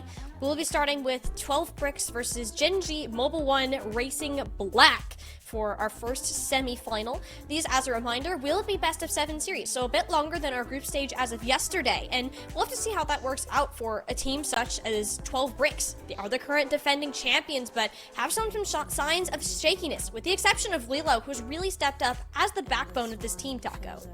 Yeah, and I really do like it when we look at this team and say, well, they did win technically last time, but then when you look at their roster, you realize that, well, actually the EU champion from today, Alems, actually did sub in on this one. They were playing a little bit. So how is it really going to factor? And then Lilo puts in like a 4-goal performance in Game 4 of their reverse sweep yesterday, gets them into this bracket, really just showing up in all ways. So it's like, hey, if you put in that performance again, I think 12 Bricks are doing just fine. There isn't really a doubt on the 12 Bricks side of performance. They're a continuing org that knows how to produce champions, and Lilo has fit just fine into this roster. And it's interesting that that's the storyline that we follow for 12 Bricks, because it almost echoes itself once we look at the other side of this. And Gen.G Mobile 1 Racing Black, their roster, Bella and Kate, have been on the team for 2 and 1 years respectively. It was only recently that Emmy has joined that roster, and we asked the exact same question yesterday on how well she would be able to fill in those gaps and maintain Gen.G's relevance as a team in this tournament, Seb. Yeah, and so I think this is a tale of 2 teams which are both trying to like refine their identity a little bit, right? Both of them have had long historic rosters that have kind of been able to make it through different tournaments. In this case, for Gen.G Mobile 1 Racing Black, they are of course adding in Emmy, and it is a big, replacement for them bringing in Emmy. But honestly, I was a little impressed. We were talking about it a little bit before, along with Lilo. It's just they are both incredible players that are coming into this, but they do struggle a little bit with that consistency. And I think we saw that in the match against G2. And yes, while G2 is an incredibly strong team, there were moments where Emmy popped off, but also struggled a little bit once the pressure really became too much for her, and we saw them falter at the finish line, which did result in a loss in the best of 5 at the end of the day. So I think Gen.G, they're still implementing their squad. Same with 12 Bricks. They're both trying to find that identity. We're going to find out here on the pitch.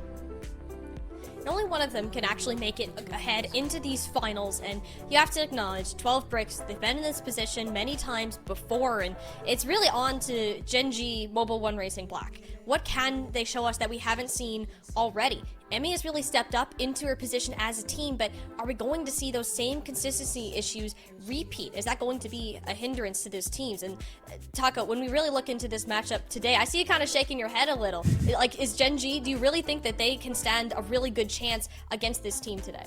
The thing is about Gen G, as I said yesterday against G2, is that the biggest thing you can look for from Gen G is that they have their chemistry on lock. There's a team that takes it seriously. When they're org signed, a lot of players are like, oh, you're just getting a paycheck to play. Well, you're getting a paycheck because it's your job. You put in the hours. You actually put in the hours for scrimming and VOD review. So they do get really organized. And even though there were times against G2 where I'm like, maybe you both don't have to go for that, half of it was just like, oh, it's a game 5 panic. Like, you're just going to have to step that up. And so with that said, it can be a little troubling to see those types of patterns up. But I think that's going to carry them forward, especially against 12 Bricks, who also have a highly influential duo in Nacho and Snub, who have played together for many, many, many tournaments together. So I feel like it's going to be kind of a mixture of all that skill that we know that they're capable of, but really who can stay organized the most and avoid that kind of tilting or kind of going too far out of your way, taking too many unnecessary risks. And I think it's a pattern that we're going to see too. We've mentioned that when we look at the sort of consistency on that end, of course, Snub and Nacho have more experience, but Lilo coming to this roster, I'm bringing her name up again because she just blew me away with how much impact she had on that series that we saw against Fair Momentum. Yes, it did go 5, but that real recovery came in. Lilo had 7 points throughout that entire series, not to mention 3 in the overtime game that they won, allowing that reverse sweep to actually happen. So while both of these teams, we know that they can perform on the highest levels, it's a new day. The mentals have been reset, and this is going to be the first game that they will be playing. Only one of them, though, can book a spot into the final set. And with that, it will be our first best of 7 of the evening, our first in our bracket. It's going to be 12 Bricks versus Gen G Mobile 1 Racing Black. Incredible match I think we have here to kick off this bracket, Taco. Yeah, I mean, really, you could take your pick for really any of these matchups, I think, in terms of a great start to things. But now this is exactly what the kind of palate cleanser that you need if you're saying, okay, well, I'm coming in, I'm watching some ranked stuff, maybe just watching some random stuff. No, this is going to be excellence on the pitch right here. 12 Bricks coming in with a defending championship with the NA side with 2 of their 3 players. And then Gen G, a team that frankly dominated women's play last year, is now coming into a phase where it's like, oh, this is like the new era where really everybody is here to play. So game 1 is going to be our sampler for the rest of the day and see really how this one's going to work out. But best of all, it's a best of 7 because this is playoffs, Seb. We have to go the full distance now. We have to go the full distance, and it is the best of the best on the pitch right now. It is no more time for sweeps. It is only top-tier gameplay as Lilo's going to go up high, gets the double off of the demo clear. Beautiful opening for 12 Bricks. I like that from Nacho. It's also a smart play knowing that all of Gen G, they are locked in the middle. They are not near the back walls. And even though that could be an open shot for Nacho, maybe they can hit that one to the left side. They just lob it high because they know Gen G's not going to get it, but Lilo certainly will. Now, back into the game. Gen G finding themselves behind. Also, love the Skylight GTR pick from Snub. Don't get to see that too often nowadays in a lot of gameplay, but she's been around a while. She knows the good picks. That's a shot that goes right on. Nacho dives in for the save. A little too close for comfort. It's also just keeping everybody alert, like how you have to be on that backboard as Kate comes in, but problem is it wasn't a straightforward shot. You have to go across it, and sometimes she is just not able to wrangle those, but no harm, no foul. Still plenty of time to be able to get back into this from Gen G, though certainly it would be nice to be able to get a strike back, and I don't know if 12 Bricks going to be that generous. That's a long hit. I thought maybe a pass to Lilo, but she was not able to find a boost. Well, I like how aggressive she's being as well. You can see she was trying to just cover the mistouch and was able to get a little doink pass as well, creating an opening for Emmy. Unfortunately, just the sauce wasn't there. Bella will re-aggress, goes in for the demo, looking to steal some boost as well. But 12 Bricks keeps it calm, doesn't overextend too hard, and doesn't overcommit on any touches. Snub sent it right back to the sideline. Bella will turn around. I don't think has another one because she is out of boost. So Lilo has time, has space, has a reset, but Kate calls the bluff, saying that adjustment looked a little too awkward, and so is this one. If Snub's not quick, and actually all of Gen G got a little greedy. Maybe someone in the middle. Snub's turn around, not just trying to find her. It's perfectly behind Bella and perfectly into the back of the net. Beautiful passing play, not overextending, and is able to just keep calm. Because it would be so easy to make a mistake offensively here. The moment that you have that chance, you start to overthink. You start to just second guess yourself. And in this case, 12 Bricks able to lock it down with the 2-0.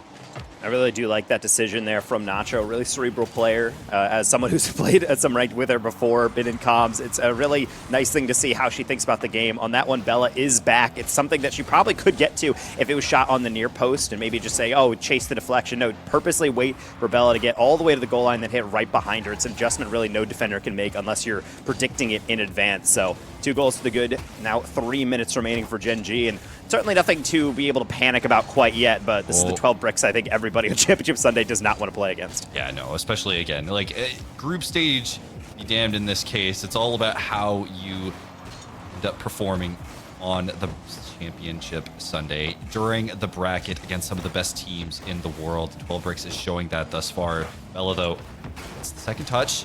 Actually, Goomba, no one will aggress from Gen G. Makes it a little precarious. Lilo with the great 50. Kate trying to just extend to at least keep it away, alleviate some of the pressure going on. Snub forcing it through. Bella, little booster to speak of. A trade in demos. This could create an opening. 12 bricks, though, will back off. So I'm going to send that one high again just to slowly reset everything. Kate will attempt to do the same, but with only so much boost. Emmy chasing after that one. Absolutely no chance of getting this one. Nacho on the double tap for the pass into Snub. 3-0 for 12 bricks. 12 bricks, again, just maintaining the same pressure all the way through. Good team play and a fantastic dunk from Snub. Beautiful way to dominate this game. This is where things are getting really lopsided. You can see Gen G almost chasing the ball. 12 bricks pacing is expertly timed in and dialed in at this point. And could get even better for them if Lilo can play this one efficiently. Delayed flick trying to beat out Bella, but she's just simply too quick. I appreciate Bella, going for this a little bit more ball chasing kind of style, but it's just, I think it's outpacing her teammates a little bit. There's not too many chances being made, though this could be a change. Emmy goes for it. Kate dives in, steals the boost, tries to extend pressure, trying to play a bit more methodical, slow things down. Emmy keeps it in the midfield. Lilo chasing. Emmy gonna be able to get another touch, maybe soloing herself, but will get bumped out of the way. Very smart from 12 bricks. Bella looking for the sidewall read, and you can see the respect from 12 bricks. They all kind of just waited patiently to see if that was gonna even go on target. Emmy can't get this one on target, but will at least be able to keep the possession. I like that read from Kate, but Bella not in position despite having all that boost in the midfield. I think part of it is just understanding, despite it being 3-0, just diving in recklessly is just not going to be it. So you can see them almost slowing down as the game is going on. Not something I necessarily agree with, but maybe just taking this one as kind of a feeler game, just understanding, all right, we were kind of catching up slowly. Let's just focus on getting at least one solid chance. Kate gonna be over top of that one. Emmy will be able to get it on target, but you need more power to beat out Snub in the skyline. I was shocked that Snub still had a jump after that. It felt like she had pre-jumped that for years, but that is a shot you need to be able to hit. I don't think Emmy was expecting the miss on the defense. Bella will look to keep it and at least reduce some of the damage coming through. Nacho will take possession. As we approach the last 30 seconds, this is essentially done and dusted. Little back post going to perfectly hit off of exactly where the crossbar and post meet, so no goal for her, but hey, maybe your teammates can grab one. Nacho, open shot, but not nearly as fast enough to beat out Emmy with a nice little wave dash flick over top of one. Bella might be able to call it off, but instead, we'll just wait for Kate and her to be able to aggress after this 50. Even then, still stopped by Nacho and then by Lilo, and as the time ticks down, we're all kind of waiting for Gen G to have their moment, but I don't think there's any moment to have. Oh, this is just so well executed from 12 bricks all the way through from start to finish. Calm gameplay and a dismantling of Gen G in game 1. But it is a best of 7. It is a long road, and Snub will be the leader on this scoreboard. And this is where you also have to start looking at the best of 7 format, because obviously I don't want to really sound the alarm bells and say, well, Gen G, you are really in the thick of it. This is gruesome. It's really just a rough game 1. You come into these games saying, okay, this is going to be a little bit back and forth, but despite the fact that we're technically tied on shots, I don't really know many from Gen G that were too deadly outside of that one from Emmy that just didn't have the power to beat out Snub. You need to be able to hit these with venom on target. Otherwise, the goalkeepers are just kind of swatting that away and then getting their boost and recovering. Yeah, I think when it comes to this, 12 bricks, I mean, it really felt like just they were punishing, like really hard. Like Gen G, as much as I love them, they were trying to rock a much more speedier style, especially Bella. You can tell again, just not just straight up ball chasing, but definitely just trying to go for as many challenges as possible, forcing the issue in the offensive end and playing reactive off it. But 12 bricks, they were calm. Like there was a moment in time where we saw the corner read and they were just chilling. They did not feel the need to put themselves in a dangerous position for the sake of making a save, and it really worked out in their favor. Now, we'll be going into game 2. Will 12 Bricks keep it going, or will Gen G finally start cooking? The biggest thing that I'm looking forward to is Emmy playing against G2 yesterday. The one thing that I said about her, and I said it as a compliment, is that she can be psychotic on the ball. She just constantly wants to be right next to you, constantly forcing these awkward reads, a lot like that, Seb. And it almost goes all the way through on her very first touches of game number 2. I want more of that, where you were talking about how Bella is almost ball chasing, but there is a method to that madness where you can just make sure the other team is fully aware at all times. Even on the most innocent of touches where it doesn't seem like there's a lot of danger, I will be directly next to you the whole time. Yeah, there is, I mean, you and I are very familiar, and it's how I would sometimes have described OG and how they play. It is Ooga Booga Ball. You essentially go in all the time, but there is a method, and it sometimes just breaks teams down. Gen G, see, they were cooking, starting an attempt here. Even keeping it going. Lilo will have to play this slow. Emmy, looking for the second touch, will be able to do it herself. Gen G on the board. That's a rough one. Lilo getting a little bumped out, grabs some boost, and then just immediately takes this one off and shoots it right off the rip. And I really do like goals like that because they're not fancy, but they're just so quick because everyone thinks at this level you have to be super overcomplicated. You have to really play 4D chess with the opponent. Sometimes just saying, hey, back post, you need to be faster than that one. I'm just going to smack it right over top of your head before you even have a chance to jump for it. Gen G finally getting on the board, and now it's their turn to be able to potentially dictate how this game goes. Now this is where I think they can start to set the pace. Nacho, flip into the goal. Reload. Over to Snub. 8. Go back through. 8. Puts it down. That's going to be a shot in. Snub able to get around it. Beautiful read off the backboard. I am so concerned. I think Kate, yeah, it was just a missed touch, or, well, lack of touch, but Snub was just there. Yeah, with Kate's lack of speed, it's one of those kind of power touches that you're hoping for where you jump right as it bounces to get the ultimate clear, but the problem is if you miss it, it turns into just the easiest of reads. Sometimes you do have to just go for the safer and less effective clear, and that's kind of the downsides of why at this level of play, with all this org talent SSLs involved, really any mistake you make is most likely going to go in your net. Maybe like a whiff like this. Bella's not able to get it with no boost. That's off the bar. How about Nacho? Third time, not the charm, as we have another save on the near post and a Kate follow-up to get it back to mid. Great touch, though, from Emmy. Perfect angle, I think. Perfect way to diffuse the situation, especially not allowing for any other rebound, and it forced 12 Bricks off the ball or else put themselves in a bad position. Now, this is a touch off the back wall. Emmy can't get there for the shot. A shot that's thrown away. Bella will try and make do, but it will be cleared. Lilo going to be able to defuse with the demo. Nice patient play by Kate. Also waiting for Lilo to stretch in before getting a hefty ceiling clear. Snub will respond with a little bit of a double off the back corner. Emmy trying to find Bella, but that's a searching ball. Nacho had that one mostly covered, but does anyone have Emmy? That's a nice shot. Lilo gets in the way just in time as Kate takes a 50 off the corner. Emmy lobbed to the backboard. Kate wants more, but she's going to leave it for Bella instead. Snub sees the danger through all of that, and 12 Bricks still keeping their goal line secure. It's not done just yet. We have half a game remaining. Emmy on the rotate back, and Bella will receive to get a decent pitch. Nacho will get the demo, but it's forced in a 1v1 situation. Emmy can get a pass off, but Lilo, calm as ever, able to get the clear. Maybe even able to solo, but Snub will be there. It's going to go over her head. Nacho will keep it in the corner and at least try and maintain some control. Emmy finally puts a shot on. Gen G will take the lead. Nacho put in a really awkward situation here. I think I know what she was going for. She wants to take that touch and then wait for Bella to hit it off the corner. Then it's something Nacho can react to, but she doesn't anticipate that Bella just leaves it, trusting Emmy to get a clean shot, and boy, does she. Back post her second of the game, and obviously second for Gen G as well. So they're, again, in the driver's seat trying to hold on to it, or maybe even extend it further. Emmy, do you have a hat trick in you? Not. If it's that slow and low, Snub has it more than covered. Snub. Reset over to Nacho, but Bella, great cutoff. Goes for the corner read again. Just can't hit it. Boost isn't there. 8 will challenge. Snub in the waiting. Dive for this. It's going to go approach the top right corner. Little Bricks need to start moving.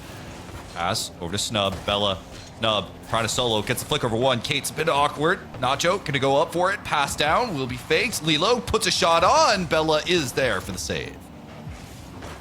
Snub backboard. Cade is not going to go. Nacho. He actually gets a team bump. Not like this, Gen G.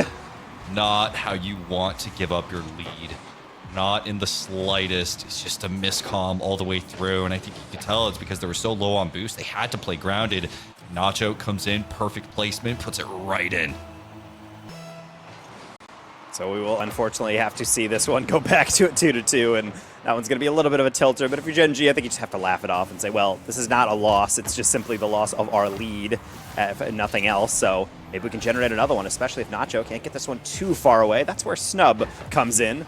Corner read for Emmy. We'll be able to send that one with a decent amount of heave back, but how about Lilo? No more boost, but still going to remain right next to it the whole time. They wait for her, and now might be their undoing. Nacho, nice shot down. That has enough pace to beat out the backboard Bella. Ain't no way that as soon as people start putting a copy pasta of Nacho in the chat, she starts popping off here. People don't understand the science of copy pastas. It really does fuel you. When people are like, oh, give them your energy, that actually does work, and yet people just refuse to believe the science right in front of their eyes. Yeah, I just hear Nacho and immediately think of Nacho Libre. I just want Nacho, you know, but I can't. Fine. That's Emmy, actually the origin of that name. That is the origin. There was no nachos before that. Emmy redirects overpass over to Bella, and you can see 12 bricks. Could see exactly what was being planned, and they had to stuff it immediately. Nacho will keep it in play. Snub pass down off the back wall. Nacho, can you put it on? It's a lob, but Emmy is there. That was 400 IQ pass by Snub to land on the backboard to just cushion it so it falls straight down. Unfortunately, not going to be a finish, but it doesn't really matter if you're 12 bricks, because at this point, your only enemy is really the clock, and also Emmy, because again, she's going to be chasing that ball. It doesn't work out here for Gen G, though, as it's just going to be lurking downfield. Now Bella has to make sure this goes upfield. Emmy on the chase. Nacho going to get a double off the side wall, and honestly, that might just do it. Wasting down the rest of the time. Gen G can't do anything, but watch this one hit the turf. Beautiful regain to form in this case for Gen G, but it wasn't enough. 12 bricks. Great plan that still is working out for them. I think Gen G, they were finding their mark. Emmy, I think, obviously on the board, you could see 7 shots to her name, 2 of them making their way through. It's just, I mean, unfortunately, just not enough at the moment, Taco.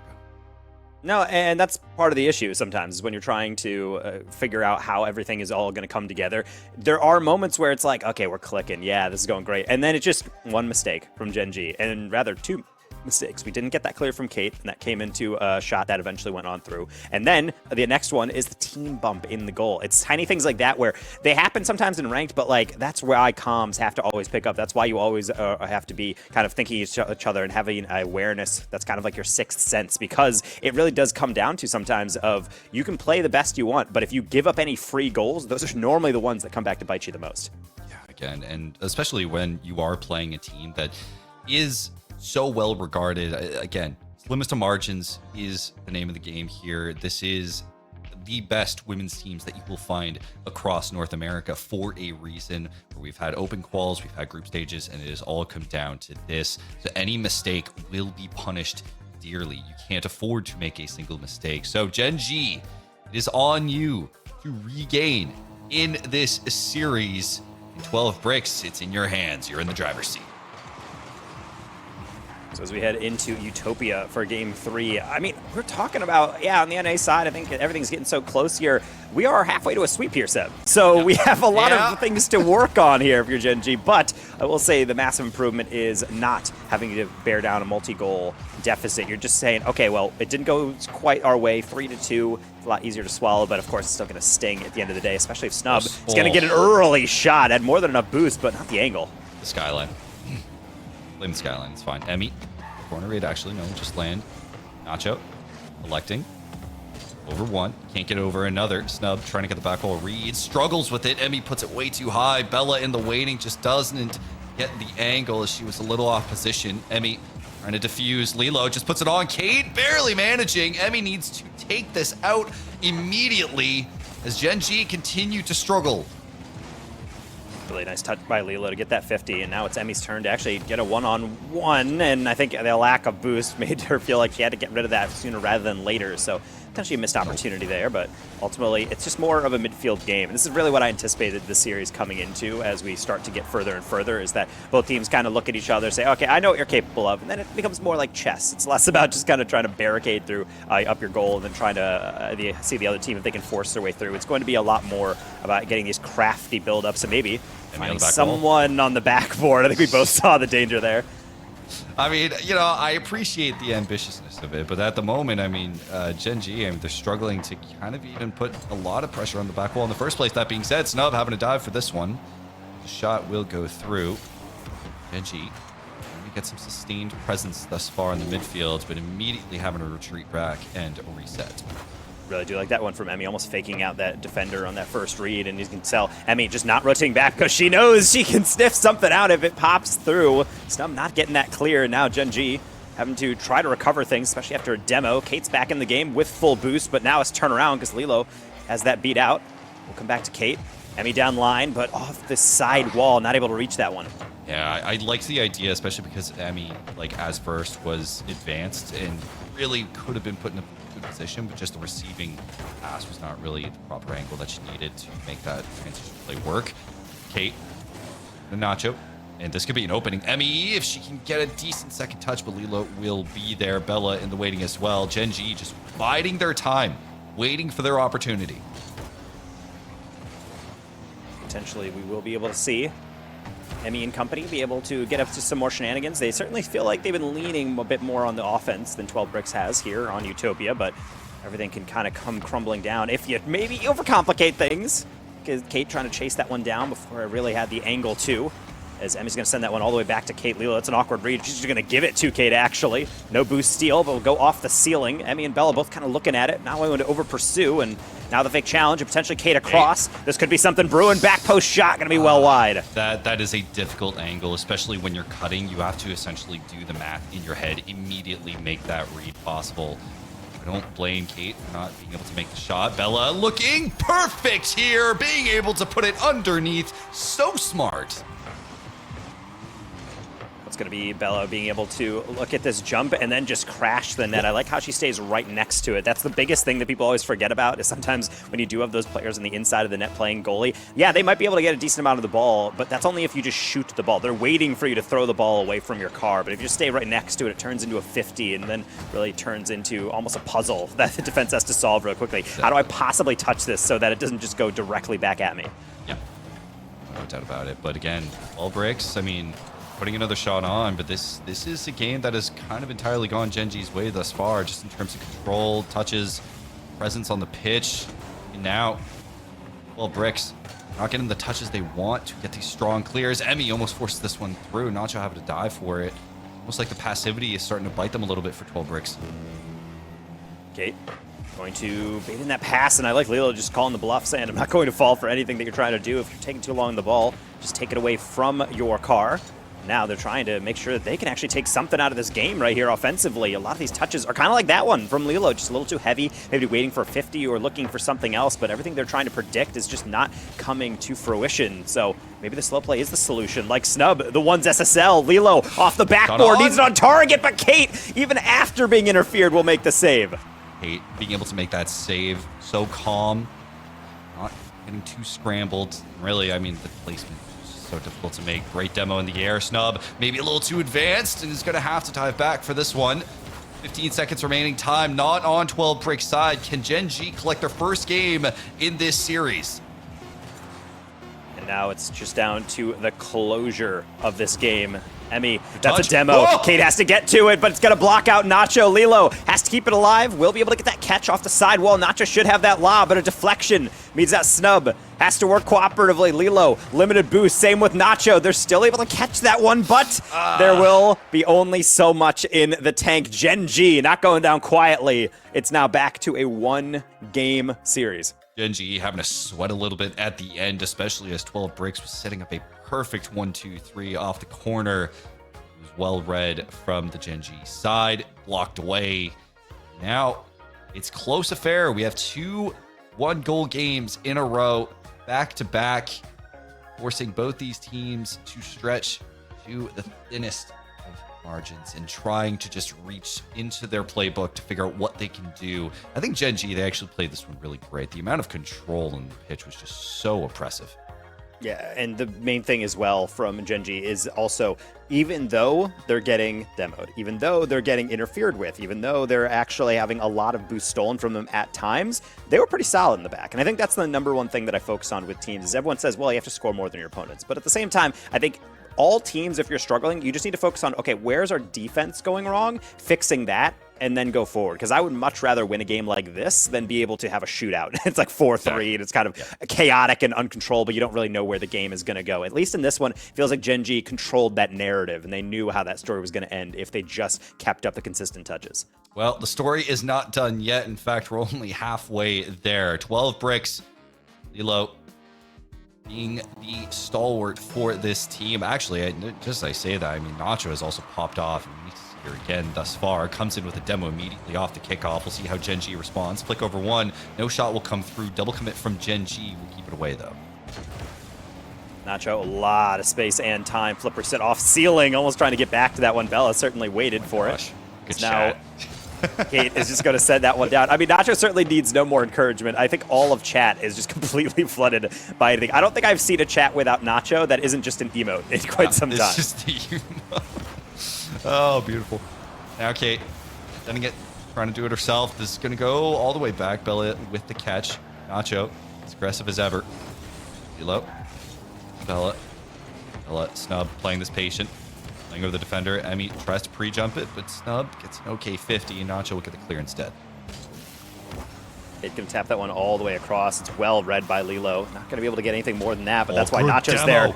The blind side and being able to wait for Snub to get a 50. It's really well managed by Gen G. Last thing you want to do is just throw the ball away. You wait for a 50, buy time for your teammates to get your boost, and then moving up and still boost your own. That's some from Emmy, which now allows Bella to potentially get that catch. It's a heavy touch, though, from that angle. So that's Snub's revenge a little bit as all Gen G now back on defense and a little bit late up until that Kate challenge. Yeah, I think it was a bit of a rough read, but I really do like just how much coverage Gen G are providing. Lilo, maybe getting the second touch. Is she going to look for a Kate? Perfect defense. She has been so good on defense in the past 2 games. I mean, the amount of times where, again, demos have come through immediately on the challenge, playing that first position right away to cover the demo or the bump that may have happened. It happened the last 5 seconds of the previous game. It's happening now. It's just she's adding so much coverage for Gen G. It's a good asset to have for a team, to have one player that just positions themselves really well, and not just in terms of like your XY coordinates when you're looking at the field, but really just the idea of where they are specifically and how they take these 50s and where they're able to actually make sure the ball stays in place. They don't go really too far out of your control, and sometimes it's not echoed by the other team. Is right there. That was a little bit of a loose touch that Kate was able to seize onto, but for the most part, it's a lot of midfield play up until maybe someone decides to do something about it. Bella with a high lob, but Kate just didn't nowhere close to be able to do anything with that. Yeah, the setup was there. It's just the lob was a little bit too high, and speed wasn't in play for Gen G. So we still remain scoreless at the halfway mark of this game, and both these teams poking and prodding. Pressure immediately felt as we go further and further into this series to see who will be our first grand finalist. Snub getting bumped. Nacho coming in for the coverage. Snub will be able to get the clear. We will see Snub take a really nice 50, and Gen G will send 2 players just to clear this one out, which means Nacho will be able to maybe wait and see if they have a 50 of their own to take. It will be actually somewhat out of danger, but that's not to say that Emmy can't sniff something out. Snub one-on-one with Kate. That's an air dribble trying to bait Kate in. Still getting the save. Emmy, crucial demo. It's a foot race to the goal line. Nacho with the spawn gets the save. It's still on the goal line and cleared by Lilo. What a defensive play from Nacho immediately on the respawn. That is a reason to spam Nachos. Talk about that demo update coming in clutch, but it can't prevent all the goals. Lilo is there for all the ones that might just spurt on out into the middle. That's another clutch save coming in as the third woman, and maybe get a goal. If not for Emmy, just being a little speedier to that one. Snub sends it right on back for Kate to deal with. 12 bricks. Playing a defensive masterclass thus far, doing such a good job at just goal line saves. Though realistically, I mean, Gen G, they're doing a good job at just earning these opportunities, these honest chances on net. They're keeping the lanes open. They're doing a good job in transition, but somehow 12 Bricks is finding a way. Like there, Bella forcing this through last minute. Gen G playing a bit more passive to try and avoid anything in return. So 12 Bricks will try again. That's a really weird bounce, Emmy. Great read into the near post. Off a deflection. It doesn't matter. She'll find a way. He's been the scorer for this Gen G squad. She does it again here over the defender, over Nacho's head. It will be Gen G looking to tie this series. So difficult to be able to deal with from 12 Bricks. As we mentioned, their defense has been stellar, but then it just takes one crazy deflection and a little bit of hesitancy on that read, and that's the pocket of space that Emmy can take advantage of. All it has to do is just beat out that first defender, and she does it so elegantly, just like she beats out that first defender on this ensuing counterattack. Kate and Bella both going for it. You don't want to get too greedy. There's only 30 seconds remaining. 1 goal lead is pretty fragile. Maybe another one, but Lilo able to recognize the danger, get that one away. Nacho, can you be the hero for this 12 Bricks team? Gets one. Fortunately, Lilo tries to go in for the demo. Nacho, last few seconds. 12 Bricks throwing everything at the wall. But Gen G not willing to sit idly by, not willing to let a lead go. Gen G hang on and tie this series. Emmy, look at her go. 3 goals across the past 2 games, and none more clutch than that last one. It's a difficult read, but that's really what it has to be against a team like 12 Bricks. Really, oftentimes when we watch high-level gameplay, people say, well, why are demos so popular nowadays? It feels like it didn't used to be that difficult to be able to avoid them and just play naturally and more with finesse. But the thing is, defense is so good nowadays, you really have to get demos to come in. The only exception is when you get a stellar read like that. And so when it comes from Emmy, that's great. And the one thing I keep noticing about Gen G that is consistent, even in the wins and losses, is I feel like they always do their best when they just let Emmy off the leash and just say, hey, go for it. Just chase this ball, stay in the attacking third. I don't care how much boost you have. Just always make sure you steal some pads, steal some corners, and we'll see what we can generate. And it works out really well. 12 Bricks, despite having 3 saves, they were constantly on the backboard, constantly trying to have to flail around to get these weird reads. And I don't know really how if they know the way to counter that. No, and I mean, even then, it's just can only remain on the defensive end for like so long, and it's not as if 12 Bricks haven't had their own opportunities. I think they're really doing a good job at sort of orchestrating these opportunities for themselves. It just feels like the timing is off by a little bit. They have the ideas for they're going to play the first woman to go in deep, get these demos in, whether it is Snub or Lilo, to be able to make that room for Nacho, which seems to be the case, or Snub. But Kate, I think, has been such a pivotal factor of not letting 12 Bricks through. And we'll see if she can continue that here as we have a tie series 2-2 across the board for both these teams. So now we'll have to see whether or not 12 Bricks have something up their sleeve, because it's one thing to lose in another game, it's a whole other thing to lose in another game, and then you're thinking to yourself, oh man, this is really right back to square one. All of that good work has kind of gone out the window, and now we just have to functionally play a shortened series. So we head over here into the night, or rather the opposite of the usual, the daytime DFH. I don't really know what has fallen us here, because the games seem to get closer and closer as we keep on going. I mean, again, just by single goal games, it is so pivotal across these series, just like how thin, again, with these goals just coming in just based off of the smallest of mistakes, smallest of errors. Emmy, such an important piece, though, being that sort of spearhead for Gen G, able to get as many goals as she needs to in the most clutchest of moments. Bella and Kate on the rotate back as, again, just play for time.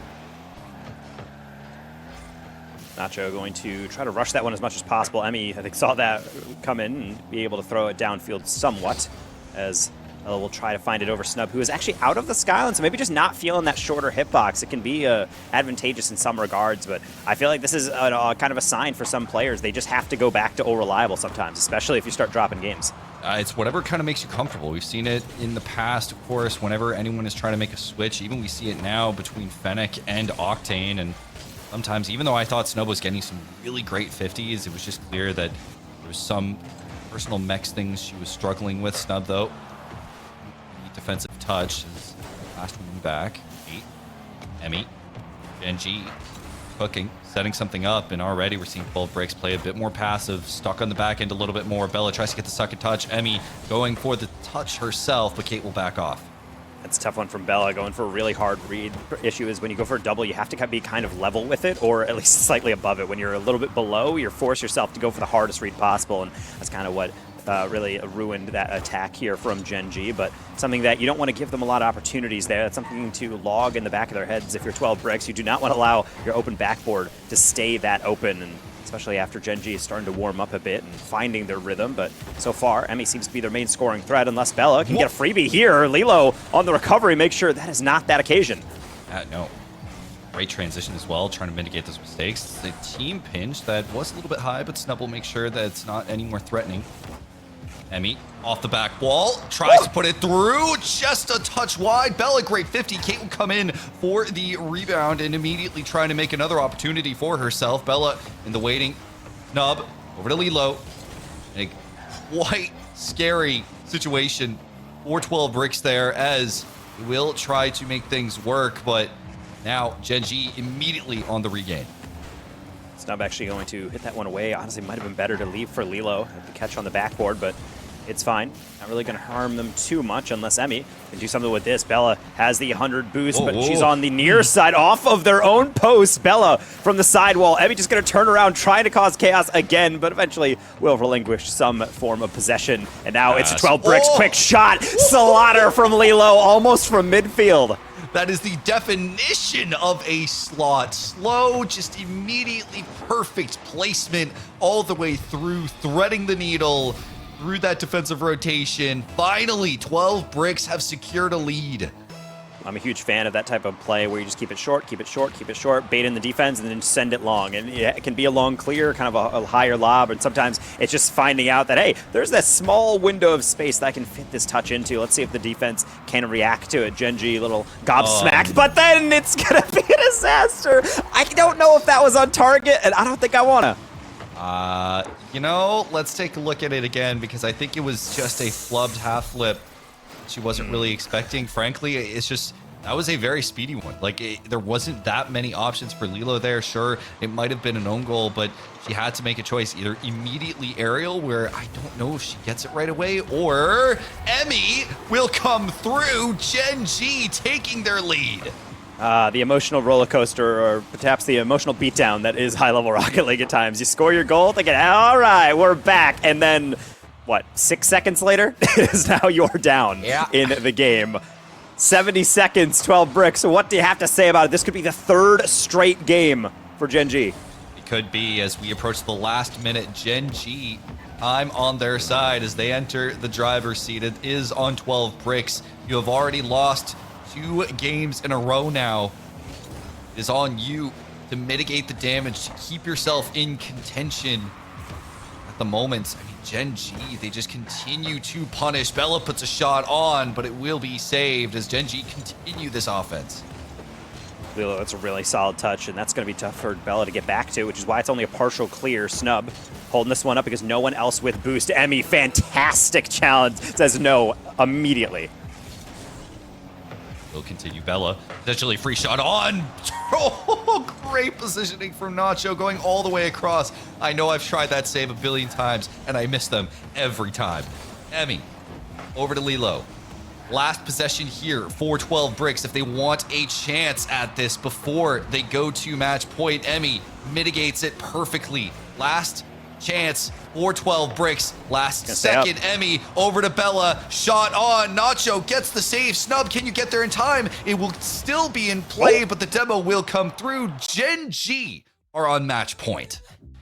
And this is why I'm saying, like, these players on these orgs, they have the mental resilience because they play together so much that they can stay focused in. They're not going to get out of hand. They also, this is exactly why you look for coaches, you look for players who, or former players to be able to be in your ear, be that mentorship that you need to be able to just look at that series and say, hey, you lost 2 straight, but honestly, you're not really out of it. You're not freaking out. You just need to take a deep breath, make sure we cut down on those silly mistakes. They don't dive in on anything. They take really high percentage plays, and sometimes, I will say, you can get lucky. Highly unfortunate first goal, but that kickoff goal was excellence from Gen G to take this one.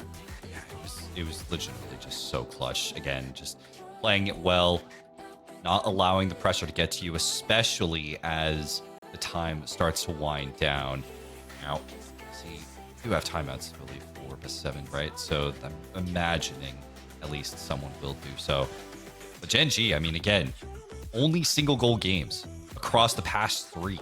Like, there is a point where it's like, yeah, okay, you could chalk a couple of them to being single goal games. It happens. But 3 in a row, Taco? Yeah, I mean, that's the tough thing. And unfortunately, no timeouts in these formats. So, unfortunately, you're just going to have to pull a Sipical. Pull your controller out and say, oh no, my controller, one second. Shucks. Oh, no.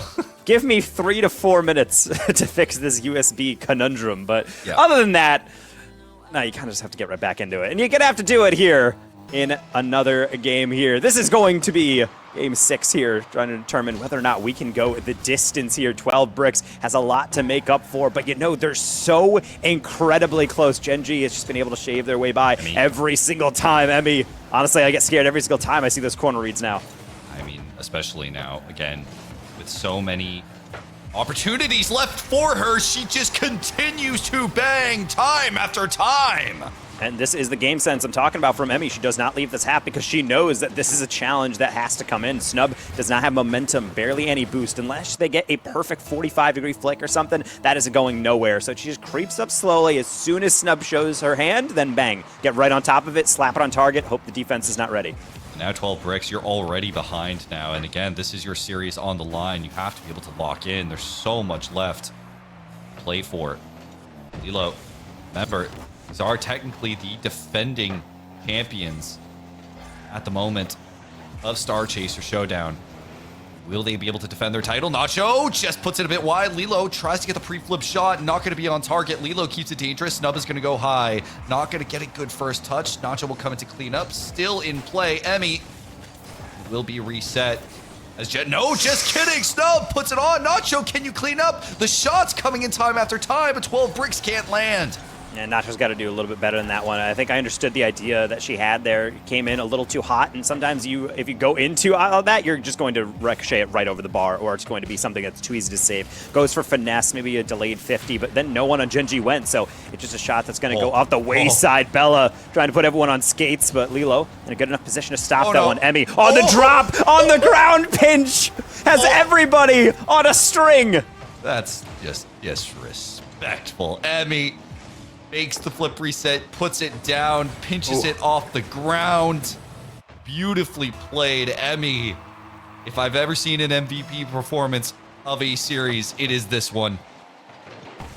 And just to say also just how dangerous those plays are. I mean, I have 10K hours, and still when someone ground pinches it, it's always just slightly faster than you suspect every single time. And that was, I think, exactly what they thought on 12 bricks. Oh, we'll be able to react to this one. I mean, how fast could it possibly be? And then just slot right into that near post. 3 minutes on the death timer here before 12 bricks coming out third to fourth in Star Chaser Showdown 3. Again, as 2/3 this remaining roster did come in as champions in Nacho and Snub, so to come out a little early would be somewhat disappointing. But when Gen G's playing like this, it's hard to refute their dominance. Wow, just even though Kate had a lot of space to work with, this is where 12 bricks, I mean, passivity, the positioning just starts to bite them. You leave the opening for Kate, who will take full advantage. 3 minutes remaining. It's not impossible for 12 bricks, but starting to get precarious. And this is where really the best teams, I think, shine. It's something almost intangible that they all capitalize on, is that when things start to go well, everybody starts feeling it. The touches get better, the air dribbles start getting more precarious for the other team to handle, and then you start just seeing stuff like that. Kate just solo plays it, double taps it, and not only that, but with 2 goalies in the goal and still is able to slot one into that post and in area. So great placement, great mechanics, and really just everything is clicking for Gen G. Halftime has just hit us here, and potentially our final game here of our first semifinal here in NA. And 12 bricks, I feel like they're just searching at this point for anything to get themselves going. Again, it's such a contrast to how we started off the series, where it really felt like 12 bricks was keeping Gen G at bay. They were handling all the pressure well, but now Gen G have been able to utilize it, completely transform themselves into a more of a dismantling machine, playing slow, playing around that passivity of 12 bricks, and is aired fruit in this case. Bella being in the midfield, Nacho just struggling since the car change, and this will be another shot for Emmy.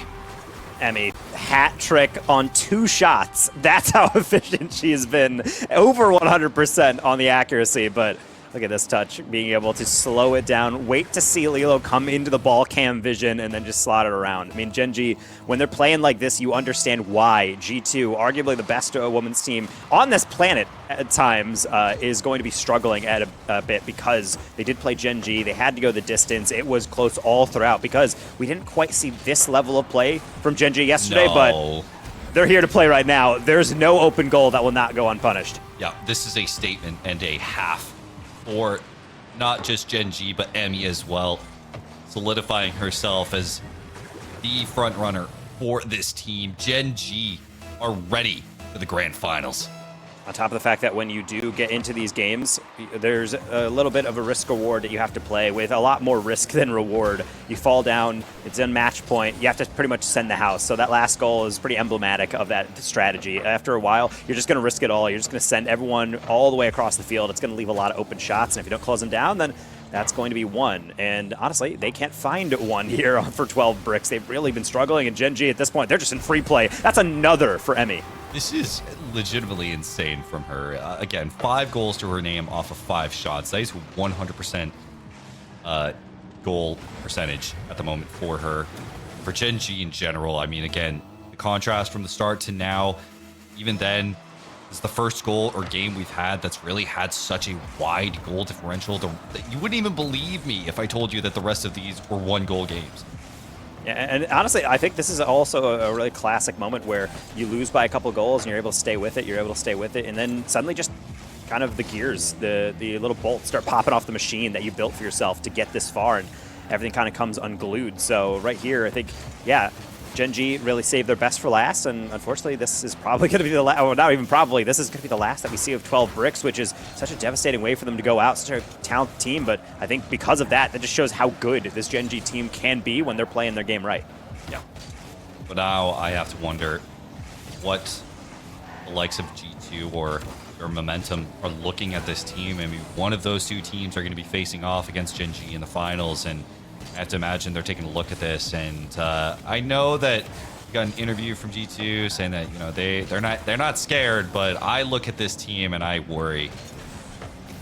Well, I mean, it's spooky to watch them, especially in games like this, where not only are they getting 6 goals off of, count it, 8 shots, like almost every single thing they touch is a goal, but they've also really just been limited to 12 bricks to 3 shots in total. GG's to 12 bricks. Unfortunately, their run in the Star Chasers number 3 is over. Gen G, our first grand finalists here in NA. The champions have been dethroned thanks to Gen G Mobile 1 Racing Black. As we have our first grand finalist here, and done so in dominant fashion. 4 straight games across the board for Gen G, and again, despite the fact that there was just 1-goal games for the majority of them, this game, the final game, was a statement. Yeah, and this is really the moment where Gen G has lost Courtney. That was a loss that I think really shocked a lot of people, even in and out of the women's scene. Everyone who plays a lot of high-level 2s, or even just weeklies, looks at Courtney and says, oh, that's a really good player. And you lost her? That's a tough thing. I don't know how the roster's going to look after this. And then you get back into a tournament. That's a grand finalist. It's a 6-0 win to be able to close out a series. I mean, clearly Gen G recruiting's going great. Emmy fits in like a glove, and really, this is a terrifying team to go into grand finals. At best, you want to see teams struggle and barely get there, but this looked like a walk in the park after those first 2 games. Yeah, and I think that, you know, I'm sure we'll get to MVP at some point, but it would be shocking if we don't pick Emmy. I mean, it's just like every single time, even when the games were so incredibly close that anything could have decided them, it was Emmy finding that pocket, finding that opportunity, being that clutch master to come in for the team. And in this case, I mean, obviously it showed, like the statistics show, she just went off and was incredibly insane. Very excited to see where this ends up. But in the meantime, we are going to be setting up our second match, because now that we have our first grand finalist, the other 2 teams, they're going to have to looking at each other. Of course, we have G2 versus Verum Momentum. They're going to be looking at Gen G, and they're going to have to lock in. And so we will be taking a look at that after the break. be right back.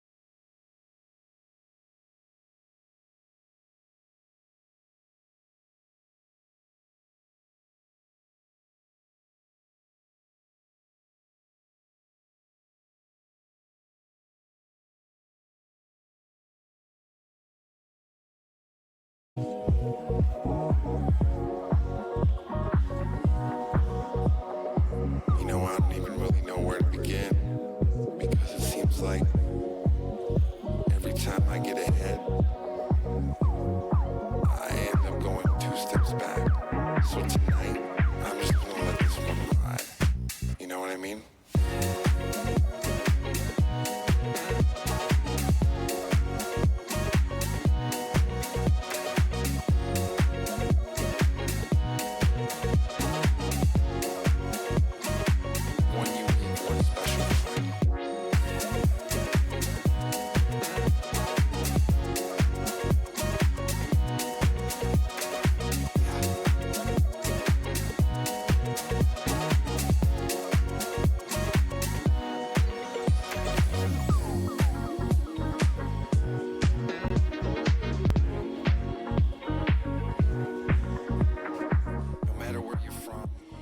semifinal all wrapped up here, and we have named Gen G Mobile One Racing Black will be moving on into that grand finals match and have made it further than they have in the previous event. Got knocked out in the semis, but made 12 bricks look pretty weak at the tail end there. It was Emmy who was really able to step up for this team and really show off what she can do as a new part of the roster. And we say new, she's been on the team for a while, but I said more is newer to the Rocket League scene. Even when we were doing research, she doesn't even have a Wikipedia page yet, and I think she's the only one that has made these top teams in both regions so far to not have been there. So her fitting as well as she has been into this Rocket League competitive nature has been great to watch so far, Seth.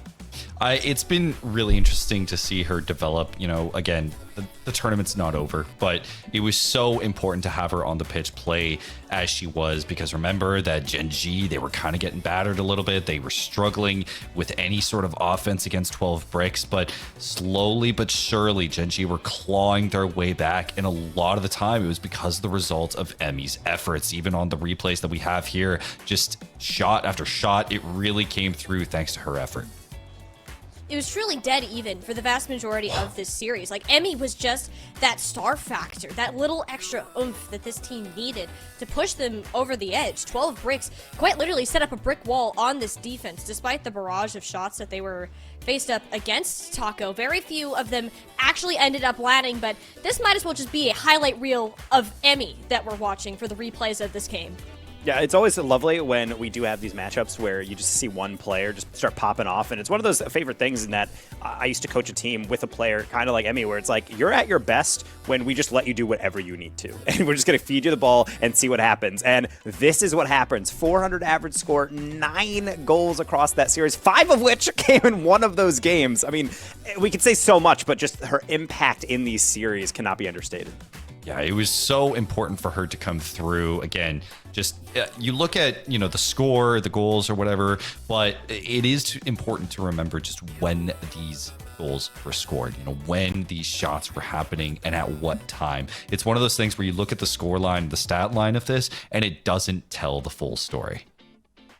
No, and I think that if you see this and you're like, wow, Emmy just ran away with the whole series and it wasn't close. Not at all. That was far from what actually ended up happening. Sure, she was a major factor of when it did turn out to be that way, because her timings and when she chose to step up in the way that she did, Bella and Kate just feeding her the ball constantly, those were the impactful moments that did end up defining the game and the series along with it. 12 Bricks had a really strong start to the day and showed that there's a reason that they did win the previous Star Chasers Showdown. They just couldn't get past that immense defensive plays that we kept seeing from everyone here on Gen G Mobile One Racing Black. And speaking of that team, we do have an interview, I believe, with Bella coming our way here in just a moment. And this is actually really cool to sit down with you, Bella, since you've been on this team for several years now, and you get to see how... Oh, hi, friends. Hi, caster friends. How's it going? There we go. There you are, Bella.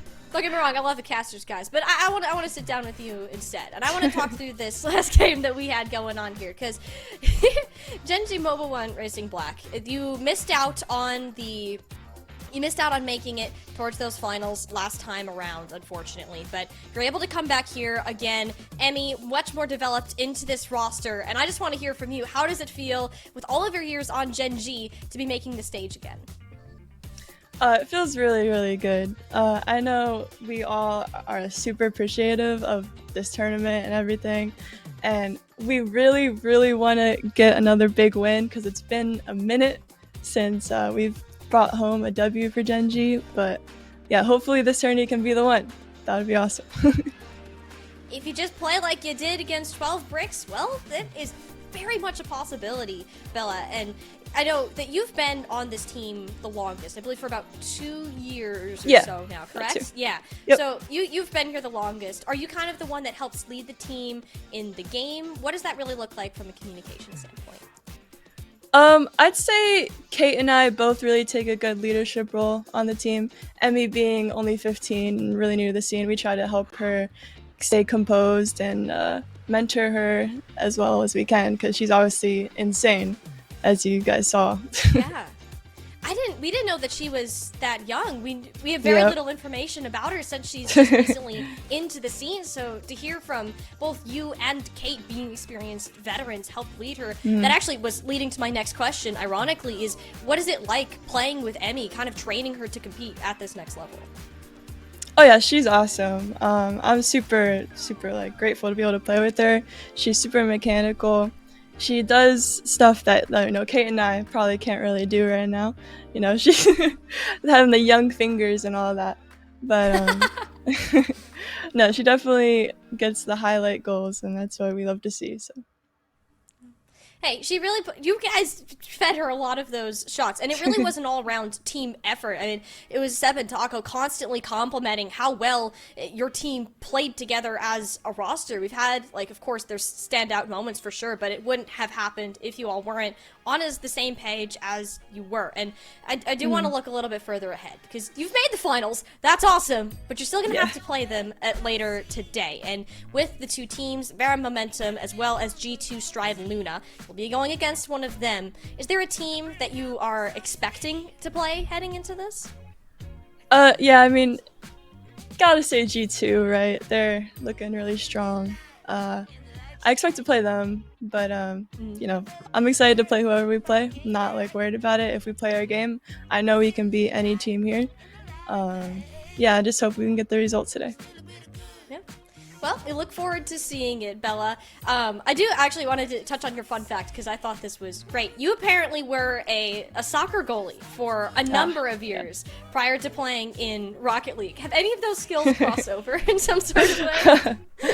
I won't say okay. When I first started playing Rocket League, I was a goalie because I didn't really know what I was doing. So I kind of just sat in goal since I was used to that playing soccer. So, but yeah, obviously as I got better, I learned that you can't really just sit in net to win games at high levels. So yeah, I kind of got a little different, I guess. We elevated the gameplay a bit, so. You get to actually score the goals now. It's like a completely Sometimes. You put a couple up there today, so Couple. Hey, you go ahead and take it. And we're very excited to see the return of Gen G Mobile 1 to this championship sort of level, and it's something that I bet you sound like you're very excited for and kind of prepping with the team. Is there any additional prep that's going to take place prior to that game as you're getting ready to head up for it? Yeah, I think we just gotta know. We all know that we can win this, no matter who we play, G2, VM. So we're just gonna try to stay composed. And play our game. That's really all it's gonna come down to. It's executing. There you go. Play your own game. Take it into your own hands, and don't let your opponent have a say if you can. Well, we'll have to go ahead, wait and see for that. Thank you so much, Bella, for joining me here on the desk. Looking forward to see Gen G Mobile 1 Racing Black once we get to that championship match. So we'll go ahead and let you go. So we got another semifinal we have to play. Appreciate it. Thank you. Of course. We're going to go ahead, get Vera Momentum and G2 Stride Luna loaded up into the lobby. So we have one more game to go. Find out who will be meeting Gen G within those finals right after this break.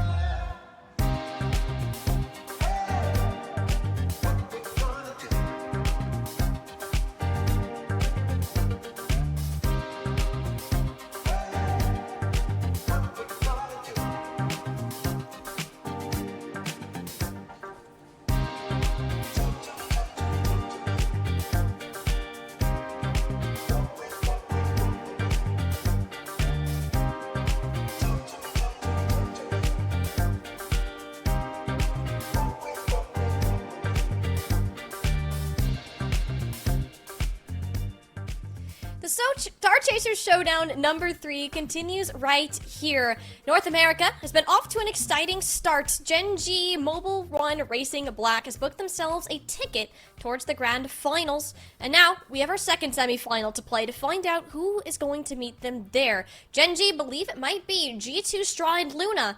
But if we know anything about Verum Momentum, especially with how Courtney has been playing lately, Seb, it's not going to be an easy match. No, I mean, listen, they ended up coming in here through a reverse sweep and they earned that spot. But unfortunately, because of it, they, unfortunately have to play against G2, which is its own sort of challenge at the moment. However, that being said, I have no doubt that because of how it was the opposite. They were the ones that got reverse swept. That being said, it was G2 that are coming into this, obviously the favorite. Karma, Talibird, Avenger. This is a squad that is firing on all cylinders, and for good reason. I mean, we were talking about it yesterday. It's really hard to even pick an MVP among them. They are all playing so consistently well together and playing it. It's not as if like they have an Emmy at the moment for Gen G, who is kind of pushing Gen G across the finish line. But for them, they're so even across the board. Verum Momentum, I mean, I think they're still sort of reeling off that reverse sweep where it really did feel like a bit of a collapse for them, though we know that they have the pieces to make it work, especially with Courtney on the board. It all just depends on if they can put it together against a team of the caliber of G2. And especially from a mental standpoint, getting reverse swept against a team that was looking like a likely upset before is never a feel good, especially when you have to go into a important semifinals match lately after. The one nice thing about it, though, is it is a new day. We've moved on. Everyone's had some time to sleep on it, and you can take a fresh breath and restart here. It is a best-of-7 series, so it will get much longer, but it is more, you have to argue that Verum Momentum has more to prove. Because of those struggles that they faced yesterday, you're going against G2 Stride Luna, which might as well be the epitome of experience within this tournament itself, Taco. Yeah, when you do go up against G2 Stride Luna, you're saying, okay, well, you're probably going up against like a grand final level team. So when you play a team like this in group stages, as many teams do, it's like, okay, cool, let's just see what they're made of. But then once you get here, it's like, okay, this is what they're built for. This is really what the expectation, especially any roster gets signed to an org as prestigious as G2. They're really bare expectation is like reaching the grand final. So Verum Momentum definitely has their work cut out for them, but just like any team that makes it this far, they have the capacity to beat them. We saw how Gen G got really, really close, even not even playing, I feel like at the peak of their potential, to beating G2 right there in that last best of 5 in group stages. So if Verum Momentum bring their A game, I could see the path, but my goodness, so many teams see the path and then get lost halfway through.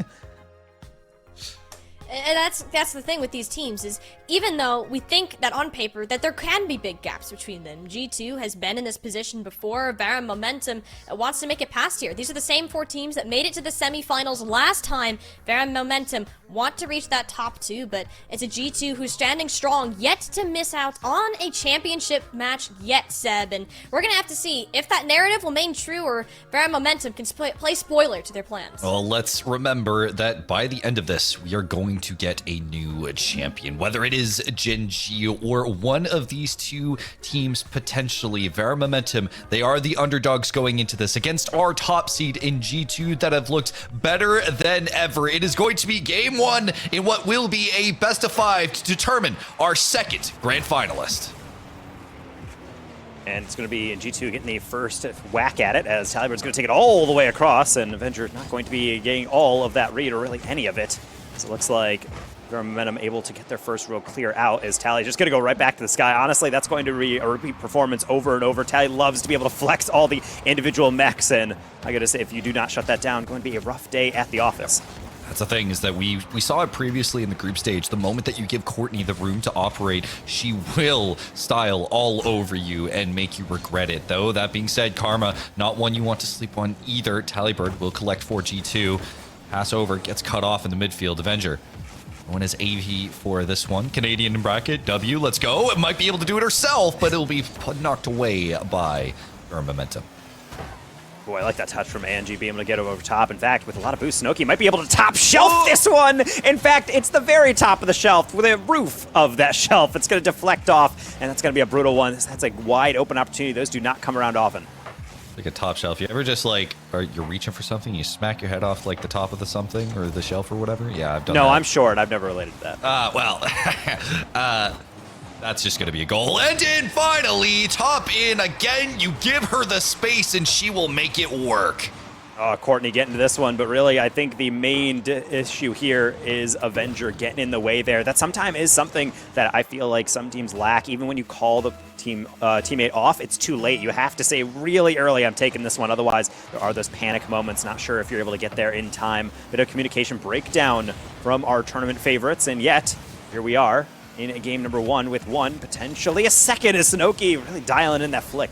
And I did pause there for a minute because I'm like, surely with how easy of a lob this is, like it will be saved. But I think it was just that perfect angle with just the right amount of boost came through for Vera Momentum. Now this will be knocked up high. Karma, this is on you to get a second touch, but it will be blocked away by Angie.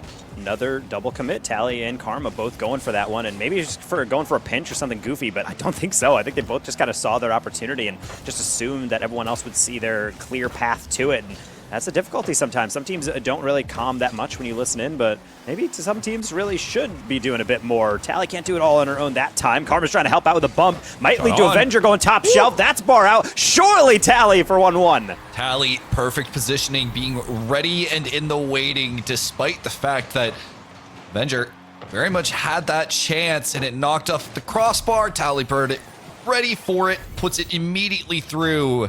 G2, they're not out yet. So we'll see Courtney be able to get a wide open air dribble, able to get past one, goes for a 50 on another, but Tally finds a way out of that labyrinth of 50 coming on through. Avenger trying to do the same, but finds Tally. Actually gets a great clear, but Courtney drops it on down. I think Angie wanted to take that, but Sanoki was closer. Kind of those awkward depth issues. We're not entirely sure who should be taking those. Courtney, it's going to go over her head. Good touch from Sanoki, cut off in the midfield. Double commit from Verum, though. Could be dangerous. Courtney, no boost, still going for the double tap. Transition play in progress. Karma trying to get the read from the waterfall. Almost does so. Would have been spectacular, but will be whiffed regardless as G2 will maintain. Keep going with the pressure they have. Sanoki tries to circumvent Avenger. Not going to work out, so therefore it's Courtney up against Tallybird. Flip reset potentially in the back. It's going to be a fake. Tally still gets a save. Where is the follow? Angie too far away, just gets the deflection instead. Both her and Sanoki were not ready for just how close that was going to be. They thought they had time to get back and then get back up, but those plays are not going to sit around forever. No, especially again, there is such a thing as having too much faith. You can't just rely on Courtney to be able to make those solo plays and find their mark. You need to be able to follow up because when you're playing the likes of G2, they will be able to punish. They will be able to just knock it away. Solo plays, they're not going to be the be-all, end-all here. Sanoki trying to go off the ceiling, but couldn't quite reach it, which means it's going to be wide up for Tally. Not a lot of boost, but more than enough to get the flick off. Angie, I like the patient touch there. Karma not able to put that on target, so Sanoki fully boosted up. Lobs that one in the middle. Tally's going to turn, and that's a precarious one sitting right in the midfield. But again, it's going to be a bump play away, and all of Vera Momentum going to have to reset here. Still 1-1 as we enter the final minute. In game number 1, we said any team can win on the day, and just like last series, this first game is really just going to be a little bit more of a back and forth play. We know that Vera Momentum has the capability, and I think they themselves want to regain after the reverse sweep suffered last night. They are playing like it thus far. Courtney, great touch off of the side wall. Can you get over Karma? Karma, perfect position, pinches it out. Still dangerous though for G2 as they scramble to try and get it out of the zone. Avenger going to lob that one high. Karma fully boosted up. Courtney's trying to cut it out and does. Angie gets a crucial win here as Courtney will be able to get that mid boost. Tally going to test that backboard defense, of which there is none. Angie's got to get up. So can Sanoki. Courtney rescuing things, and maybe that's going to be a dribble play, trying to find Sanoki potentially off the line, but nothing doing. Are we in for an overtime in game number 1, or does Angie have something to say about it? Taking it slow, trying to bounce that down. No catch, and Tally will maybe take one more wing up the line. Instead, another dunk. It continues to be so precarious. You see no one wanting to take any unnecessary risk. No, this could have been very dangerous, and they don't want to leave a team that can set up so quickly like G2 with the opportunity. Angie playing it low. Great 50 from Karma. Well read on the fake. Courtney needed that boost. Now you just left it to Karma. Courtney's going to have no boost for the entirety of this defensive run. Talibird looking for a pass. Courtney sitting in such an awkward spot. Woo! Somehow makes the save, keeps it out, and keeps Vera momentum alive. Avenger can't get the shot on. Talibird will put it wide as Vera momentum stay alive.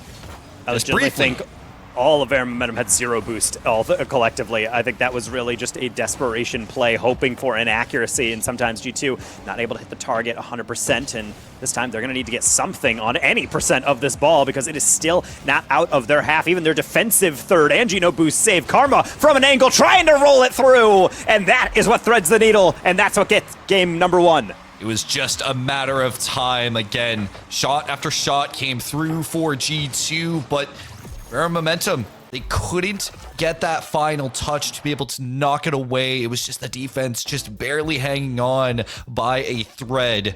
Boost was lacking, everything was lacking, and it was only going to be G2 scoring by the end. And with that, they will take the first game. And I gotta say, Vera momentum, you had your chances. You have to be able to shoot those on target with pace, with a lot of accuracy. And sometimes it just felt like they were looking toward the goal, they were getting there, but then once the shot came in, it was almost like everybody's looking around. It's like the mod check emote where everyone's saying, where is the second person? You have to be able to crash the net, because when G2 Stride Luna is diving in, gets a save, and then just waits for the follow-up and nothing comes, that's just giving away a free goal. Yeah, for sure. I'm looking at this too, and frankly, it's just such an even game across the board. I think Courtney, that last boost did hurt her a lot. The fact that she unfortunately missed the boost, Karma was able to take it. It just felt like Vera momentum were playing catch up the entire time throughout that defensive period, and it did result in a goal. So in this case, we will go to game 2. I was going to say Gen 2. I don't know. I think the finals are looming overhead, and I'm kind of curious as to what is going to happen. But Vera momentum, Talibird not going to be able to get the shot off as we enter game 2 proper. And it's going to be Courtney and VM trying to figure out a way through this defense, and maybe it's just them giving Courtney a free one. Karma can't get back to it, and an awkward way to open up the scoring. This is so awkward. This is very much like Courtney's first goal, where it was just a lob over, people not too aware of where she is and how dangerous her position is. Like, she had enough time to back up, set up, and just punt the ball towards the net. In this case, resulting in a goal. So, their momentum, able to secure a lead once more. Are they going to be able to hold it this time? Angie dodging a demo and trying to get this ball clear again. And honestly, the one thing that I have to say about G2 is, despite the fact that, yes, they get the game number 1 win, they're playing mostly cohesively, they're still dangerous on a lot of offenses. Surprising number of times where it feels like a pretty ordinary exchange of rotation, and then it suddenly just results in this awkward double commit or a miscommunication. Someone knocks it over someone else, and I just don't know how much more they can get away with that. I would say that's priority number 1 going through the rest of this game, especially now that they find themselves behind for the first time. All right, so back into it. Minute gone for momentum. Look at the positioning of G2 playing so aggressively. Karma even playing that midfield so far forward. This third woman, Angie, puts it down. Talibird gets a decent read. Looking for the second touch. Can't get there. Avenger's going to go in. Shot on and in. Again, so rough. Angie gets that first save, but the thing is, everybody is flailing. Courtney doesn't have anything, and Tally, honestly, halfway through, might have just realized that she really does not have that read. Maybe just better to leave it, since everyone is playing off her deflection anyway. 1-to-1, well formulated, and it's on Vera momentum. It's not just about getting that first clear, it's about getting it to a position where everybody can get some boost and recover. 345, Talibird. I really love how G2 is just playing this midfield game right now. They're taking every possession slowly and just playing so aggressively. And anyone who even tries to make it across is immediately demoed. Talibird showcasing that here. Angie also just getting weighted out by Tally, and I also do like that on defense, where you're not really too worried about anything in particular. You just have kind of awkward moments right there, as we see some demos come through in the midfield. Angie, maybe looking for a quick flick. It's nice 45. Avenger is on it, but there's for Sonoki. Can capture this one as Angie going to chase some demos. Karma waiting too long, and she will pay with it with her life. Rule 1 is officially dead now, isn't it? Really feels like it. Sometimes. I mean, it depends on really how the percentage. I do like how the crowds at LAN still boo it when they do see people break it. I mean, you know, we had that at Worlds, but that was... Oh, Talibird coming in for the shot, but a great cutoff by Sonoki. get back into business right now. Talibird almost stuffing this one through. Avenger, can you get the angle? Looking for the second touch, and does, but just doesn't have the angle to make it work. Again, Ver Momentum holding on by a thread and then waiting to attack. That's a tough one from Snooki. Could have been a double tap, but the first touch wasn't quite there. Therefore, Courtney and try to regain from the back wall, at least getting a boost away from Karma, who did attempt that steal. I think that's one of the biggest things I'm noticing from Vera Momentum is it's one thing to give up some pressure, it's another thing to give up your boost. If you are just sitting on the goal line with 10 to 12 every single time, you are going to be giving up a goal more often than not. Snooki over the top, that's a tough read even for Tally, and yet it's still a perfect touch into the reset into the midfield. Yeah, oh, is this straight over Karma's head, but it will go wide. No one there. Noki having a cut. She will do so. Courtney. Karma chasing down Courtney. Talibird for another. Clock slowly winding down as again, Vera Momentum just dealing with whatever G2 has and then immediately prepping that transition play. Another miscommunication there from VM. That's going to be Snooki going forward with arguably a better angle, but Angie wants to play Disruptor. One of them needs to call it off. Honestly, both teams really struggling with that. I think partially just the nerves of knowing that they've come so far, and this game is going to come down to probably just an individual play. Is this going to be it? Avenger certainly thinks so. That's a great aerial, although it will not be able to beat out over the top of that defender. Karma from an angle off the near post and going to go to the far side. So incredibly close. Karma trying to flex the mechs, but it can't work out thus far. At the moment, G2, they're playing to break this tie. Sanoki does get the touch. It's going to go far. Karma will be stuffed by Courtney. Angie puts a shot on. Talibird barely there in time. Having to rush back to make it work as Vera Momentum. They're slowly starting to cook. Trying to create an opening for themselves. That's a good 50. Talibird and the squishy. Angie stealing the boost. This could be dangerous if Courtney can get up there, but it'll be stuffed away.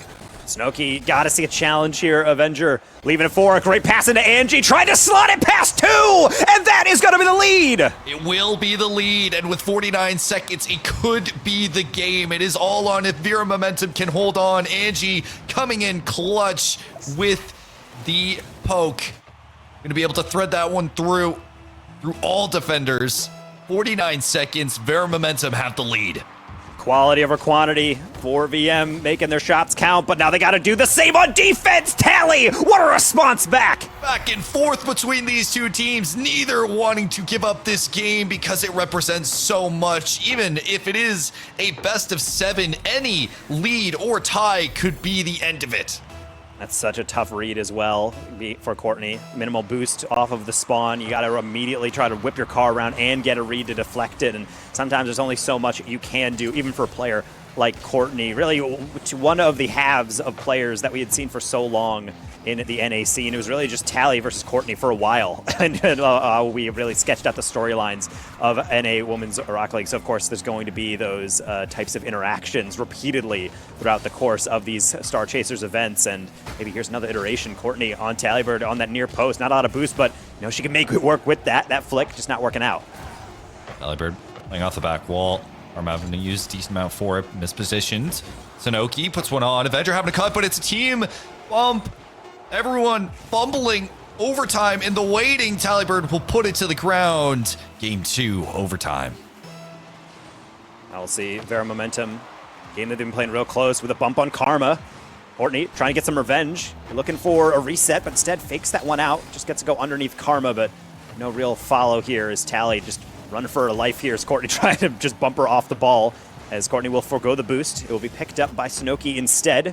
Will then immediately turn and be faced with Talibird from a near angle on the near post into Karma, and that's going to be another game for G2. Just completely rips the hope away from Vera Momentum as this one threads through the defensive rotation. Angie needed to get that touch, but Karma in the waiting makes it look easy.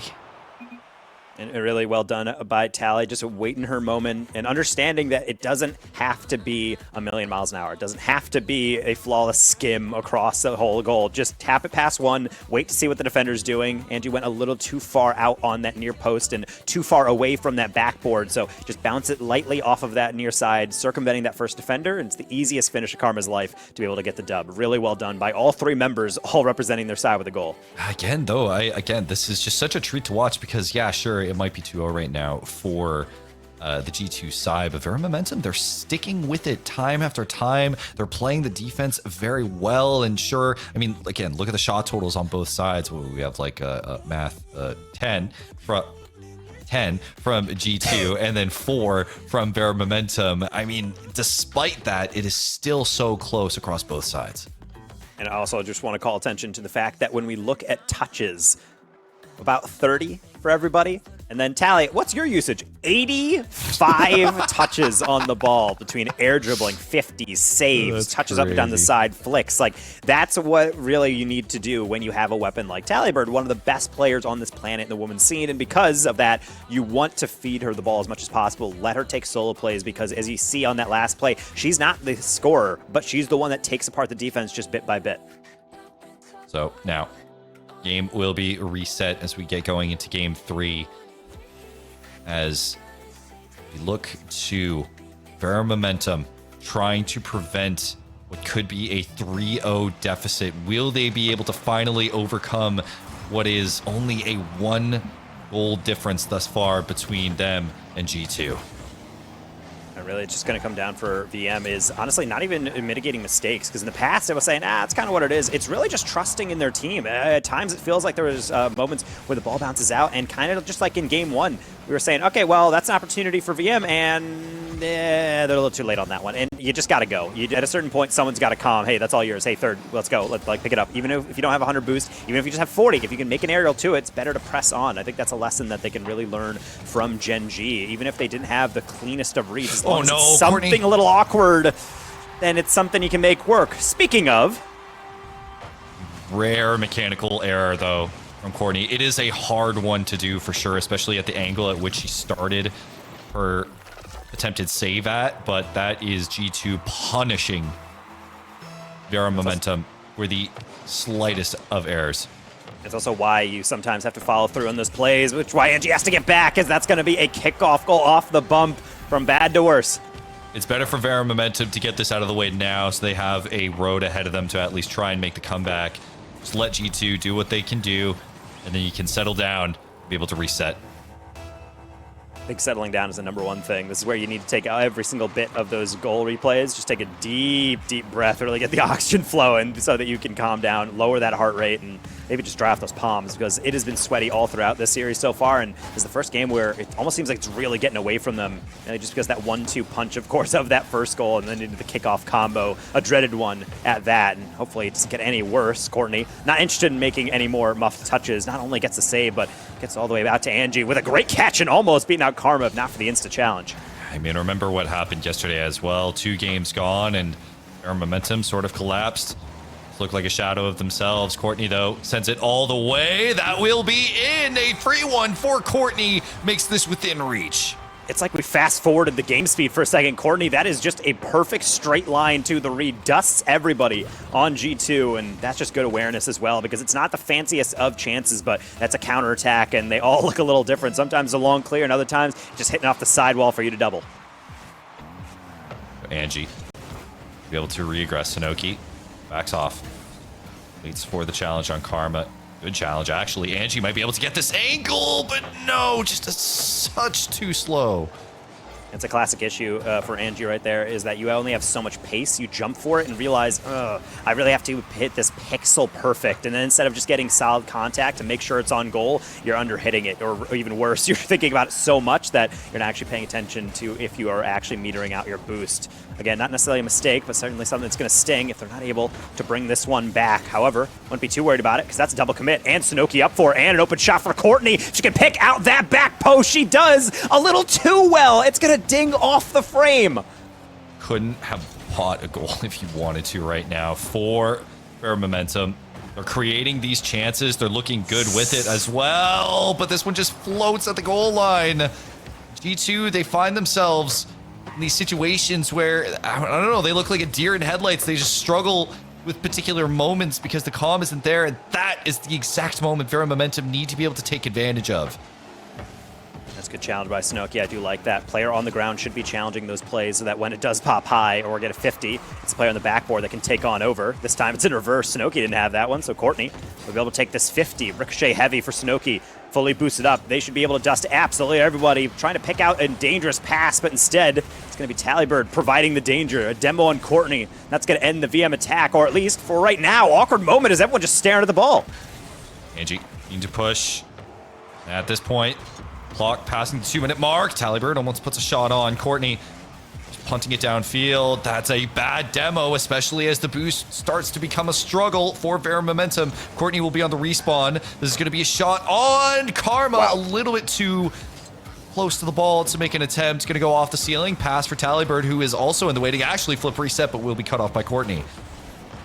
Really good endurance here from G2, committing forward on a lot of these touches. Avenger honestly should have had an assist on that last one, but Karma's not anticipating it being that fast across on the pinch. As we reach the final 80 seconds of this game, back to that 1-goal deficit, as we have seen. So, Vera Momentum has had the opportunities, but how many more are they really going to get? Maybe it's just going to have to start with the boost control. Sunoki will take her time, slot out Courtney. That's going to be a roll into the corner, but Tally should be able to handle. Courtney, being a patient, waiting for the touch. No, that was, I think, a good angle for Angie to work with. Clock becomes a factor. Talibird in transition. Karma waits for the touch. Courtney gonna have to take care of it herself. Gonna go all the way over. Sunoki looking for the doink. Avenger gonna keep it in play on the blue half. But Vera Momentum, this is your one chance. Pass over to Sunoki, but brilliantly saved from the G2 side.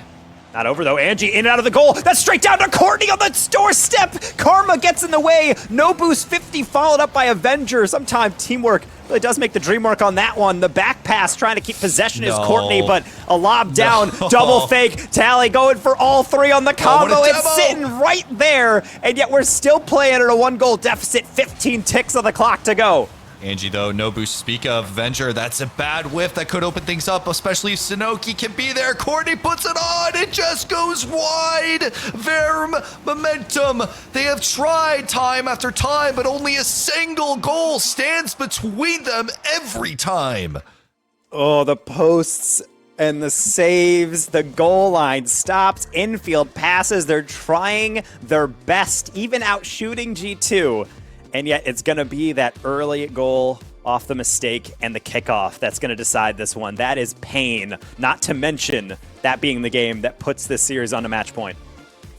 Like, if I'm Vera Momentum, I'm mauling. I'm legitimately just like shrugging, and I'm like, what can we actually do? It is a single goal every time. We are doing everything right generally. We're playing to our strengths. We're allowing for these infield passes to come through, but every single time G2 find a way to stuff it, to knock it to the side, to just immediately throw up a wall and refuse any sort of momentum from the Vera Momentum side. Yeah, I think I would agree with you that after game number 2, that would probably be where you would take a timeout if one was available. I think after this one, you would definitely want one just to be able to stand up, because I agree. I would be tilted having a shot go off a deflection or a goal line stop, or you have play ball on 0 boost, stopping your read just the last second, getting the perfect 50. I mean, G2 Stride, even when it looks like they're flailing and it looking like they're out of control, they're really always going to have at least some say in how that play is going to go. And if Vera Momentum wants to have any indication of where this series is going to go, they're going to have to step this one up, particularly on the offensive side. Clearly taking multiple strikes to be able to break through this G2 defense and maybe extend this series out. It's going to be a battle between the two to try and figure out how this will end. G2, I mean, they're having a fight tooth and nail for these games as well. Yeah, it's a 3-0 at the moment, but it is so incredibly close between the two, and it is very much a chess battle to see which gameplay will work. That is a brilliant pass over to Angie. Will she be able to take advantage? Can't get it over Karma, though. Karma will be able to collect some boost and reset. G2 in the waiting in the midfield. I do love that indication there from Vera Momentum. Despite the fact that so much is on this game, they find themselves in a 1-2-3-4 passing play build-up, and then almost something that Angie can deal with. Problem is, with only 30 boost at midfield, have 2 defenders to beat. Only so much you can do about it, but it shows still looking for each other. They're finding outlets that aren't just a clear downfield. It's something you combine with someone else. Unfortunately, sometimes there will be a Karma in the way, bumping you out of the way, and now Tally and Avenger trying to get the scoop Freddy on the back post, but Tally not able to find that threaded needle. Now, Karma keeping the pressure going on. Talibird, that is a rough whiff, but again, just look at the boost starvation. from Vera Momentum right now. They're doing everything they can. That's a great flip reset pass over to Karma. G2 open things up. That's why it's so tilting playing a player like Talibird. They can't see the boost, but that is done off the wall with under 10. Really just tapping it, waiting that extra half second, getting the reset, and it's a perfect scoop every single time. And what a luxury it is to play with a player like Tally, because you know it's going to be right on your silver platter for you anytime you're in the attack. Talibird. There's Karma again, G2. Just business as usual. Looking for their opportunity, poking holes, figuring out what they need to do. Just generally how they play this early game thus far. 320, Karma. And going. She's been so good this game, actually, and series.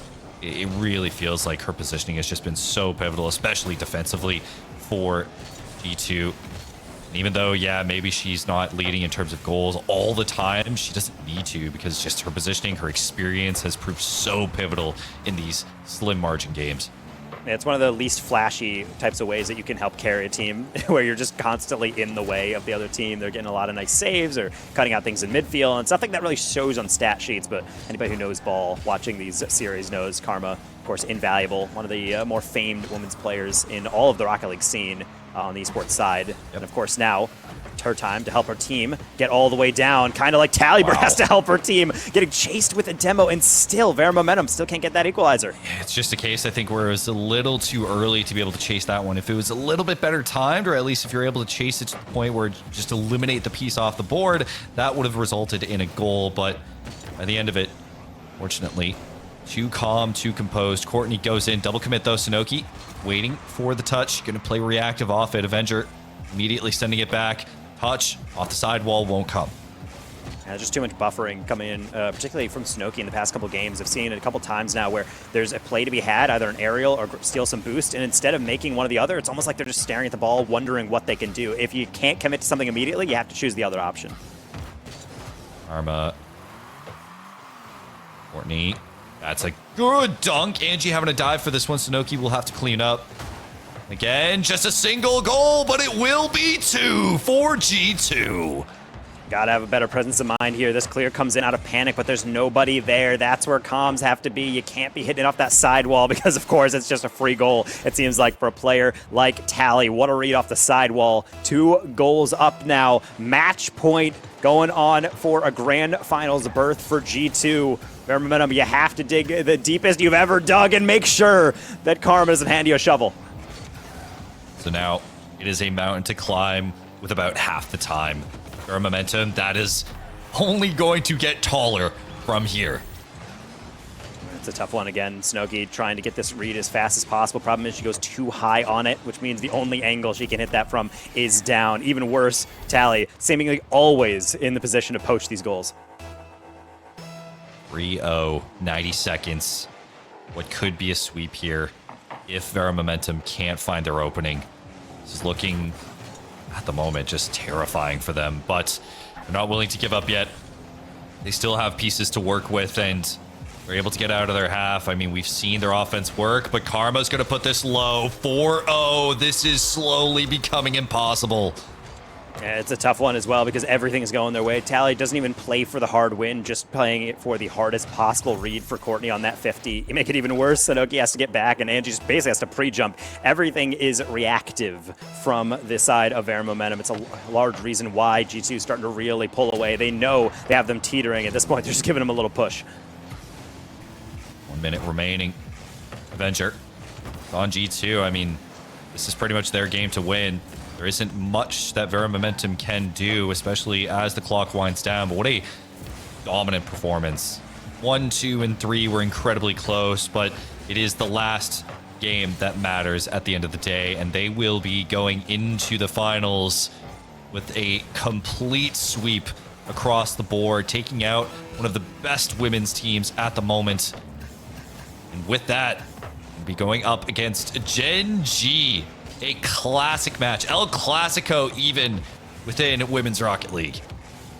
Yeah, it's a tough thing to see, but also I think we've seen almost like an adaptation of this storyline already with the Gen G and 12 Bricks. We saw 6 games go really back and forth. We saw like a lot of nice build-up, a lot of close games, and the last one just something had to give, and the better team won out. And today, it was Gen G. And now, G2 Stride Luna, those are going to be our 2 grand finalists in a sweep, showing that not only can we run this region, but this is the fashion that we do it in.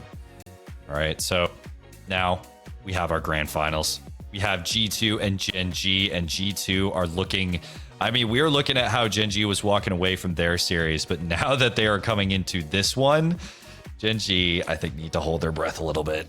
They're going to have to lock in because this is a G2 set on being the best women's team in Rocket League. And really just a lot of a nice shot potential from G2. Also just no hesitation. It's the biggest, I would say, contrast I kept seeing between these 2 rosters is that Vera Momentum would have these moments where they would chase, and then there would just be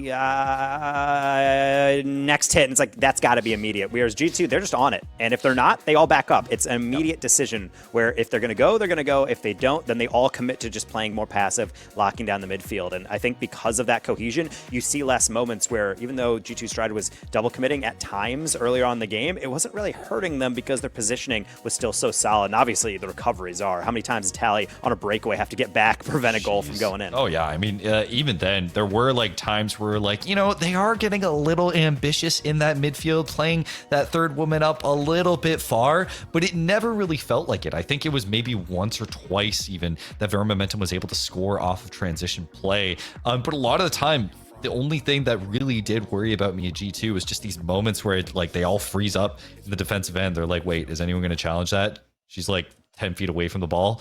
No? Okay, it's in. All right, GG, go next, basically. And it worked out for them. So if they're able to mitigate those mistakes, I imagine Gen G are going to be terrified. Well, they might be terrified, but we're all excited because that means we have a grand final up next. And before we get to that, we got to make sure everybody readies up and make sure us on the broadcast get ready for that final matchup here for the Star Chasers, a trio of tournaments that we've had this year. One more break, and please stay tuned. You do not want to miss this one next, and we'll be right back.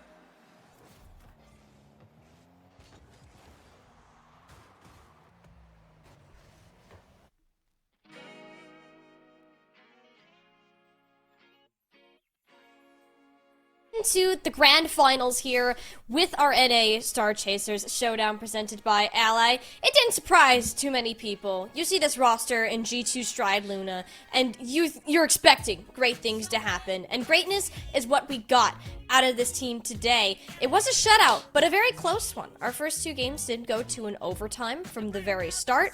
1-point games from there on out, with the exception of the last one where Karma and Talibird put the last nail in the coffin there for Vera Momentum get to break out of their semi-final streak, Seb.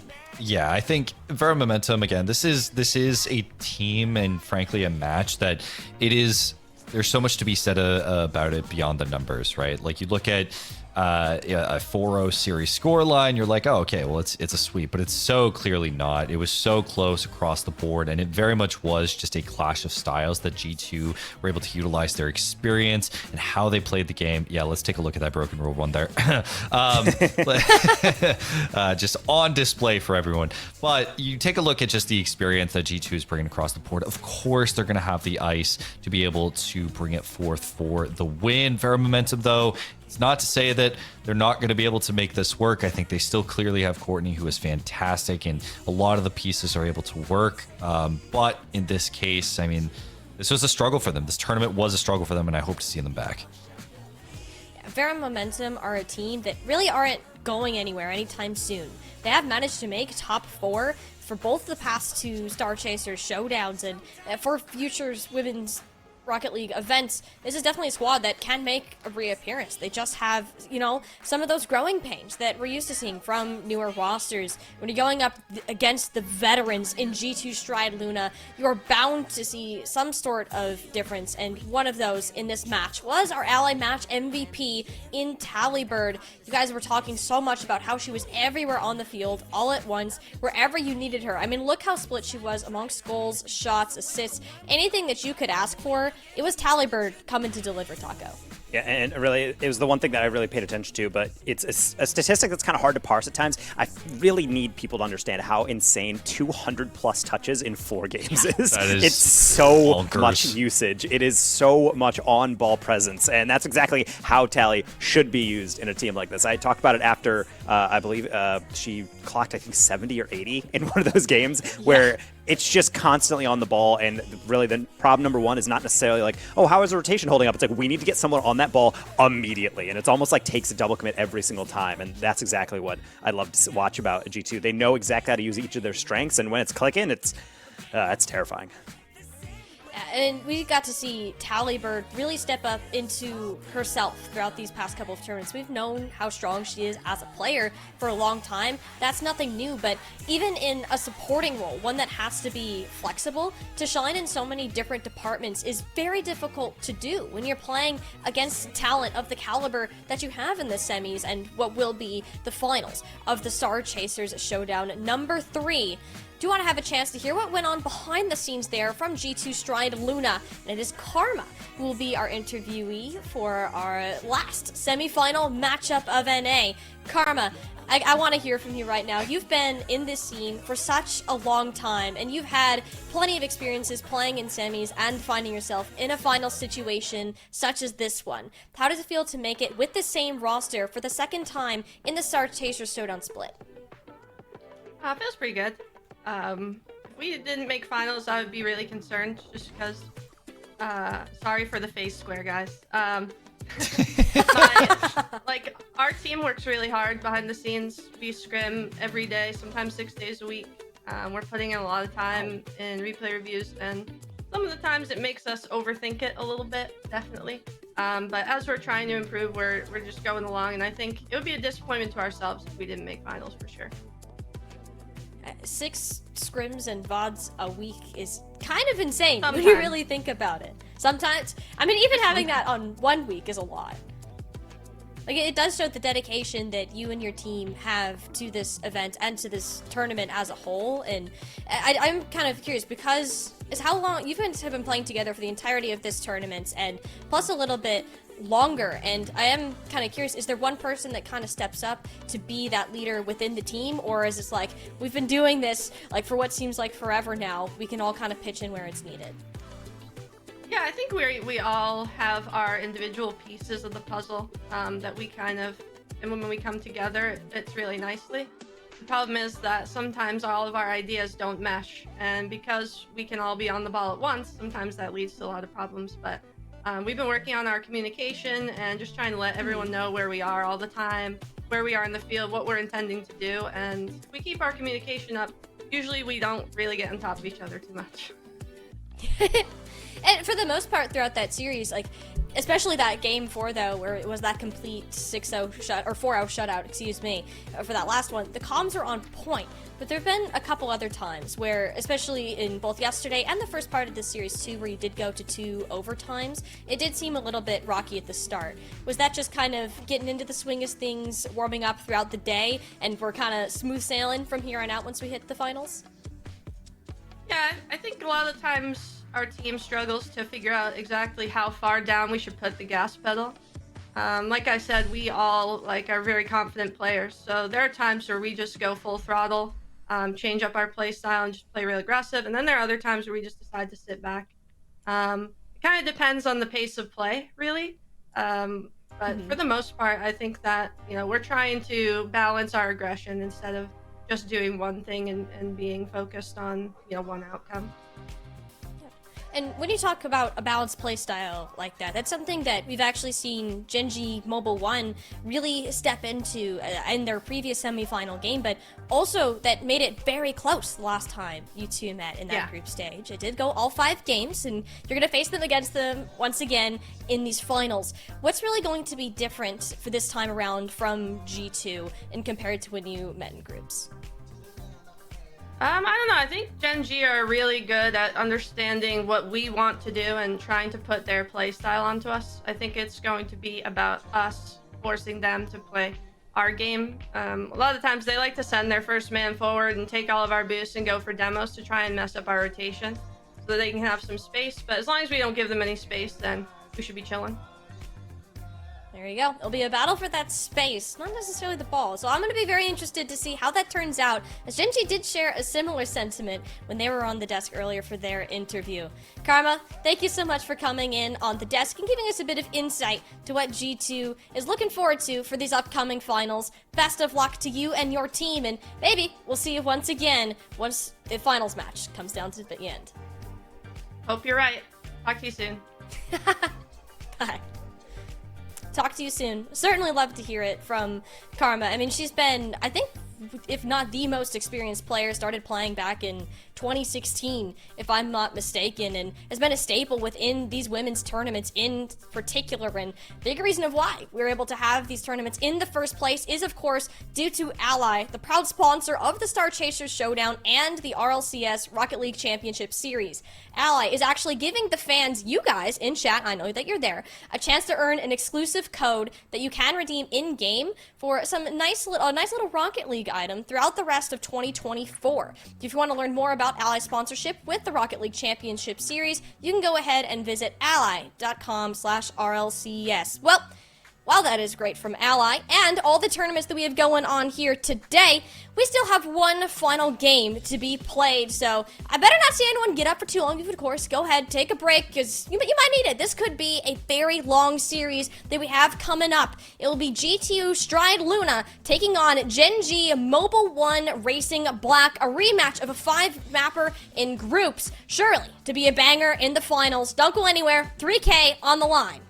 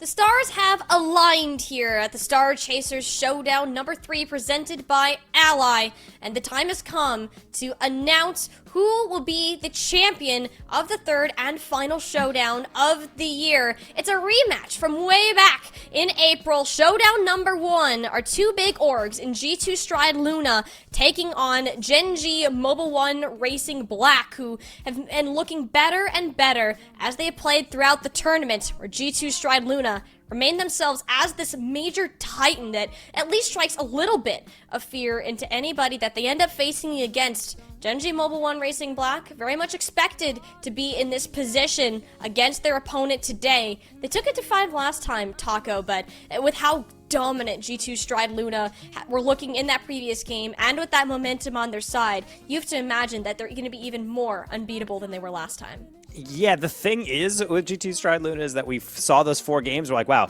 they looked really great. But if you remove games 1 and 2 from the other semifinal, it kind of is the same thing, it felt like, from Gen G, where they just looked so indomitable through game 3 through 6 and just being able to take everything down. So when we take a look, obviously at G2, we see all the star power, but I think Gen G is definitely playing way better than last time, and that game was still very close. So it's really going to be a grand final with both teams, as it should be, at the peak of their powers. There haven't been many stutters from G2 Stride Luna so far. Karma was hinting that communication has been a big focus point from this team lately, and when they're not communicating nearly as well, that's when those games do get closer. We got to some OTs, and even could lead to yesterday, and what we saw went to a game 5 that perhaps G2 Stride Luna weren't necessarily expecting. But to come out of a match where you were communicating at your best, if you can carry that same sort of energy on forwards into a finals match, that very well could be the thing that sets these two teams apart from the very beginning. That Gen G Mobile One aren't necessarily unfamiliar with coming back from behind. They lost the first 2 games that they played in the semifinal earlier today, and even same thing goes in the previous match from yesterday when they faced off against G2 Stride Luna. So even if they don't get off to the strongest start, said, they're never a team you want to count out. No, and I think it is important to look at that group stage match from yesterday, because it really was a case, like almost a little teaser of what I think we're going to be getting today. Where we have Gen G, they're really taking it to G2 every single step of the way. It's just stylistic differences between the two in terms of how they play the game. I think we see Gen G, they're really willing to just attack all the time, whereas G2, they're more slow, they're more methodical, they're willing to break you down piece by piece, especially in the offensive zone. They're not going to attack you all the time, they're just going to force you to do these challenges that might throw you for a loop, that might put you in unexpected positions, and then they will take full advantage. Though, that being said, with the group stage that we had yesterday, with how Gen G is playing today, I fully think this can go the full 7.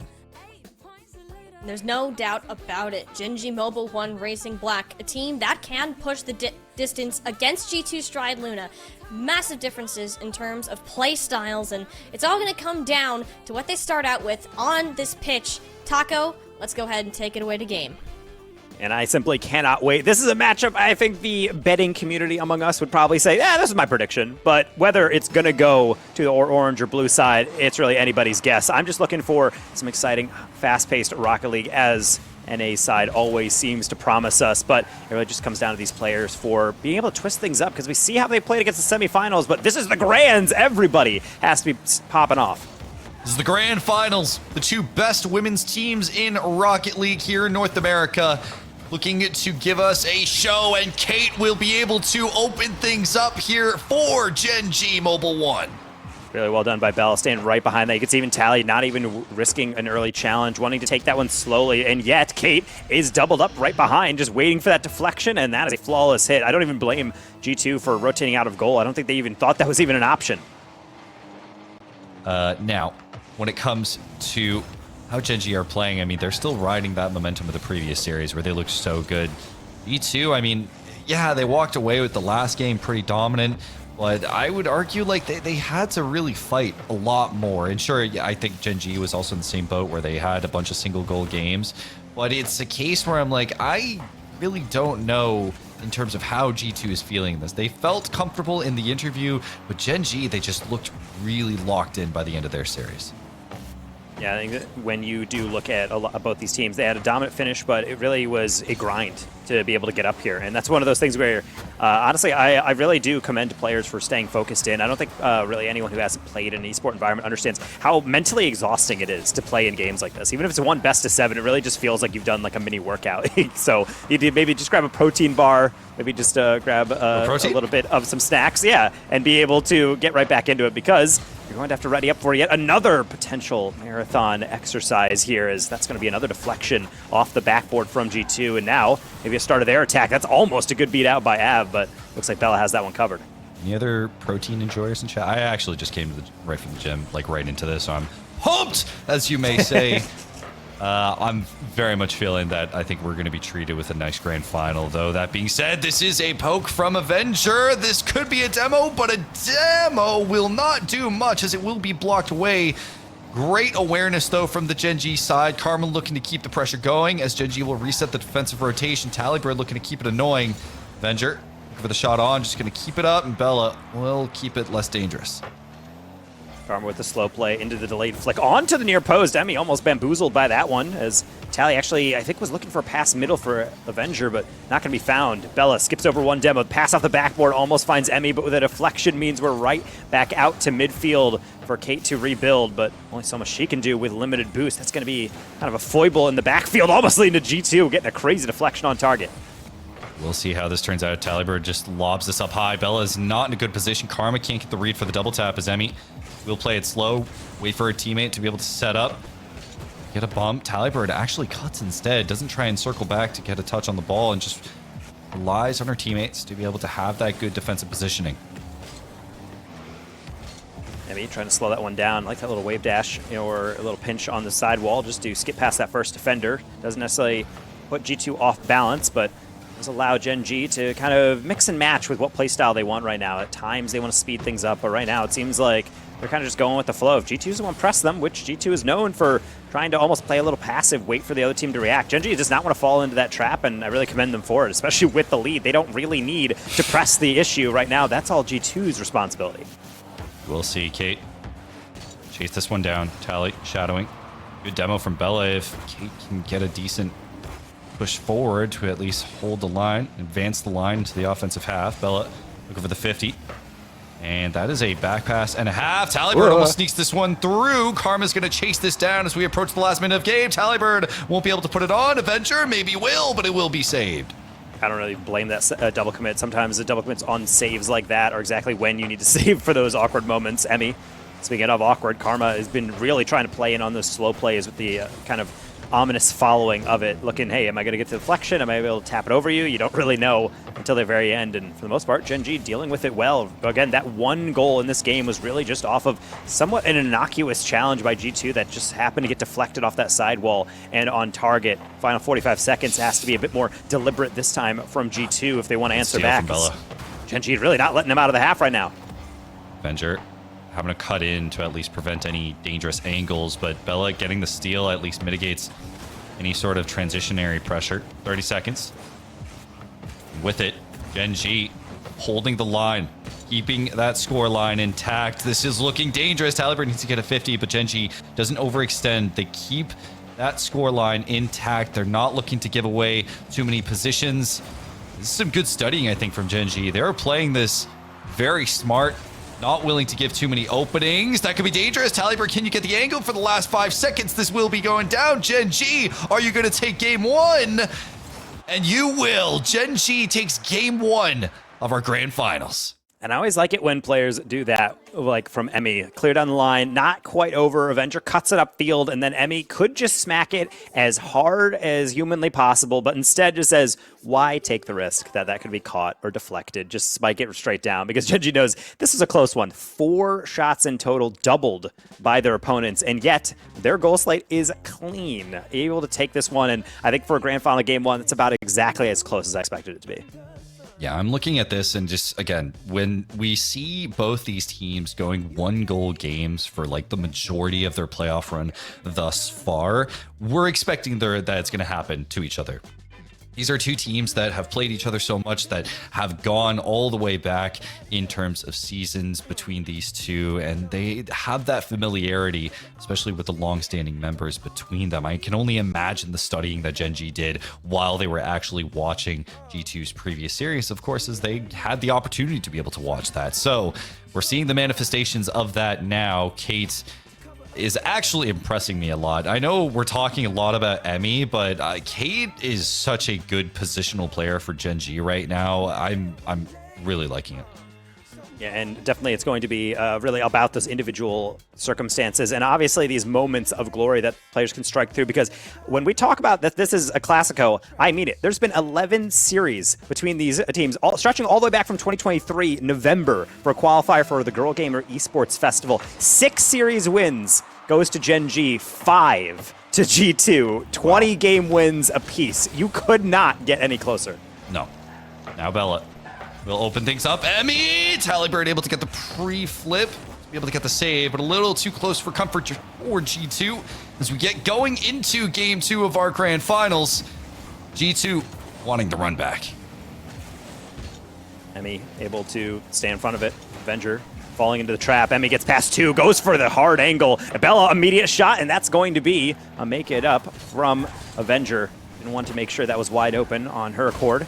Now with Emmy, 0 boost. Tally, I think, sniffs it out. It's going to challenge on the fake, and will be able to use it to lead flick to get back to it somewhat, but look how wide Gen G is rotating. They're really not too concerned. They know they have all the boost. Talibird having to cut in for Avenger's touch. Karma playing passive now, having to read just how aggressive Gen G are going to be playing at that midfield line. This is the Gen G we're used to. Just throws everything they can to hold that midfield, take as much boost as possible. Talibird over to Kate.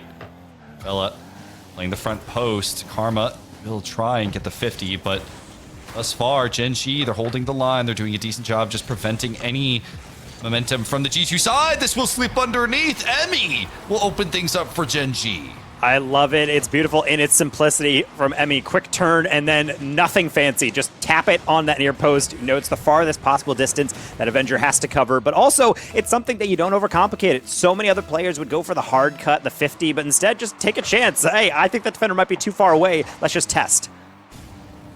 G2 once again from behind. We'll see if they can manage. Avenger not able to get the shot on. Talibird will, but it will be saved. Brilliant from Kate. Just again putting up that wall. It seems like everything is open and just shows G2. It's not about being accurate. It's about being precise. You can't just put it on target and hope for the best. It has to be exactly perfect on everything. Avenger couldn't get back to this one. Tally certainly can. And yet Kate, who else in the way yet again? Again, the positioning is just on point for her. She doesn't miss. Maybe not getting the most goals, but if Emmy is the spearhead defensively and Kate is the shield defensively. And it's a role that everyone has to play, and so Bella naturally going to be the midfielder, being able to dictate the pace of everything. Kind of like this touch, doesn't really get much on that one, but to steal that boost away, which means Kate now chased on the back post. Look at the control demonstrated from Gen G, not rushing anything, taking great 50s, taking on 2 players, it looked like almost there, from Kate, as Bella again will patrol the back end and slow Talibird down somewhat. So now, Kate sends it downfield, just gives some time for both Emmy and Bella to be able to collect some boost, but no Karma. Wow. From out of nowhere in transition. I mean, dude, when I look at Gen G and how they were playing this, Kate and Emmy stuck with no boost. Bella just left by herself. What placement from Karma. And that's just a banger of a goal, being able to double tap that one off the ceiling. But so many people are thinking, okay, that's going to be a reset. It's going to be a tap for maybe a double tap. But no, sometimes you just got to lean into it, kind of like Emmy leaning into it. All of that off the kickoff, the flick. Would have been a rough one to be able to give up. And yet, G2 still kind of playing with their food a little bit above this goal. It's getting closer and closer, and yet no reward for Gen G. So I suppose they do get away with it, but yeah, Karma finally getting them on board. Maybe a second, if not for that bump. And no, Kate. Maybe still something, but Emmy senses the danger. Nice tap away, and a pass to Bella, and the pass back. Gen G, what are they eating for lunch? I don't know, but they are starting to think ahead of the game right now. They are in the future. Avenger holding the midfield line. Great 50, though. Bella trying to go in for the demo, but Kate will come in instead to relieve the pressure. Albert fighting for it in the midfield. 90 seconds remaining. Tie game. The margins so tight right now, as any mistake could cost you a game.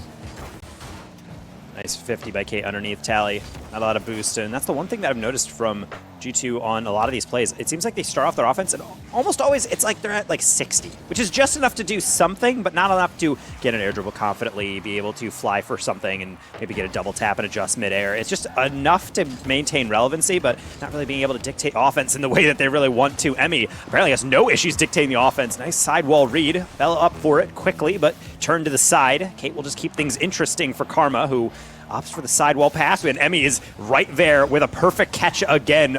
Just all of Gen G being a menace on offense, despite still being tied. Now with 45, there's little time. The next one will absolutely do it. Tally lets this one go. Emmy tries to aggress. Kate steals the mid boost and pre-jumps Karma to at least get underneath. Or at least ahead of the ball. 30 seconds. Last possession potentially for both these teams. G2 starting to cook, just holding down the midfield. That's a good pinch though. Bella gets ahead of it. Wave dash through, tries to get it over, but a great save from the G2 side. Tallybird will do everything they can to try and get G2 a game. I mean, nice pinch. Problem is, you might want to keep that one closer, as nobody has any boost outside of now Bella on the backboard. Not even a 50, maybe even a last chance here for Kate. No boost, but I don't think Tally understands that. Flick middle on the attempted 50, straight into the ceiling. Emmy is going to play this one small. Tally will actually opt for the air dribble. Think she has one more touch. No way. Where's Avenger? No way. It's an open shot. It's almost going to be a fake, as Kate will get that one down into the ground. And we have some more OT for all y'all. Perfect way to open up this grand finals between these two teams. Clearly at the top of their level, the peak of their class. Tallybird having to rush back for this one. Avenger have to get the 50. Doesn't though. Karma has to rotate back soon, and I was shocked that I didn't see a Gen G player try and finish that up. That could have been the opener that they needed. Karma will send this downfield. The possession will go back to G2. That's a heavy deflection off of G2 with that blue trail, and yet they're still able to recover. Tally with no boost can do what she can, and that's about it. Bella off backboard, now to sink Karma on no boost. Straight down to Kate, actually. That's a great catch. Trying to fake out Avenger, and yes, she will call the bluff and actually get back for the 50. Those are the type of challenges G2 need to stay relevant, but it's not going to get them a clear. Even more pressure coming in from Gen G, but the pinch from Tally won't be able to get them out, at least for now. Bella. Emmy, who again, such an offensive powerhouse for Gen G. Tallybird, this pass way over her head. Avenger can collect the rear boost, though that might be difficult for her teammates now that they're retreating back to the blue half. Bella will look to get the clear instead. Gets it over one. Emmy trying to get the demo on Avenger. Kate will put this one on. Avenger having to dive for it. No boost. G2 stay alive. Avenger really putting on a positional masterclass. It's not often a player that we highlight as often on G2, but defensively, she's been the one that's really bailing out this team. Last second saves, getting that first touch away, and then getting another one. Gen G almost looking at each other like, I think you have that one, right? Another double commit, but at least this one goes in the midfield. For how much longer? Avenger thinks she wanted that backboard, but instead finds the back post. I'm looking at this, though, and I'm seeing how Gen G are reacting to these, and they're getting a bit more squirrely. Double commits are coming through. Emmy looking for that mid boost, leaving her team a little bit open, but it will be able to come through. We'll be able to take that mid boost as well. So 2 minutes of overtime. Both teams have had their chances. G2, though, looks to be in the driver's seat as they collect some boost. Heavy pinch coming from Emmy off the defender, which means Bella is up next. Light tap, and it looks like a giveaway, but honestly, it's just a gambit, I think, for go from the demo and steal the boost. Gets at least half of that right. A little bit of resources out of the tank of G2, but Tally's fully boosted up, uses it for a demo. Long clear for Avenger, looking for Tally. That's a back post look. Emmy does have it covered, but here comes Karma again. A rebound to Avenger. Bella can't reach it, neither can Avenger. Everybody playing off each other's touch and not the ball. Yeah, that's just playing for the read, not the ball. And that might make Gen G hurt dearly, but if Avenger can't get her touch, good 50 though. Tally gets over one. Avenger cuts, but will be saved. Gen G gets the read on the pass attempt. Emmy sends it downfield. Tallybird regains the possession. Kate's gonna have to turn, and she does not turn well. Tally in the back post, and that's what cost the game. G2 Stride Luna ties us up. It's the smallest of mistakes, and we've given so much praise to Kate and her positioning, but this is the one time where both Kate and Bella find themselves out of position and give up the game to G2.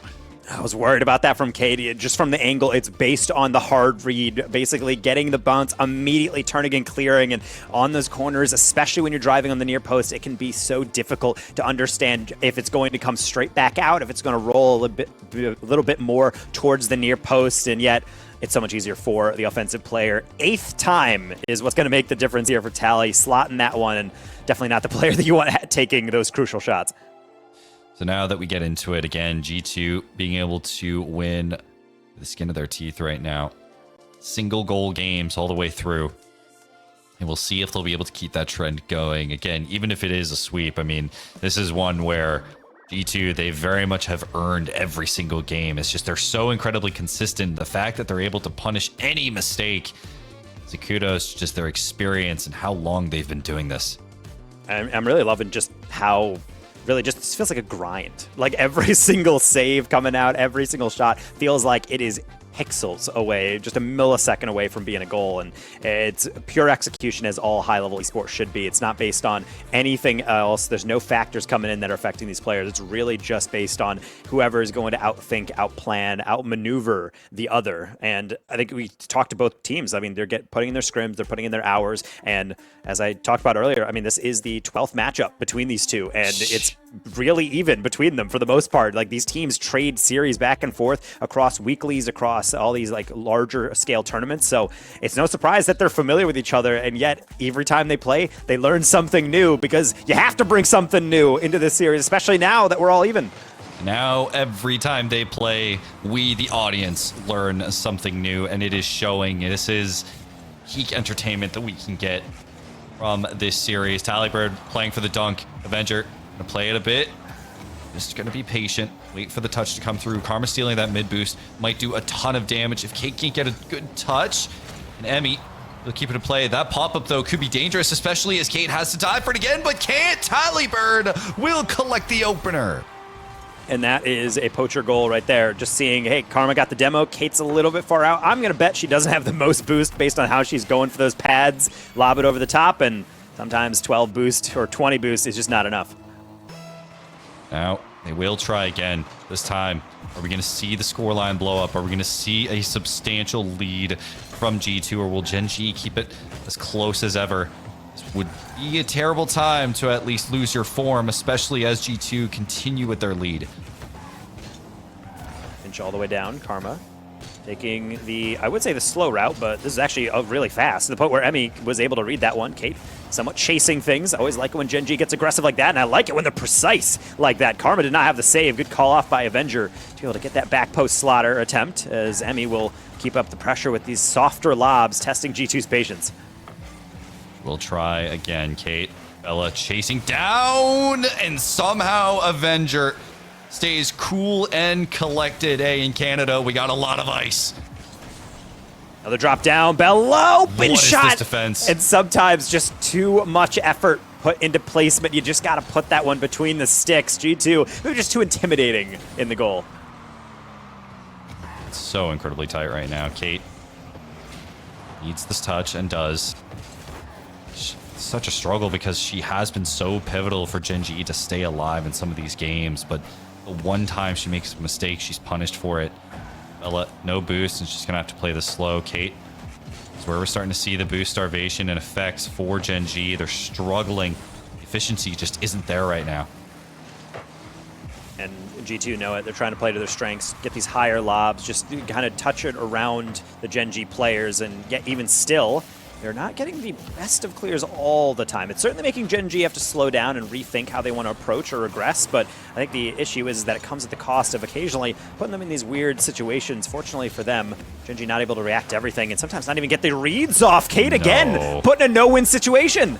No, this isn't the collapse that we want to see, but it's G2 extending their lead. Kate just put in a rough spot, and Karma, of course, the placement as good as ever. longtime veteran of the scene, and really cannot put it anywhere better. Kate is patrolling that middle and left side of the goal, so where else do you put it than top shelf on the far side? Maybe a freebie coming back here. Emmy trying to land on Tally. No demo to be found, but that's where Bella comes in. Tally on near post will hit that one to the back corner for Emmy to chase. Opts for the pinch. Avenger still gets around. Tally down into Karma, and this is G2 just going for crazy passing plays as Tally was looking to even fall on that one on the pre-jump. Okay. Just get the possession, gets dunked over. Bella, rough to do with no boost. Emmy tries to get a decent touch. Kate will have to check this one. It will fly in the midfield. Kate going to go for the demo instead, but Tallybird does such a good job at just avoiding it. Playing so well defensively. All of G2 are, frankly. They're just so calm at the moment. Shot goes on, touch wide by Karma. Now we'll see Kate take a little bit of a heavier touch, but for the most part, should be fine. Bella, after all, is there on the side wall as Avenger will throw it middle to get around that first read. Kate again is situated in a prime position to get scored on, but will be able to pull out that classic save. As long as Kate has a little bit of boost, it's fine, but unfortunately those 2 goals from Gen G really were just in one situation where she could only do so much. Yeah, it is a rough situation to be in, and that will be another one. This is G2 running away with this game, marching their way to a 3-0 victory at the moment, and putting themselves on championship point.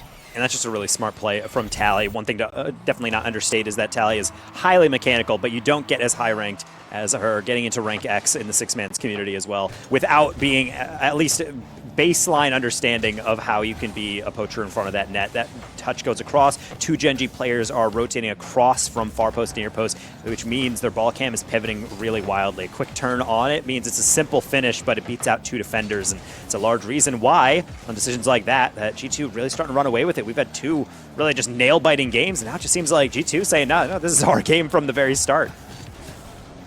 We'll see with Karma. Pushing it across, waiting for her opportunity. As G2 looks so comfortable. This is where they lock in. They break you down piece by piece, force Gen G to just make mistakes. And the style that was propelling Gen G to really close games with G2 is all but disappeared right now. But at least with 30 seconds remaining, they can do something to put themselves on the board. Just one of those things is just boosts morale slightly. But even then, I don't think G2, they're not running a charity here. They're going to have to earn these goals. And right now, the ball is going close to the G2 goal, but not really anywhere too threatening. And now G2, it seems like they're just playing with their food, the slow play, even the fakes with Karma. All these rebounds off the backboard into the ceiling. This time will be read by Emmy. Tally, send it up high. Avenger. Looking for the second touch. Not going to be able to get it at all. G2 go to championship point. Will take 1 to go. Karma at 3 seconds. Free jumps this. Gets the read. Tally and Karma as a duo are on the cusp of winning this championship. And being able to get a little bit closer in this best of 7 is always so important. So being able to see all these different situations transform and see these close games and then occasionally something that really gets out of hand, I would say. So unfortunately, when we do see G2 Stride Luna play a game like this, is where Gen G, I think, needs to take this full minute and say, okay, let's just make sure we avoid that exact type of game, and then everything is in our hand. All right, so it is a clean 3-0. And as much as we want it to be otherwise, it is on Gen G. Games 1 and 2 looked fantastic. Emmy. Oh, excuse me. It is 2-1. My bad. I don't know why anyway. Besides the point. Regardless, G2 have been able to walk away with this one thus far and have looked incredible. This is the first time where we are seeing G2 walk away in terms of just a very dominant game. Now, I think the red lights need to be going on for Gen G. They have to figure out, okay, this is a G2 that has just dismantled us. Where are we going wrong? And a lot of it is just, I think, a lot of just rushing touches at the moment. There is a lot of touches that are being rushed. A little bit of positioning that's just out of play. It is a bit of a struggle for them. Yeah, I mean, that's really the best word to describe it. It's struggling. It's really all that is sometimes is when you are able to kind of go tit for tat, punch for punch. And in a lot of these games, you do get encounters where it seems like when every single shot is deadly, every single advance is lethal. But then every once in a while, you'll trip, you'll twist your ankle or something, and then you fall down, and then suddenly it seems like you could just never get back up. It's just so punishing. And after that first game, Gen G did not start off well, and then it was just all over from there. So when you play these games, it might feel like a Rocket League cliche, but you got to play a full 5 minutes. There's no room for any sign of weakness, hesitation, and I think really everybody in the semifinals had learned that. Now it's time for Gen G to apply that, get back into this one, and maybe tie the series up. So Avenger back to the game. And with the G2, are they going to be able to carry that momentum across? That is a great save from Talibird. Emmy tries for another. As Gen G immediately turning on the Jets, re-aggressing as much as possible. They will not stand idly. Tally will be able to take this slow, and I do like that. And the whole worst part is from Gen G is that they kind of know that Tally's going to be playing for that 50, and yet Tally angles herself so well that that's really going to be inevitability anyway. Karma, meanwhile, will not fuss around with any of the finesse there, just powers right through. That's the finesse we're looking for. Tally right into Avenger, but a little bit behind, can only do the catch. As far as Karma is concerned, she's been pivotal in terms of being able to set up a lot of her teammates in the past, but now that we see Gen G trying to get these touches a bit more, and sure, they do, like we have talked about before, they are incredibly aggressive in their touches. They really do throw everything at the wall to see what works. But Kate, we need to see her again. We need to see her hold the line for Gen G defensively. Emmy's going to put the shot on. It's a touch high. Gen G won't be able to get the rebound right away. Bella, ooh, looking for the sidewall demo. I like that demo from Emmy. Problem is, it's now Karma versus Kate in a 1v1. Kate will be able to actually beat out the Aura Legend off the bat. And that's a great pass into Kate, and it's just so simple and yet so clean. Now, Kate, just as we mentioned it, sure, you know what? The defensive blunders, okay, but if you can get involved offensively along with Emmy, that is a great start. And I also do like that, just a reminder to G2, hey, you can take that possession play back, but you got to do it fast because we are going to be right on you. This is the thing I keep saying over and over about Gen G, is that they're at their best when they're just fussing with the other team. Maybe not just mechanically perfect execution, but just playing fast and controlled, going with those fake challenges, getting in their face and forcing them to take really precise touches, because inevitably one team is not going to be able to have enough boost to do that. And yet, Tally, talk about precise. What is that? Jeez, this is all the way across. One, Avenger making this touch immediately, but the read completely outpacing Gen G, left with nowhere to go. This is a marathon of a series. And that's a touch that doesn't have the best placement, but it's something you can tell from the goalie. They're like, how hard could they hit that one? Oh, it's perfectly a straight line in? Okay, well, maybe I'll get it next time. Back to, unfortunately, square one for Gen G, but for how much longer? I was thinking Bella might have that beat over on Tally, but of course Tally able to reach in the last second. Same with Karma. Not that one from being a backboard read. Emmy goes underneath one, tries to go underneath two, but Avenger undercuts. Good communication from G2, making sure that doesn't get any worse than it already did. Oh, that's a great pass, though, from Bella, who was able to try and make it work, but even better cut from G2. Avenger trying to push this in. Talibird stuck from behind, and now Gen G, they're in the driver's seat. Kate, heavy deflection. Tally's going to go up on the backboard. Bella did go for that on low boost. I don't know if that's really the best move in that situation, but again, I like the aggression and doesn't necessarily harm them. Still Gen G very much in the driver's seat for this past attack, but a fake challenge by Kate actually might change this up. I thought Avenger might have had her on a string there.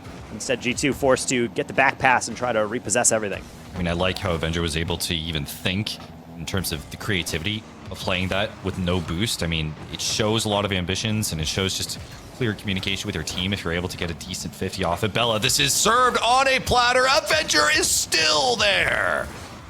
Emmy back post again. Tally goes for the catch. I do like that. Forgoes the boost. Maybe trying to leave for Karma. Either way, only going to opt for a singular clear. As Bella now with only one by or Lonesome in support, as Emmy is just trying to wait for the clear, and she does. It goes actually exactly where she might need it to. An air drag across, but Tally will be able to have it covered. No more boost for Kate to contend with. Deflection straight into the ceiling. Avenger doesn't get it. Tally's waiting for boost. It spawns right after she leaves. It's a 1v1, and yet Karma stands her ground and says, go back to midfield. Gen G took the lesson. Bella getting the second touch. Emmy has to be careful. All the way back. This is a clear all the way across. Bella's up for it, trying to get the redirect, but can't get much. Now we'll go for some demos. Gen.G has taken the lesson, has kept this close, and continues to keep it close with G2. So we'll see Bella try to get another clear down. Problem is no one's really able to chase it super well. Kate will try to contest with a tally bird, but very few people go to the skies and beat out that bird. Avenger to Tally to Karma. Almost a 1-2-3, but it's just too close quarters, that Gen.G near post. Tally bird, though, leaves it low, tries to fake, pass over to Karma. Karma pulls off. Karma pulls off. Didn't see the chance to. I think that could have been a decent chance, but she's incredibly experienced, definitely more so than I. So 17 seconds, we'll see. Is G2 able to cook? Are they able to put Gen.G away for this game? Kate caught in an awkward spot the last few seconds. G2 will chase this down, try and prevent any dangerous transition. Bella takes it through. Last few seconds. Are we going to see another overtime? Or are we going to see some miracles happen? It's going to go off the back wall, and now it will touch the ground. We're going to overtime. Naturally, this is going to be the return to form. Last one got really out of hand. Gen.G said never again, but just because we reach overtime doesn't mean we're in for a super long game. Can always be precarious off kickoff when everyone is still low boost, but we've got past that, so now we enter, I guess, a continuation of what seems like the mid game at this point. Just both teams trying to mix that speed with precision, making sure everything goes according to plan. Maybe that's not the plan from Bella. That's a rough 50, but Emmy still able to clear the lines. Both of these teams just working so incredibly hard, realizing the importance of Star Chasers #3, and with it, the title, best women's team in Rocket League for North America, taking that NA pride to a championship. Tallybird looking to do it herself as Gen.G fight on, continue to fight against a monstrous opponent. Kate going to be stood up hard on that challenge, so Bella will send it back. Avenger looking for a pass, but unfortunately not only past Karma, but all the way back into the corner, so more or less just a hard reset for the G2 attack. Bella looking for a 50, 2 up. That's a deflection. Kate, it's quick to it. Karma doesn't go, and that will be the opening. Gen.G tying things up in our grands. We knew that this series was going to deliver, and thanks to Kate, who had struggled previously, comes in just in time. Gen.G Mobile 1 able to tie up the series against G2. This is bound to be a classic. Kate with 2 goals on 2 shots. So we said it's not going to be a lot of opportunities, and you can definitely say that for G2 Stride Luna. Look at the stats on this one. 3 shots. Almost seems like I'm not seeing the correct picture. It's so rare that we see an offense struggle to get forward, but I think Gen.G used that minute and really talked about it. Let's start from the back. Let's really build a solid foundation and go from there. Trust in our finishing, and boy, did they. Both goals, just strikers' goals, getting to the spot quicker than their opponents and making them flail. Yeah, and again, look at the touches as well, though, from the Gen.G side. So even across the board, every single member getting involved. The shots as well, decently even distribution. Really, which is kind of funny too, because I'm looking at this series and I'm like, or this series generally, and I see the offense for the most part going back and forth. This game, it felt really back and forth, where we were taking a lot of trips to the other side, but Gen.G was holding things down, just putting in shot after shot, and eventually finding their mark for breaking down G2. So 1-goal games, except for the previous, and now we will be moving on to a Game 5 between us now. Between these two, again, vying for that lead in this series, and with it, so much pressure on the line. And of course, this is also a situation in which we said we wanted these series to get stretched out. Well, we're guaranteed a Game 6 at this point, and can we get a 7? I don't even want to think about it, because honestly, those players are probably trying to avoid it. They're taking things 5 minutes at a time. That's really the only way to be able to keep yourself mentally in these games. Also, if you're dealing with a player like Emmy there, taking her time. Now Kate trying to generate her own read. Tally, great read, but a little bit of deflection means this is not cleared. Avenger can't get on this. You're looking Bella. That's where Emmy comes in. What a save from Karma. It's a great save, but I think this is one that Bella could have potentially just punted into the net. I mean, all members of G2 were falling, had little boost to really work with, and the momentum just wasn't there. Though this one, Kate puts it on. Tallybird able to get the touch and save.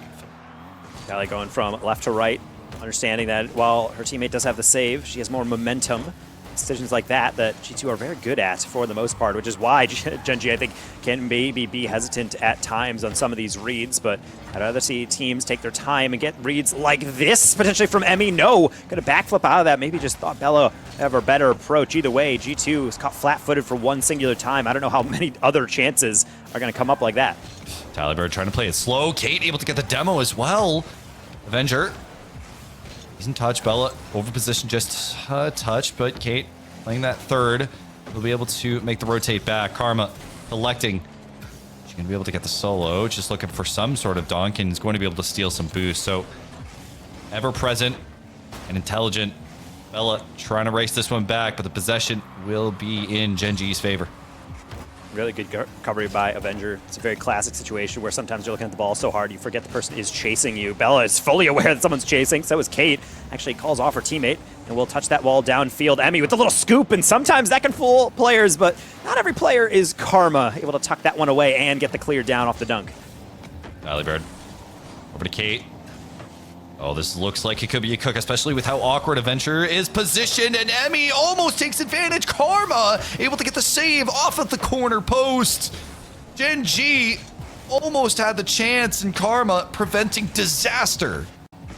And Emmy was ready to press F9, add that one to the Give Your Game highlight reel, but unfortunately it was going to be saved at the end. Crazy pre-jump, and again, those are the margins when you're in a grand final. You're not going to get a lot of easy shots, and when you do, you got to bury them, but most of the time it's going to be stuff like that, pre-jumping to get deflections, making sure you take advantage of any weak clear. Maybe this could be one of them. Tally's actually going to forego the individual play, which Bella might not. That's a roller straight down. Karma with no read. Tally will be able to clean things up with at least a somewhat softer touch. You got to be careful now, Karma. It's a rough touch, especially as you cut back and the comms isn't there. Bella, decent touch. She tries to pre-jump, but this could be disastrous. Kate needs to go back and needs the touch. We'll be able to get a little, but E2 willing to reset. And with the flip, Tally will be able to put that one down for Avenger. Should be able to keep it somewhat close, out of boost, but doesn't mean he can't stay relevant. Tally. That's a 50. To start things off, Emmy will be able to get that cleanly enough. Looks like Karma should have that beat, and the wraparound on Emmy. Going to be chasing her down. Emmy actually able to dodge that one and get the clear, but only so far. Fully boosted up. Shot quickly, but Tally waiting for exactly that.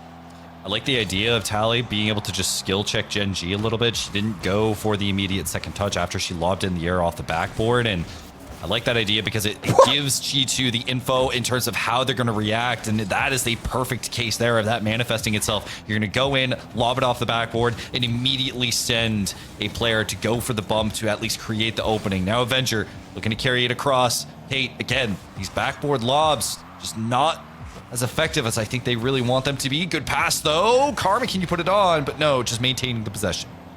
And the thing is about those backboard lobs, even if the other team does have it covered with a limited boost, you can't get it as nearly as powerful of a clear. If you had a soft lob, there's almost no way for you to get that one out of your half. So I think G2 more so just doing it to keep Gen.G honest. If you want to move up, fine, but we're just going to keep throwing it forward, wasting what boost you do have, and hopefully stealing away any that does spawn in, which is, I think, a large reason why Gen.G seemingly having no possession right now. G2 just kind of taking laps around the field, albeit Where still is beating everyone? out some reads, but Bella and Emmy, I now want to bite in on this one, the final 30. Final 30, and again, scoreless. Mentioned margins, and they are getting tighter. Where we are approaching the latter half of a best of 7 in a championship final, which has so much on the line.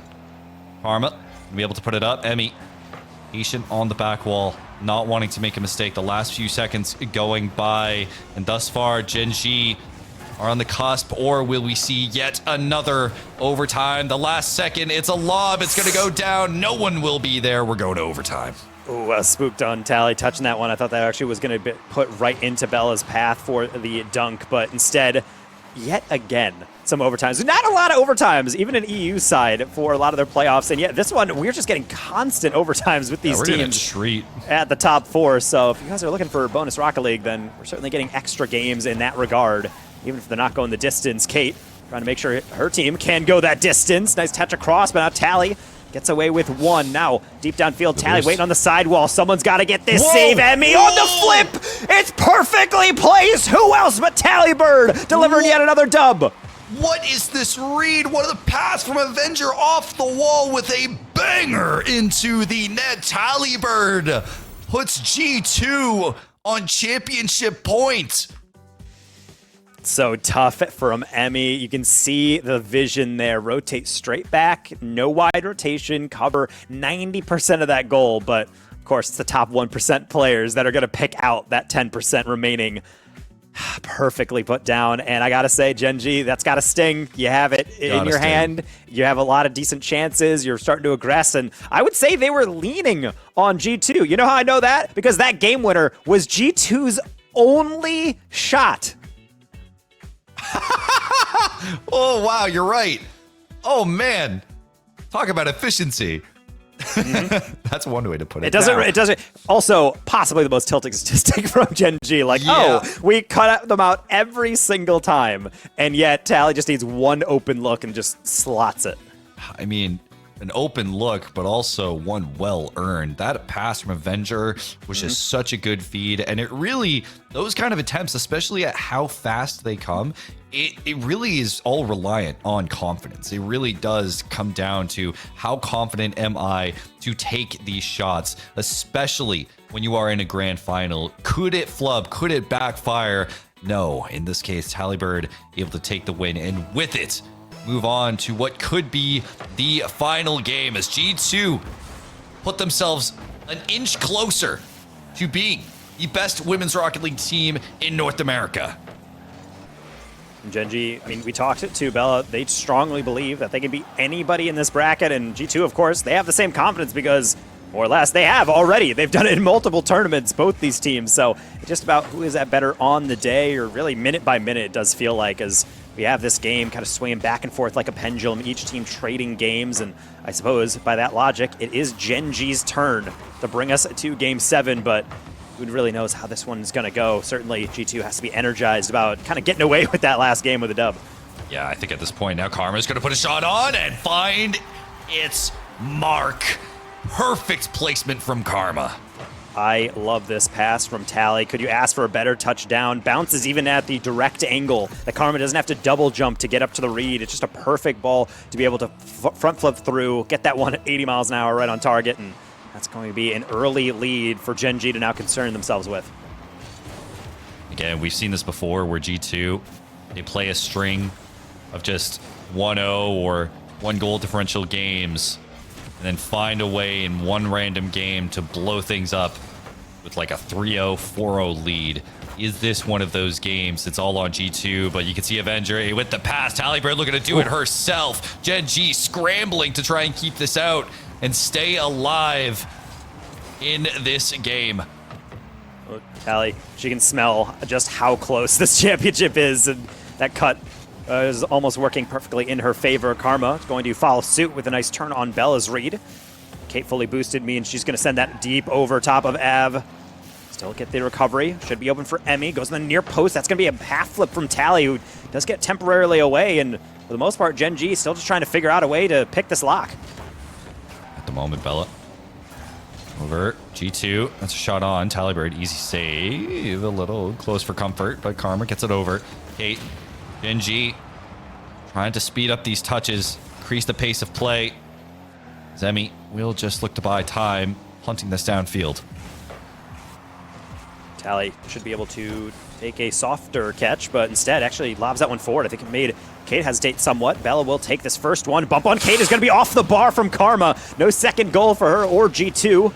But at the very least, they're still maintaining a lot of that pressure. Avenger not going to get bumped by Emmy. It's going to be on Bella to get this one away. Kate just trying to grab boost, and Gen.G really in the gulag right now for boost. Yeah, a little bit. They're doing what they can, try and at least fake out and just give the impression to G2 that they are a lot more healthy than they actually are. In this case, it's just not really working out.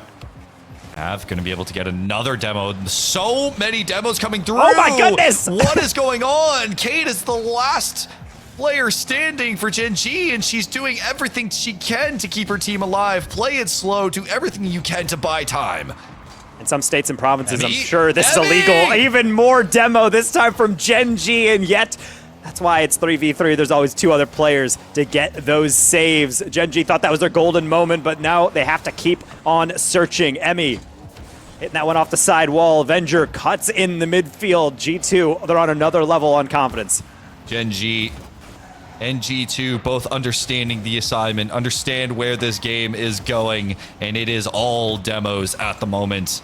Tally just playing this around, get a decent pass off. Emmy looking for the touch off the ground. Karma full tank at the moment. Emmy gonna steal some boost as well. Lay out the touch, holding down the midfield. 90 seconds remaining. It's all on Gen G now. And Emmy does not have the reads. That means Tally just going to send that one deep. No one on the backboard. Kate more than enough boost to get that one. And what a clang! Av is up for it. That's going to be a deflection. That's not going to be out. Emmy! Touchdown! Deflection in! Getting the read! Being there at the exact moment that you need to. Emmy keeps Gen G alive. What a clang from Kate. You can see the immediate panic in the car language of Avenger, just trying to backpedal, slowly get up to that one. And those are those type moments where you're not really sure where it's going to go, but well done for Gen G, keeping themselves in this. However, the momentum's still very much on G2 up until maybe Tally's going to beat out. Emmy not picking out that top corner. Kate's going to turn away for right now, steal that corner boost and hope for something else that their teammates can lob onto, as Emmy will put that one right back into the G2 half for only so long until Bella can follow. It's one thing to tie the game, it's another to gain the lead entirely, especially when Tally puts in shots like that off the corner. Perfect placement as needed. Tally has a Sharpie. She's signing that wall. It's hers. That's the second time now in this series that she has just perfectly dimed a sidewall read into that net. For Gen G, they know how good she can be, but even sometimes it can still surprise them. Av, it's not done yet. Shot on Tally, gets the read and save. Tally Bird, can you do one more? Ella will be there. This is for everything, Gen G, and it is on you. Are you going to be able to handle the ice? Can you clutch it out? We'll see Avenger steal that corner boost. Bella should be able to get this one around her Karma as well as get the mid boost. Now a lead blocker. Tally's left alone. Bella with a delayed flick. Gen G showing resilience. The mechanics showing up for Bella in the perfect time. The clutch factor is there. Tally can't get the read. And it comes at the perfect time. 14 seconds remaining. Things are heating up. My palms are sweaty. I can't imagine what these players are dealing with. Hopefully they're playing in at least a somewhat colder room to keep themselves locked in, or maybe just to wipe off their hands because we're not done yet. Maybe not even with the goal scoring and regulation. Karma denied. Avenger off the corner with a double. Emmy will be able to get that read, but here comes Tally. One more to the back post. It is well wide, so you can wipe your brow. We have yet another overtime. Gen G trying to force Game 7. Trying their best to carry on the legacy. Emmy looking for the 50. G2 wanting to put this away. That is a great pass, but Emmy can't get the sauce. Bella, bad touch off the wall. Karma is going to be there. Just put it straight on. Skill check for Kate. Bella getting the demo. Tries to leave an opening for the transition for Gen G.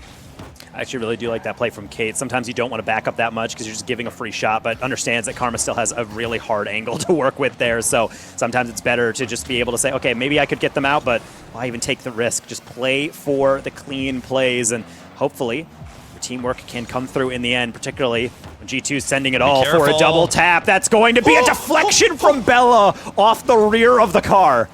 My heart skipped a beat because that felt like it was going to go in. Now, two defenders gone. Tally chasing the demo. Will this go through? No! Kate able to pinch it out despite G2's best efforts. Kate has all the boost, and she needs to use it wisely. Bella really only has this singular touch as Emmy actually chasing Tally enough to make sure that she has to go all the way back. This is a nice reprieve from Gen G up until Karma gets deflected. Brilliant save from Emmy. Now it's Kate's turn to take on Tally. No read on the limited boost Tally. And so instead, Gen G will take another deep breath before they get dunked under yet again from Tally and Av, but no read to be had. Emmy focusing a little bit too hard at the moment on Tally and where she's positioned, but G2 double demo tallying up right now these shot totals. Kate playing it slow, giving her teammates a chance to at least collect some boosts so they can go full on for an attack. Bella leading after the ball. 2 minutes remaining, or 2 minutes on, excuse me. We are in overtime. Next goal wins. Tally fully boosted up. That is not who you want on the ball. However, a heavy touch will take it only to the corner, trying to beat out that first challenge. Oh no, Emmy Av. left alone, and luckily for her, Av is not going to get around this one. Ceiling. Bella to the side wall. Tally will have that read, but how about another? Delayed flip into the near post. Kate just going to tap that one lightly. It's still not out. It's open for Karma. That's a lot of boost. The first touch isn't clean. Emmy's going to call it on her. And that's back into the midfield for Bella. No boost. No. Tally just waiting for it. And I like that from Bella. Go for the boost steal. Gen G, they are getting a little squirrely. They are getting a little scared. The pressure is mounting, and you can tell just with how early they are going for these challenges. But they're holding the line. They're keeping the defense alive. G2 having 10 shots on the board for them at the moment, with Gen G almost having little to no possession really in this overtime. Emmy sees an opening. Tally was low on boost, and yet make sure she's close enough to get that save. So now maybe try number 2. Delayed flick. Bella with a dunk. Karma, Emmy's open shot. awkward. Emmy with the half flip. It's top corner double. It's going to be saved again. How does she see it coming? I have no idea, but she's playing perfectly in positioning. Tally even tried to get a bump to prevent any or their teammate from supporting, but somehow Gen G able to stick together. Another shot's going to go high. Emmy clears it downfield. Avenger going up high. Flip reset potential. Gonna fake for it. Plays it low. Karma is there. Gen G playing it patient. Emmy somehow still gets the save. Phenomenal comm. Send one person to rush the shot, the second person to guard the back post just in case. Kate, deflection on target. Karma will get that save away, as G2 understands they are just as susceptible to a counterattack as Gen G are right now. As Tally will go up, uses the rest of the boost. Demo. That's a demo to lead the way. Emmy is able to Double. get demoed as well. What a play from Tally on low boost. And Av being able to take the boost as well. That leaves Gen G with so few options, especially as Avenger's going to put this through. Tally puts the shot on! G2 will take the goal and with it become our Star Chaser champions! The worst of timing from Gen G, but the best of timing on that decision from Avenger. Tapping it right across the face of goal, over top 2 and behind the 3rd for Tally Bird to sniff on out. What a play from her, and yes, what a tournament victory from G2 Stride Luna. Karma, Tally Bird, and Avenger take a bow. What a beautiful run. That was incredible from start to finish. I mean, listen, yeah, it's a 4-2, but I don't care because that was one of the most entertaining 4-2s I've ever seen in my life. And honestly, with all the overtimes, I feel like we already got the Game 7, you know what I mean? We got the Game 7. Like, that had Game 7 energy just based on how many shots back and forth, last second adjustments. I mean, it almost felt like Gen G did deserve that victory just based on defense, but that doesn't mean you deserve to win, just that you remain in the game. It felt like G2 Stride was just kind of waiting for their perfect opportunity, and the Luna roster will make the Bram proud, get another first place victory under their belt, and also tying up their record with Gen G over time. So the rivalry will continue, and it's another great chapter in this classic. We knew the moment that we got into this series that this was a classic in the making. And frankly, I mean, listen, like, cinema. Absolute cinema. It was that overtime was just so back and forth. But even then, Gen G were just on the cusp for so long. They were holding on by a thread, but it just fell apart at the last second. G2 were able to walk away with it. Incredible series all around, though. They both earned this. They both earned to be in the grand finals. They are both the best teams that we have here in Women's Rocket League for North America. But G2 walk away with this crown. Lovely to see, and of course, lovely to see more of them. So hopefully we'll be able to talk to them in a little bit. I believe we'll be able to talk to Karma as well as Tiny. Also, kind of like foreshadowed on the desk a little bit earlier. We're going to throw you guys to a break as we ready that one up, but we'll be right back to celebrate our winners, G2 Stride Luna, after this. It keeps bringing me joy.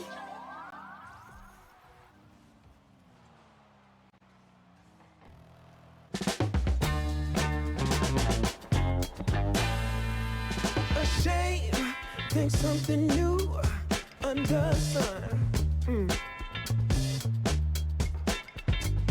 You can't take back them things you already done. No. You blame things that you do on somebody else. No. But they all see is you need help. Oh, but still you try so hard to cover up your games. You try so hard, hoping that one day something gon' change. You waste all of your time covering up your tracks. Spend all your days running away. You gotta watch your back, and that's the facts. You spend so much of your life scheming and trying to get over. Got you wondering why you come around. All you get is cold shoulder. Yeah. You try so hard to cover up your games. You try so hard, hoping that one day something gon' change. You try so hard. Yeah. You try so hard. You try so hard. Yeah. So hard.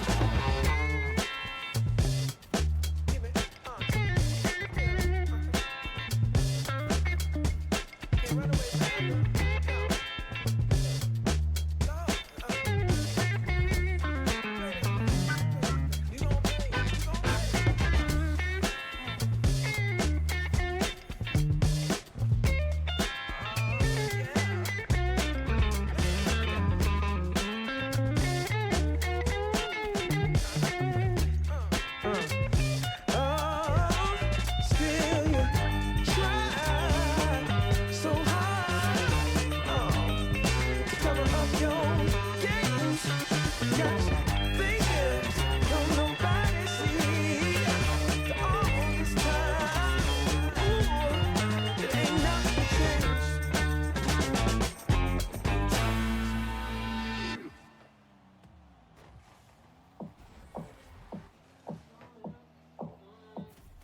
I don't mean to speak this up a line, but the way you move is perfect by design. You look just like you fell down from the sky. Yeah, you're on another level, and you got something special. If I could let you fall in love with me, you know I would. You got me with your hook, and all you got to do is walk. Your move, now it's all on you, on you, on you. If you want it with me, you just gotta say please. But baby, it's your move, your move, your move. It's your move, your move, your move. Now it's all on you, on you, on you. If you want it with me, you just gotta say please. But baby, it's your move, your move, your move. Now I'm sure that you get this all the time. But your eyes make diamonds look like just alright, alright. Adidas shoes and freckles, just my type. Yeah, and you got the credentials, making me go mental. If I could let you fall in love with me, you know I would. You got me with your hook, and all you got to do is walk. It's your move, your move, your move. Now it's all on you, on you, on you.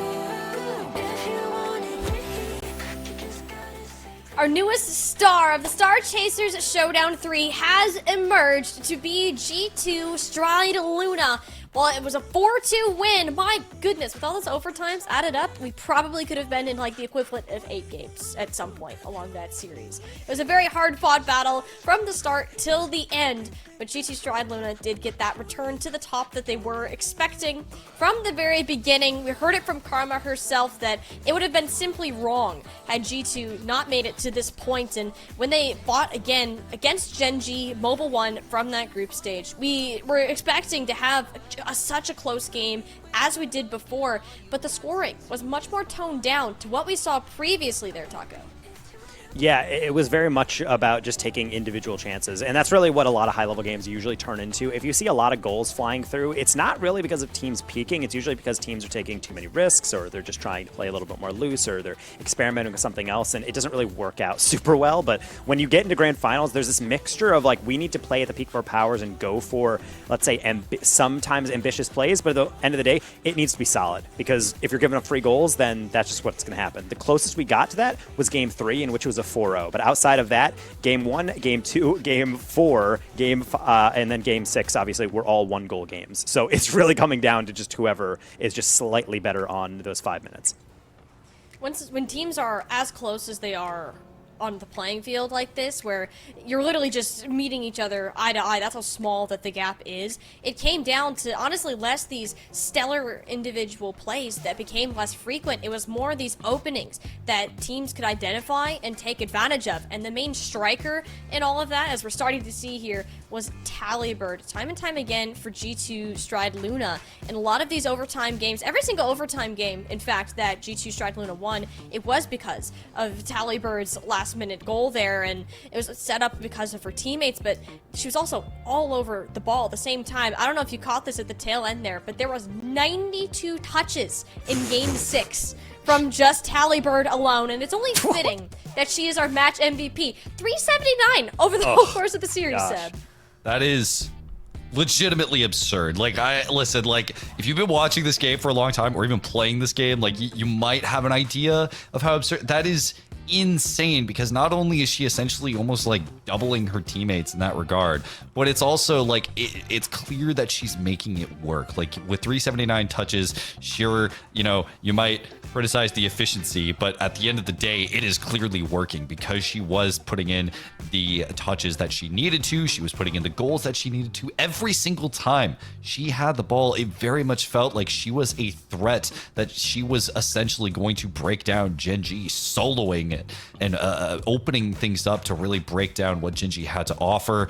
It's very clear that she was MVP, like, as we were watching her develop throughout the course of this tournament run. I think her teammates were incredible, and we were even struggling earlier on of who, and of course, with the actual tournament MVP, Talibird, coming in, it's clear why. We were struggling earlier on in terms of who might actually be the MVP here, because so much of what G2 had to offer was so even across the board. But by the time that grand finals rolled around, it was clear Talibird was in the lead.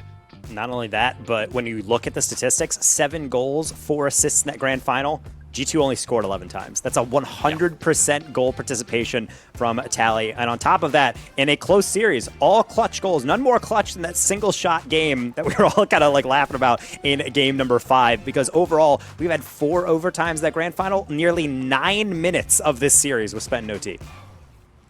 Talibird was the one that really ended up putting those OTs to bed. Like, I could feel the endurance like start to wear down on some of these players, and you're like, it's so back and forth. Who eventually is going to break? Who's going to give? And it wasn't always someone that was messing up. It was Talibird that was creating these opportunities for herself. Some great assisting passes from Avenger in particular. Karma was contributing just as much. And G2 Stride Luna, at the end of the day, were a very team-based sort of playstyle. That's kind of the difference that we saw new going in. Gen G Mobile 1 rely heavily on Emmy, training her at just 15 in comparison and to a lot of other players brand new to this scene, training her to become that next step. And it's this type of experience in a championship match that will get there, but it's the veterans that have been in this position before, especially from a mental standpoint. Going through these OTs and just pushing the endurance to a limit is just something completely different that you can't experience anywhere else, Seb. I know it is really cool to see that, especially with G2, not only do we have like experience, but just so much chemistry between the team. Like we know that with Taco, he's talked about it before, chemistry within the team is sort of what defines G2 as a team. Sure, Genji, they might have better mechs in some sort of ways, especially from what we saw from Emmy. It really felt like the moment she got the ball, she was on board to try and solo or at least get her team involved just through insane mechanics on her own. But G2, every single time, you could tell the comms were rolling. They knew exactly what they wanted to do, and they knew how they wanted to execute. For G2, chemistry is everything.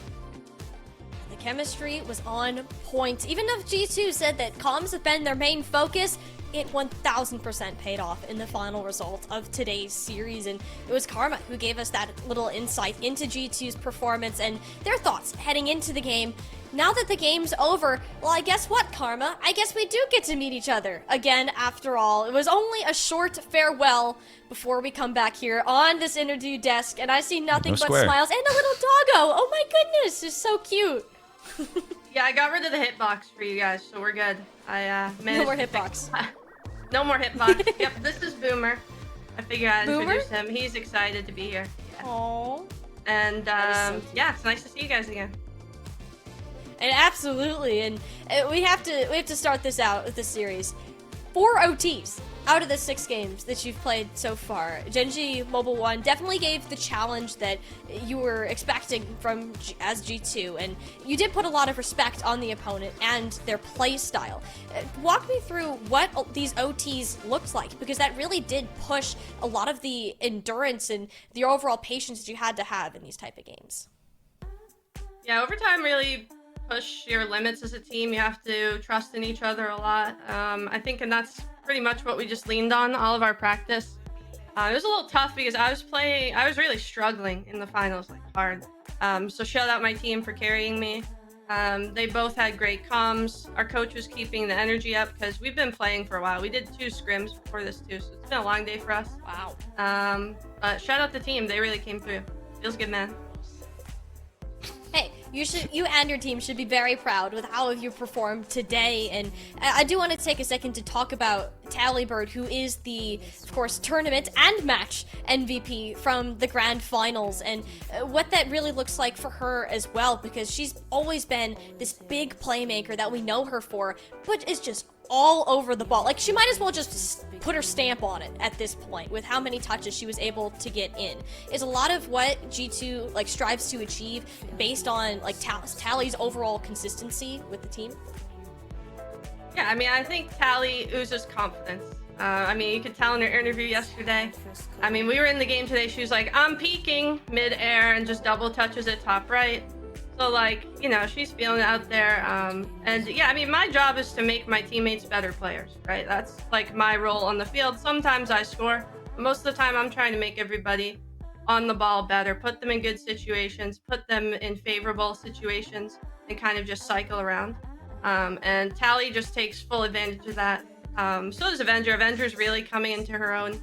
Our coach is on us all the time about our comms and our communication, and Avenger's been doing a really good job with that all year. So I'm really proud of her, and our passing was getting good towards the end.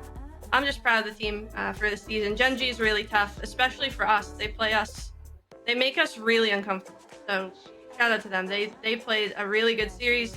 We were extremely uncomfortable the whole time, but managed to pull through. So, and Dav, that's good. Hey, you looked pretty calm, cool, and collected for most of that here too, and I believe this is a classic matchup. Of course, Genji and G2. This was like the 12th time you've played each other or something along those lines of what Taco was saying in the past year. You're now 7-5 over Genji, and I mean, that's quite an achievement considering you were just talking about how much trouble that they have been giving you, and it does show the work that those communications have really continued to pay off, and that actually does leave me a little bit forward. So I want to know from you, like, what's next for G2 Stride Lona? What more do we have to look forward to from this team? Well, hopefully, you know, we're continuing practice throughout the off season. We really want to make some damage as a women's roster, not just in the women's scene, and try and inspire all the other women to compete and get in here, have a good time, but also like maybe push RLCS. Just elevate the gameplay of women in general is our goal. and to inspire the next generation. That's what G2 brought me here for, was to try and do that for the women's scene. So we're trying our best. Shout out to G2 for their support for the past year or so. We even got to boot camp, which is something I haven't experienced. Even in my RLCS career, we didn't really ever get to boot camp. We boot camped last Radiant.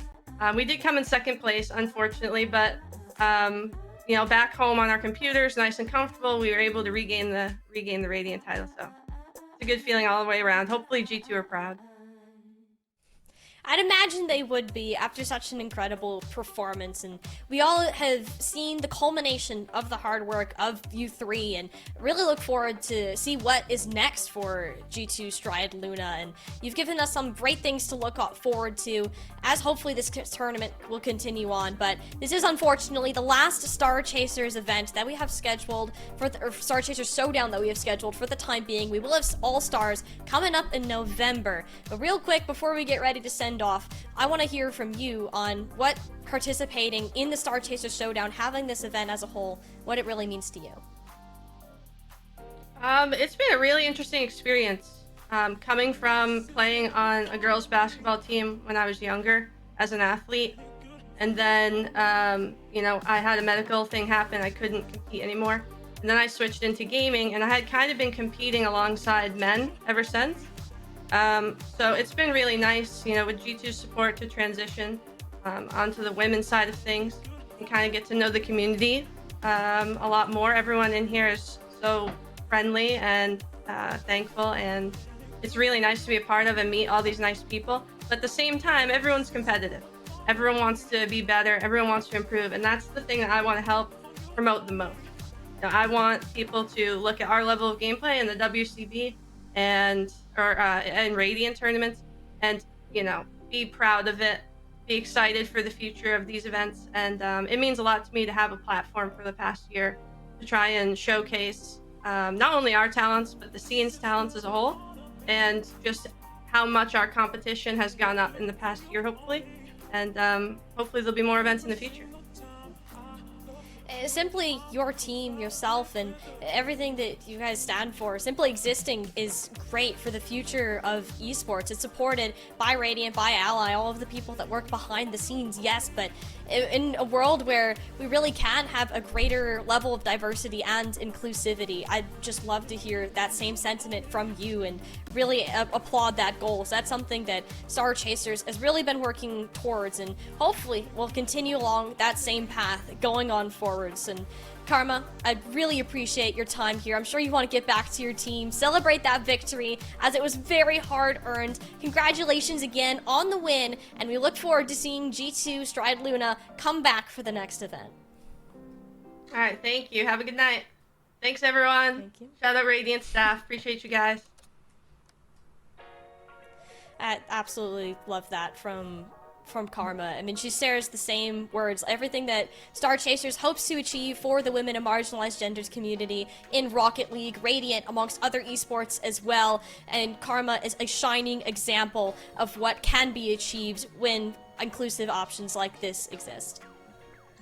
I mean, Karma has always been a just beacon, I think, of hope for and inspiration for a lot of women around the scene and marginalized genders. I remember casting her when I first started off casting back in early RLCS days, and it was always an incredible treat to watch her, especially when she beat my team. So it was always really funny. But she's always just been great, and I am so grateful, and I'm really happy that we have such a really good ambassador for the game in Karma, especially while she's still playing and winning with G2. She's been such a treasure. Yeah, Karma is an incredible player to watch, and a big reason of why G2 Stride Luna can lean on her as a leader to win events such as this. But it wasn't just G2 Stride Luna who showed up to play this weekend. We had a total of 15 teams across both regions who attempted to make a name themselves and find themselves in the spotlights and showing off all of the skill that they have within Women's Rocket League.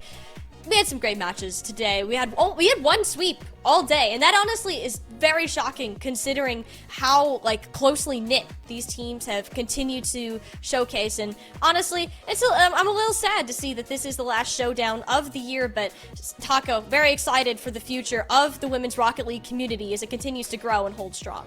Oh, absolutely. And Radiant, of course, comes in as like the leader at the forefront of all these events because it gives the pro players something to really practice for. It gives you a progression as well from the theatrical sense, like the storylines that you get to see with the rosters evolving, a little bit of a shuffle, because in a way it's kind of like mini off seasons between all these events. But at the end of the day, it's the teams that stick together, these orgs that put their faith in, like G2 Stride Luda, like Vera Momentum, like obviously Gen G, that are going to be able to make these deep runs. And it, of course, shows the passion that is here. These games are close. They're entertaining. It's high level. These are like high SSL players going at it for a decent prize pool as well. So I honestly can't thank Ally, obviously Psyonix and Epic enough for being able to prove these types of tournaments, because the women's team definitely does need this. And I yearn for the days in the future that we can actually get more of a circuit going, more of a tournaments going, because these ladies work so hard, clearly, and obviously they put on a show. I'm so sweaty after that grand final. Dude, I can barely even my roll. hands. It's gross. Hey, my heart was really pumping. I even had my watch give me a high heart rate alert for just sitting down. And you get so into these games, and it's so important that this scene continues to be empowered and feel supported. It very much exists, and I'm so glad that events like the Star Chasers Showdown, Ally, and of course Radiant will continue to support it moving on. That is going to do it all for us here today for the Star Chasers Showdown number 3. We will have All-Stars coming up a little bit later at the beginning of November. This will be the last traditional tournament that we're going to go ahead and see of the year. Final shout-outs to all the hard work of the people behind the scenes at Radiant for organizing this tournament, running production, the casters, Said Dot, Danger Taco, earlier in the day, both Bass and Lemon Kiwi, and it's been an absolute honor to work with the Women's Rocket League scene this weekend for all of us, and we are very excited for the continued support of the Women's Rocket League scene. Thank you so much for joining us on this wonderful adventure, and we hope to see you again in the very near future.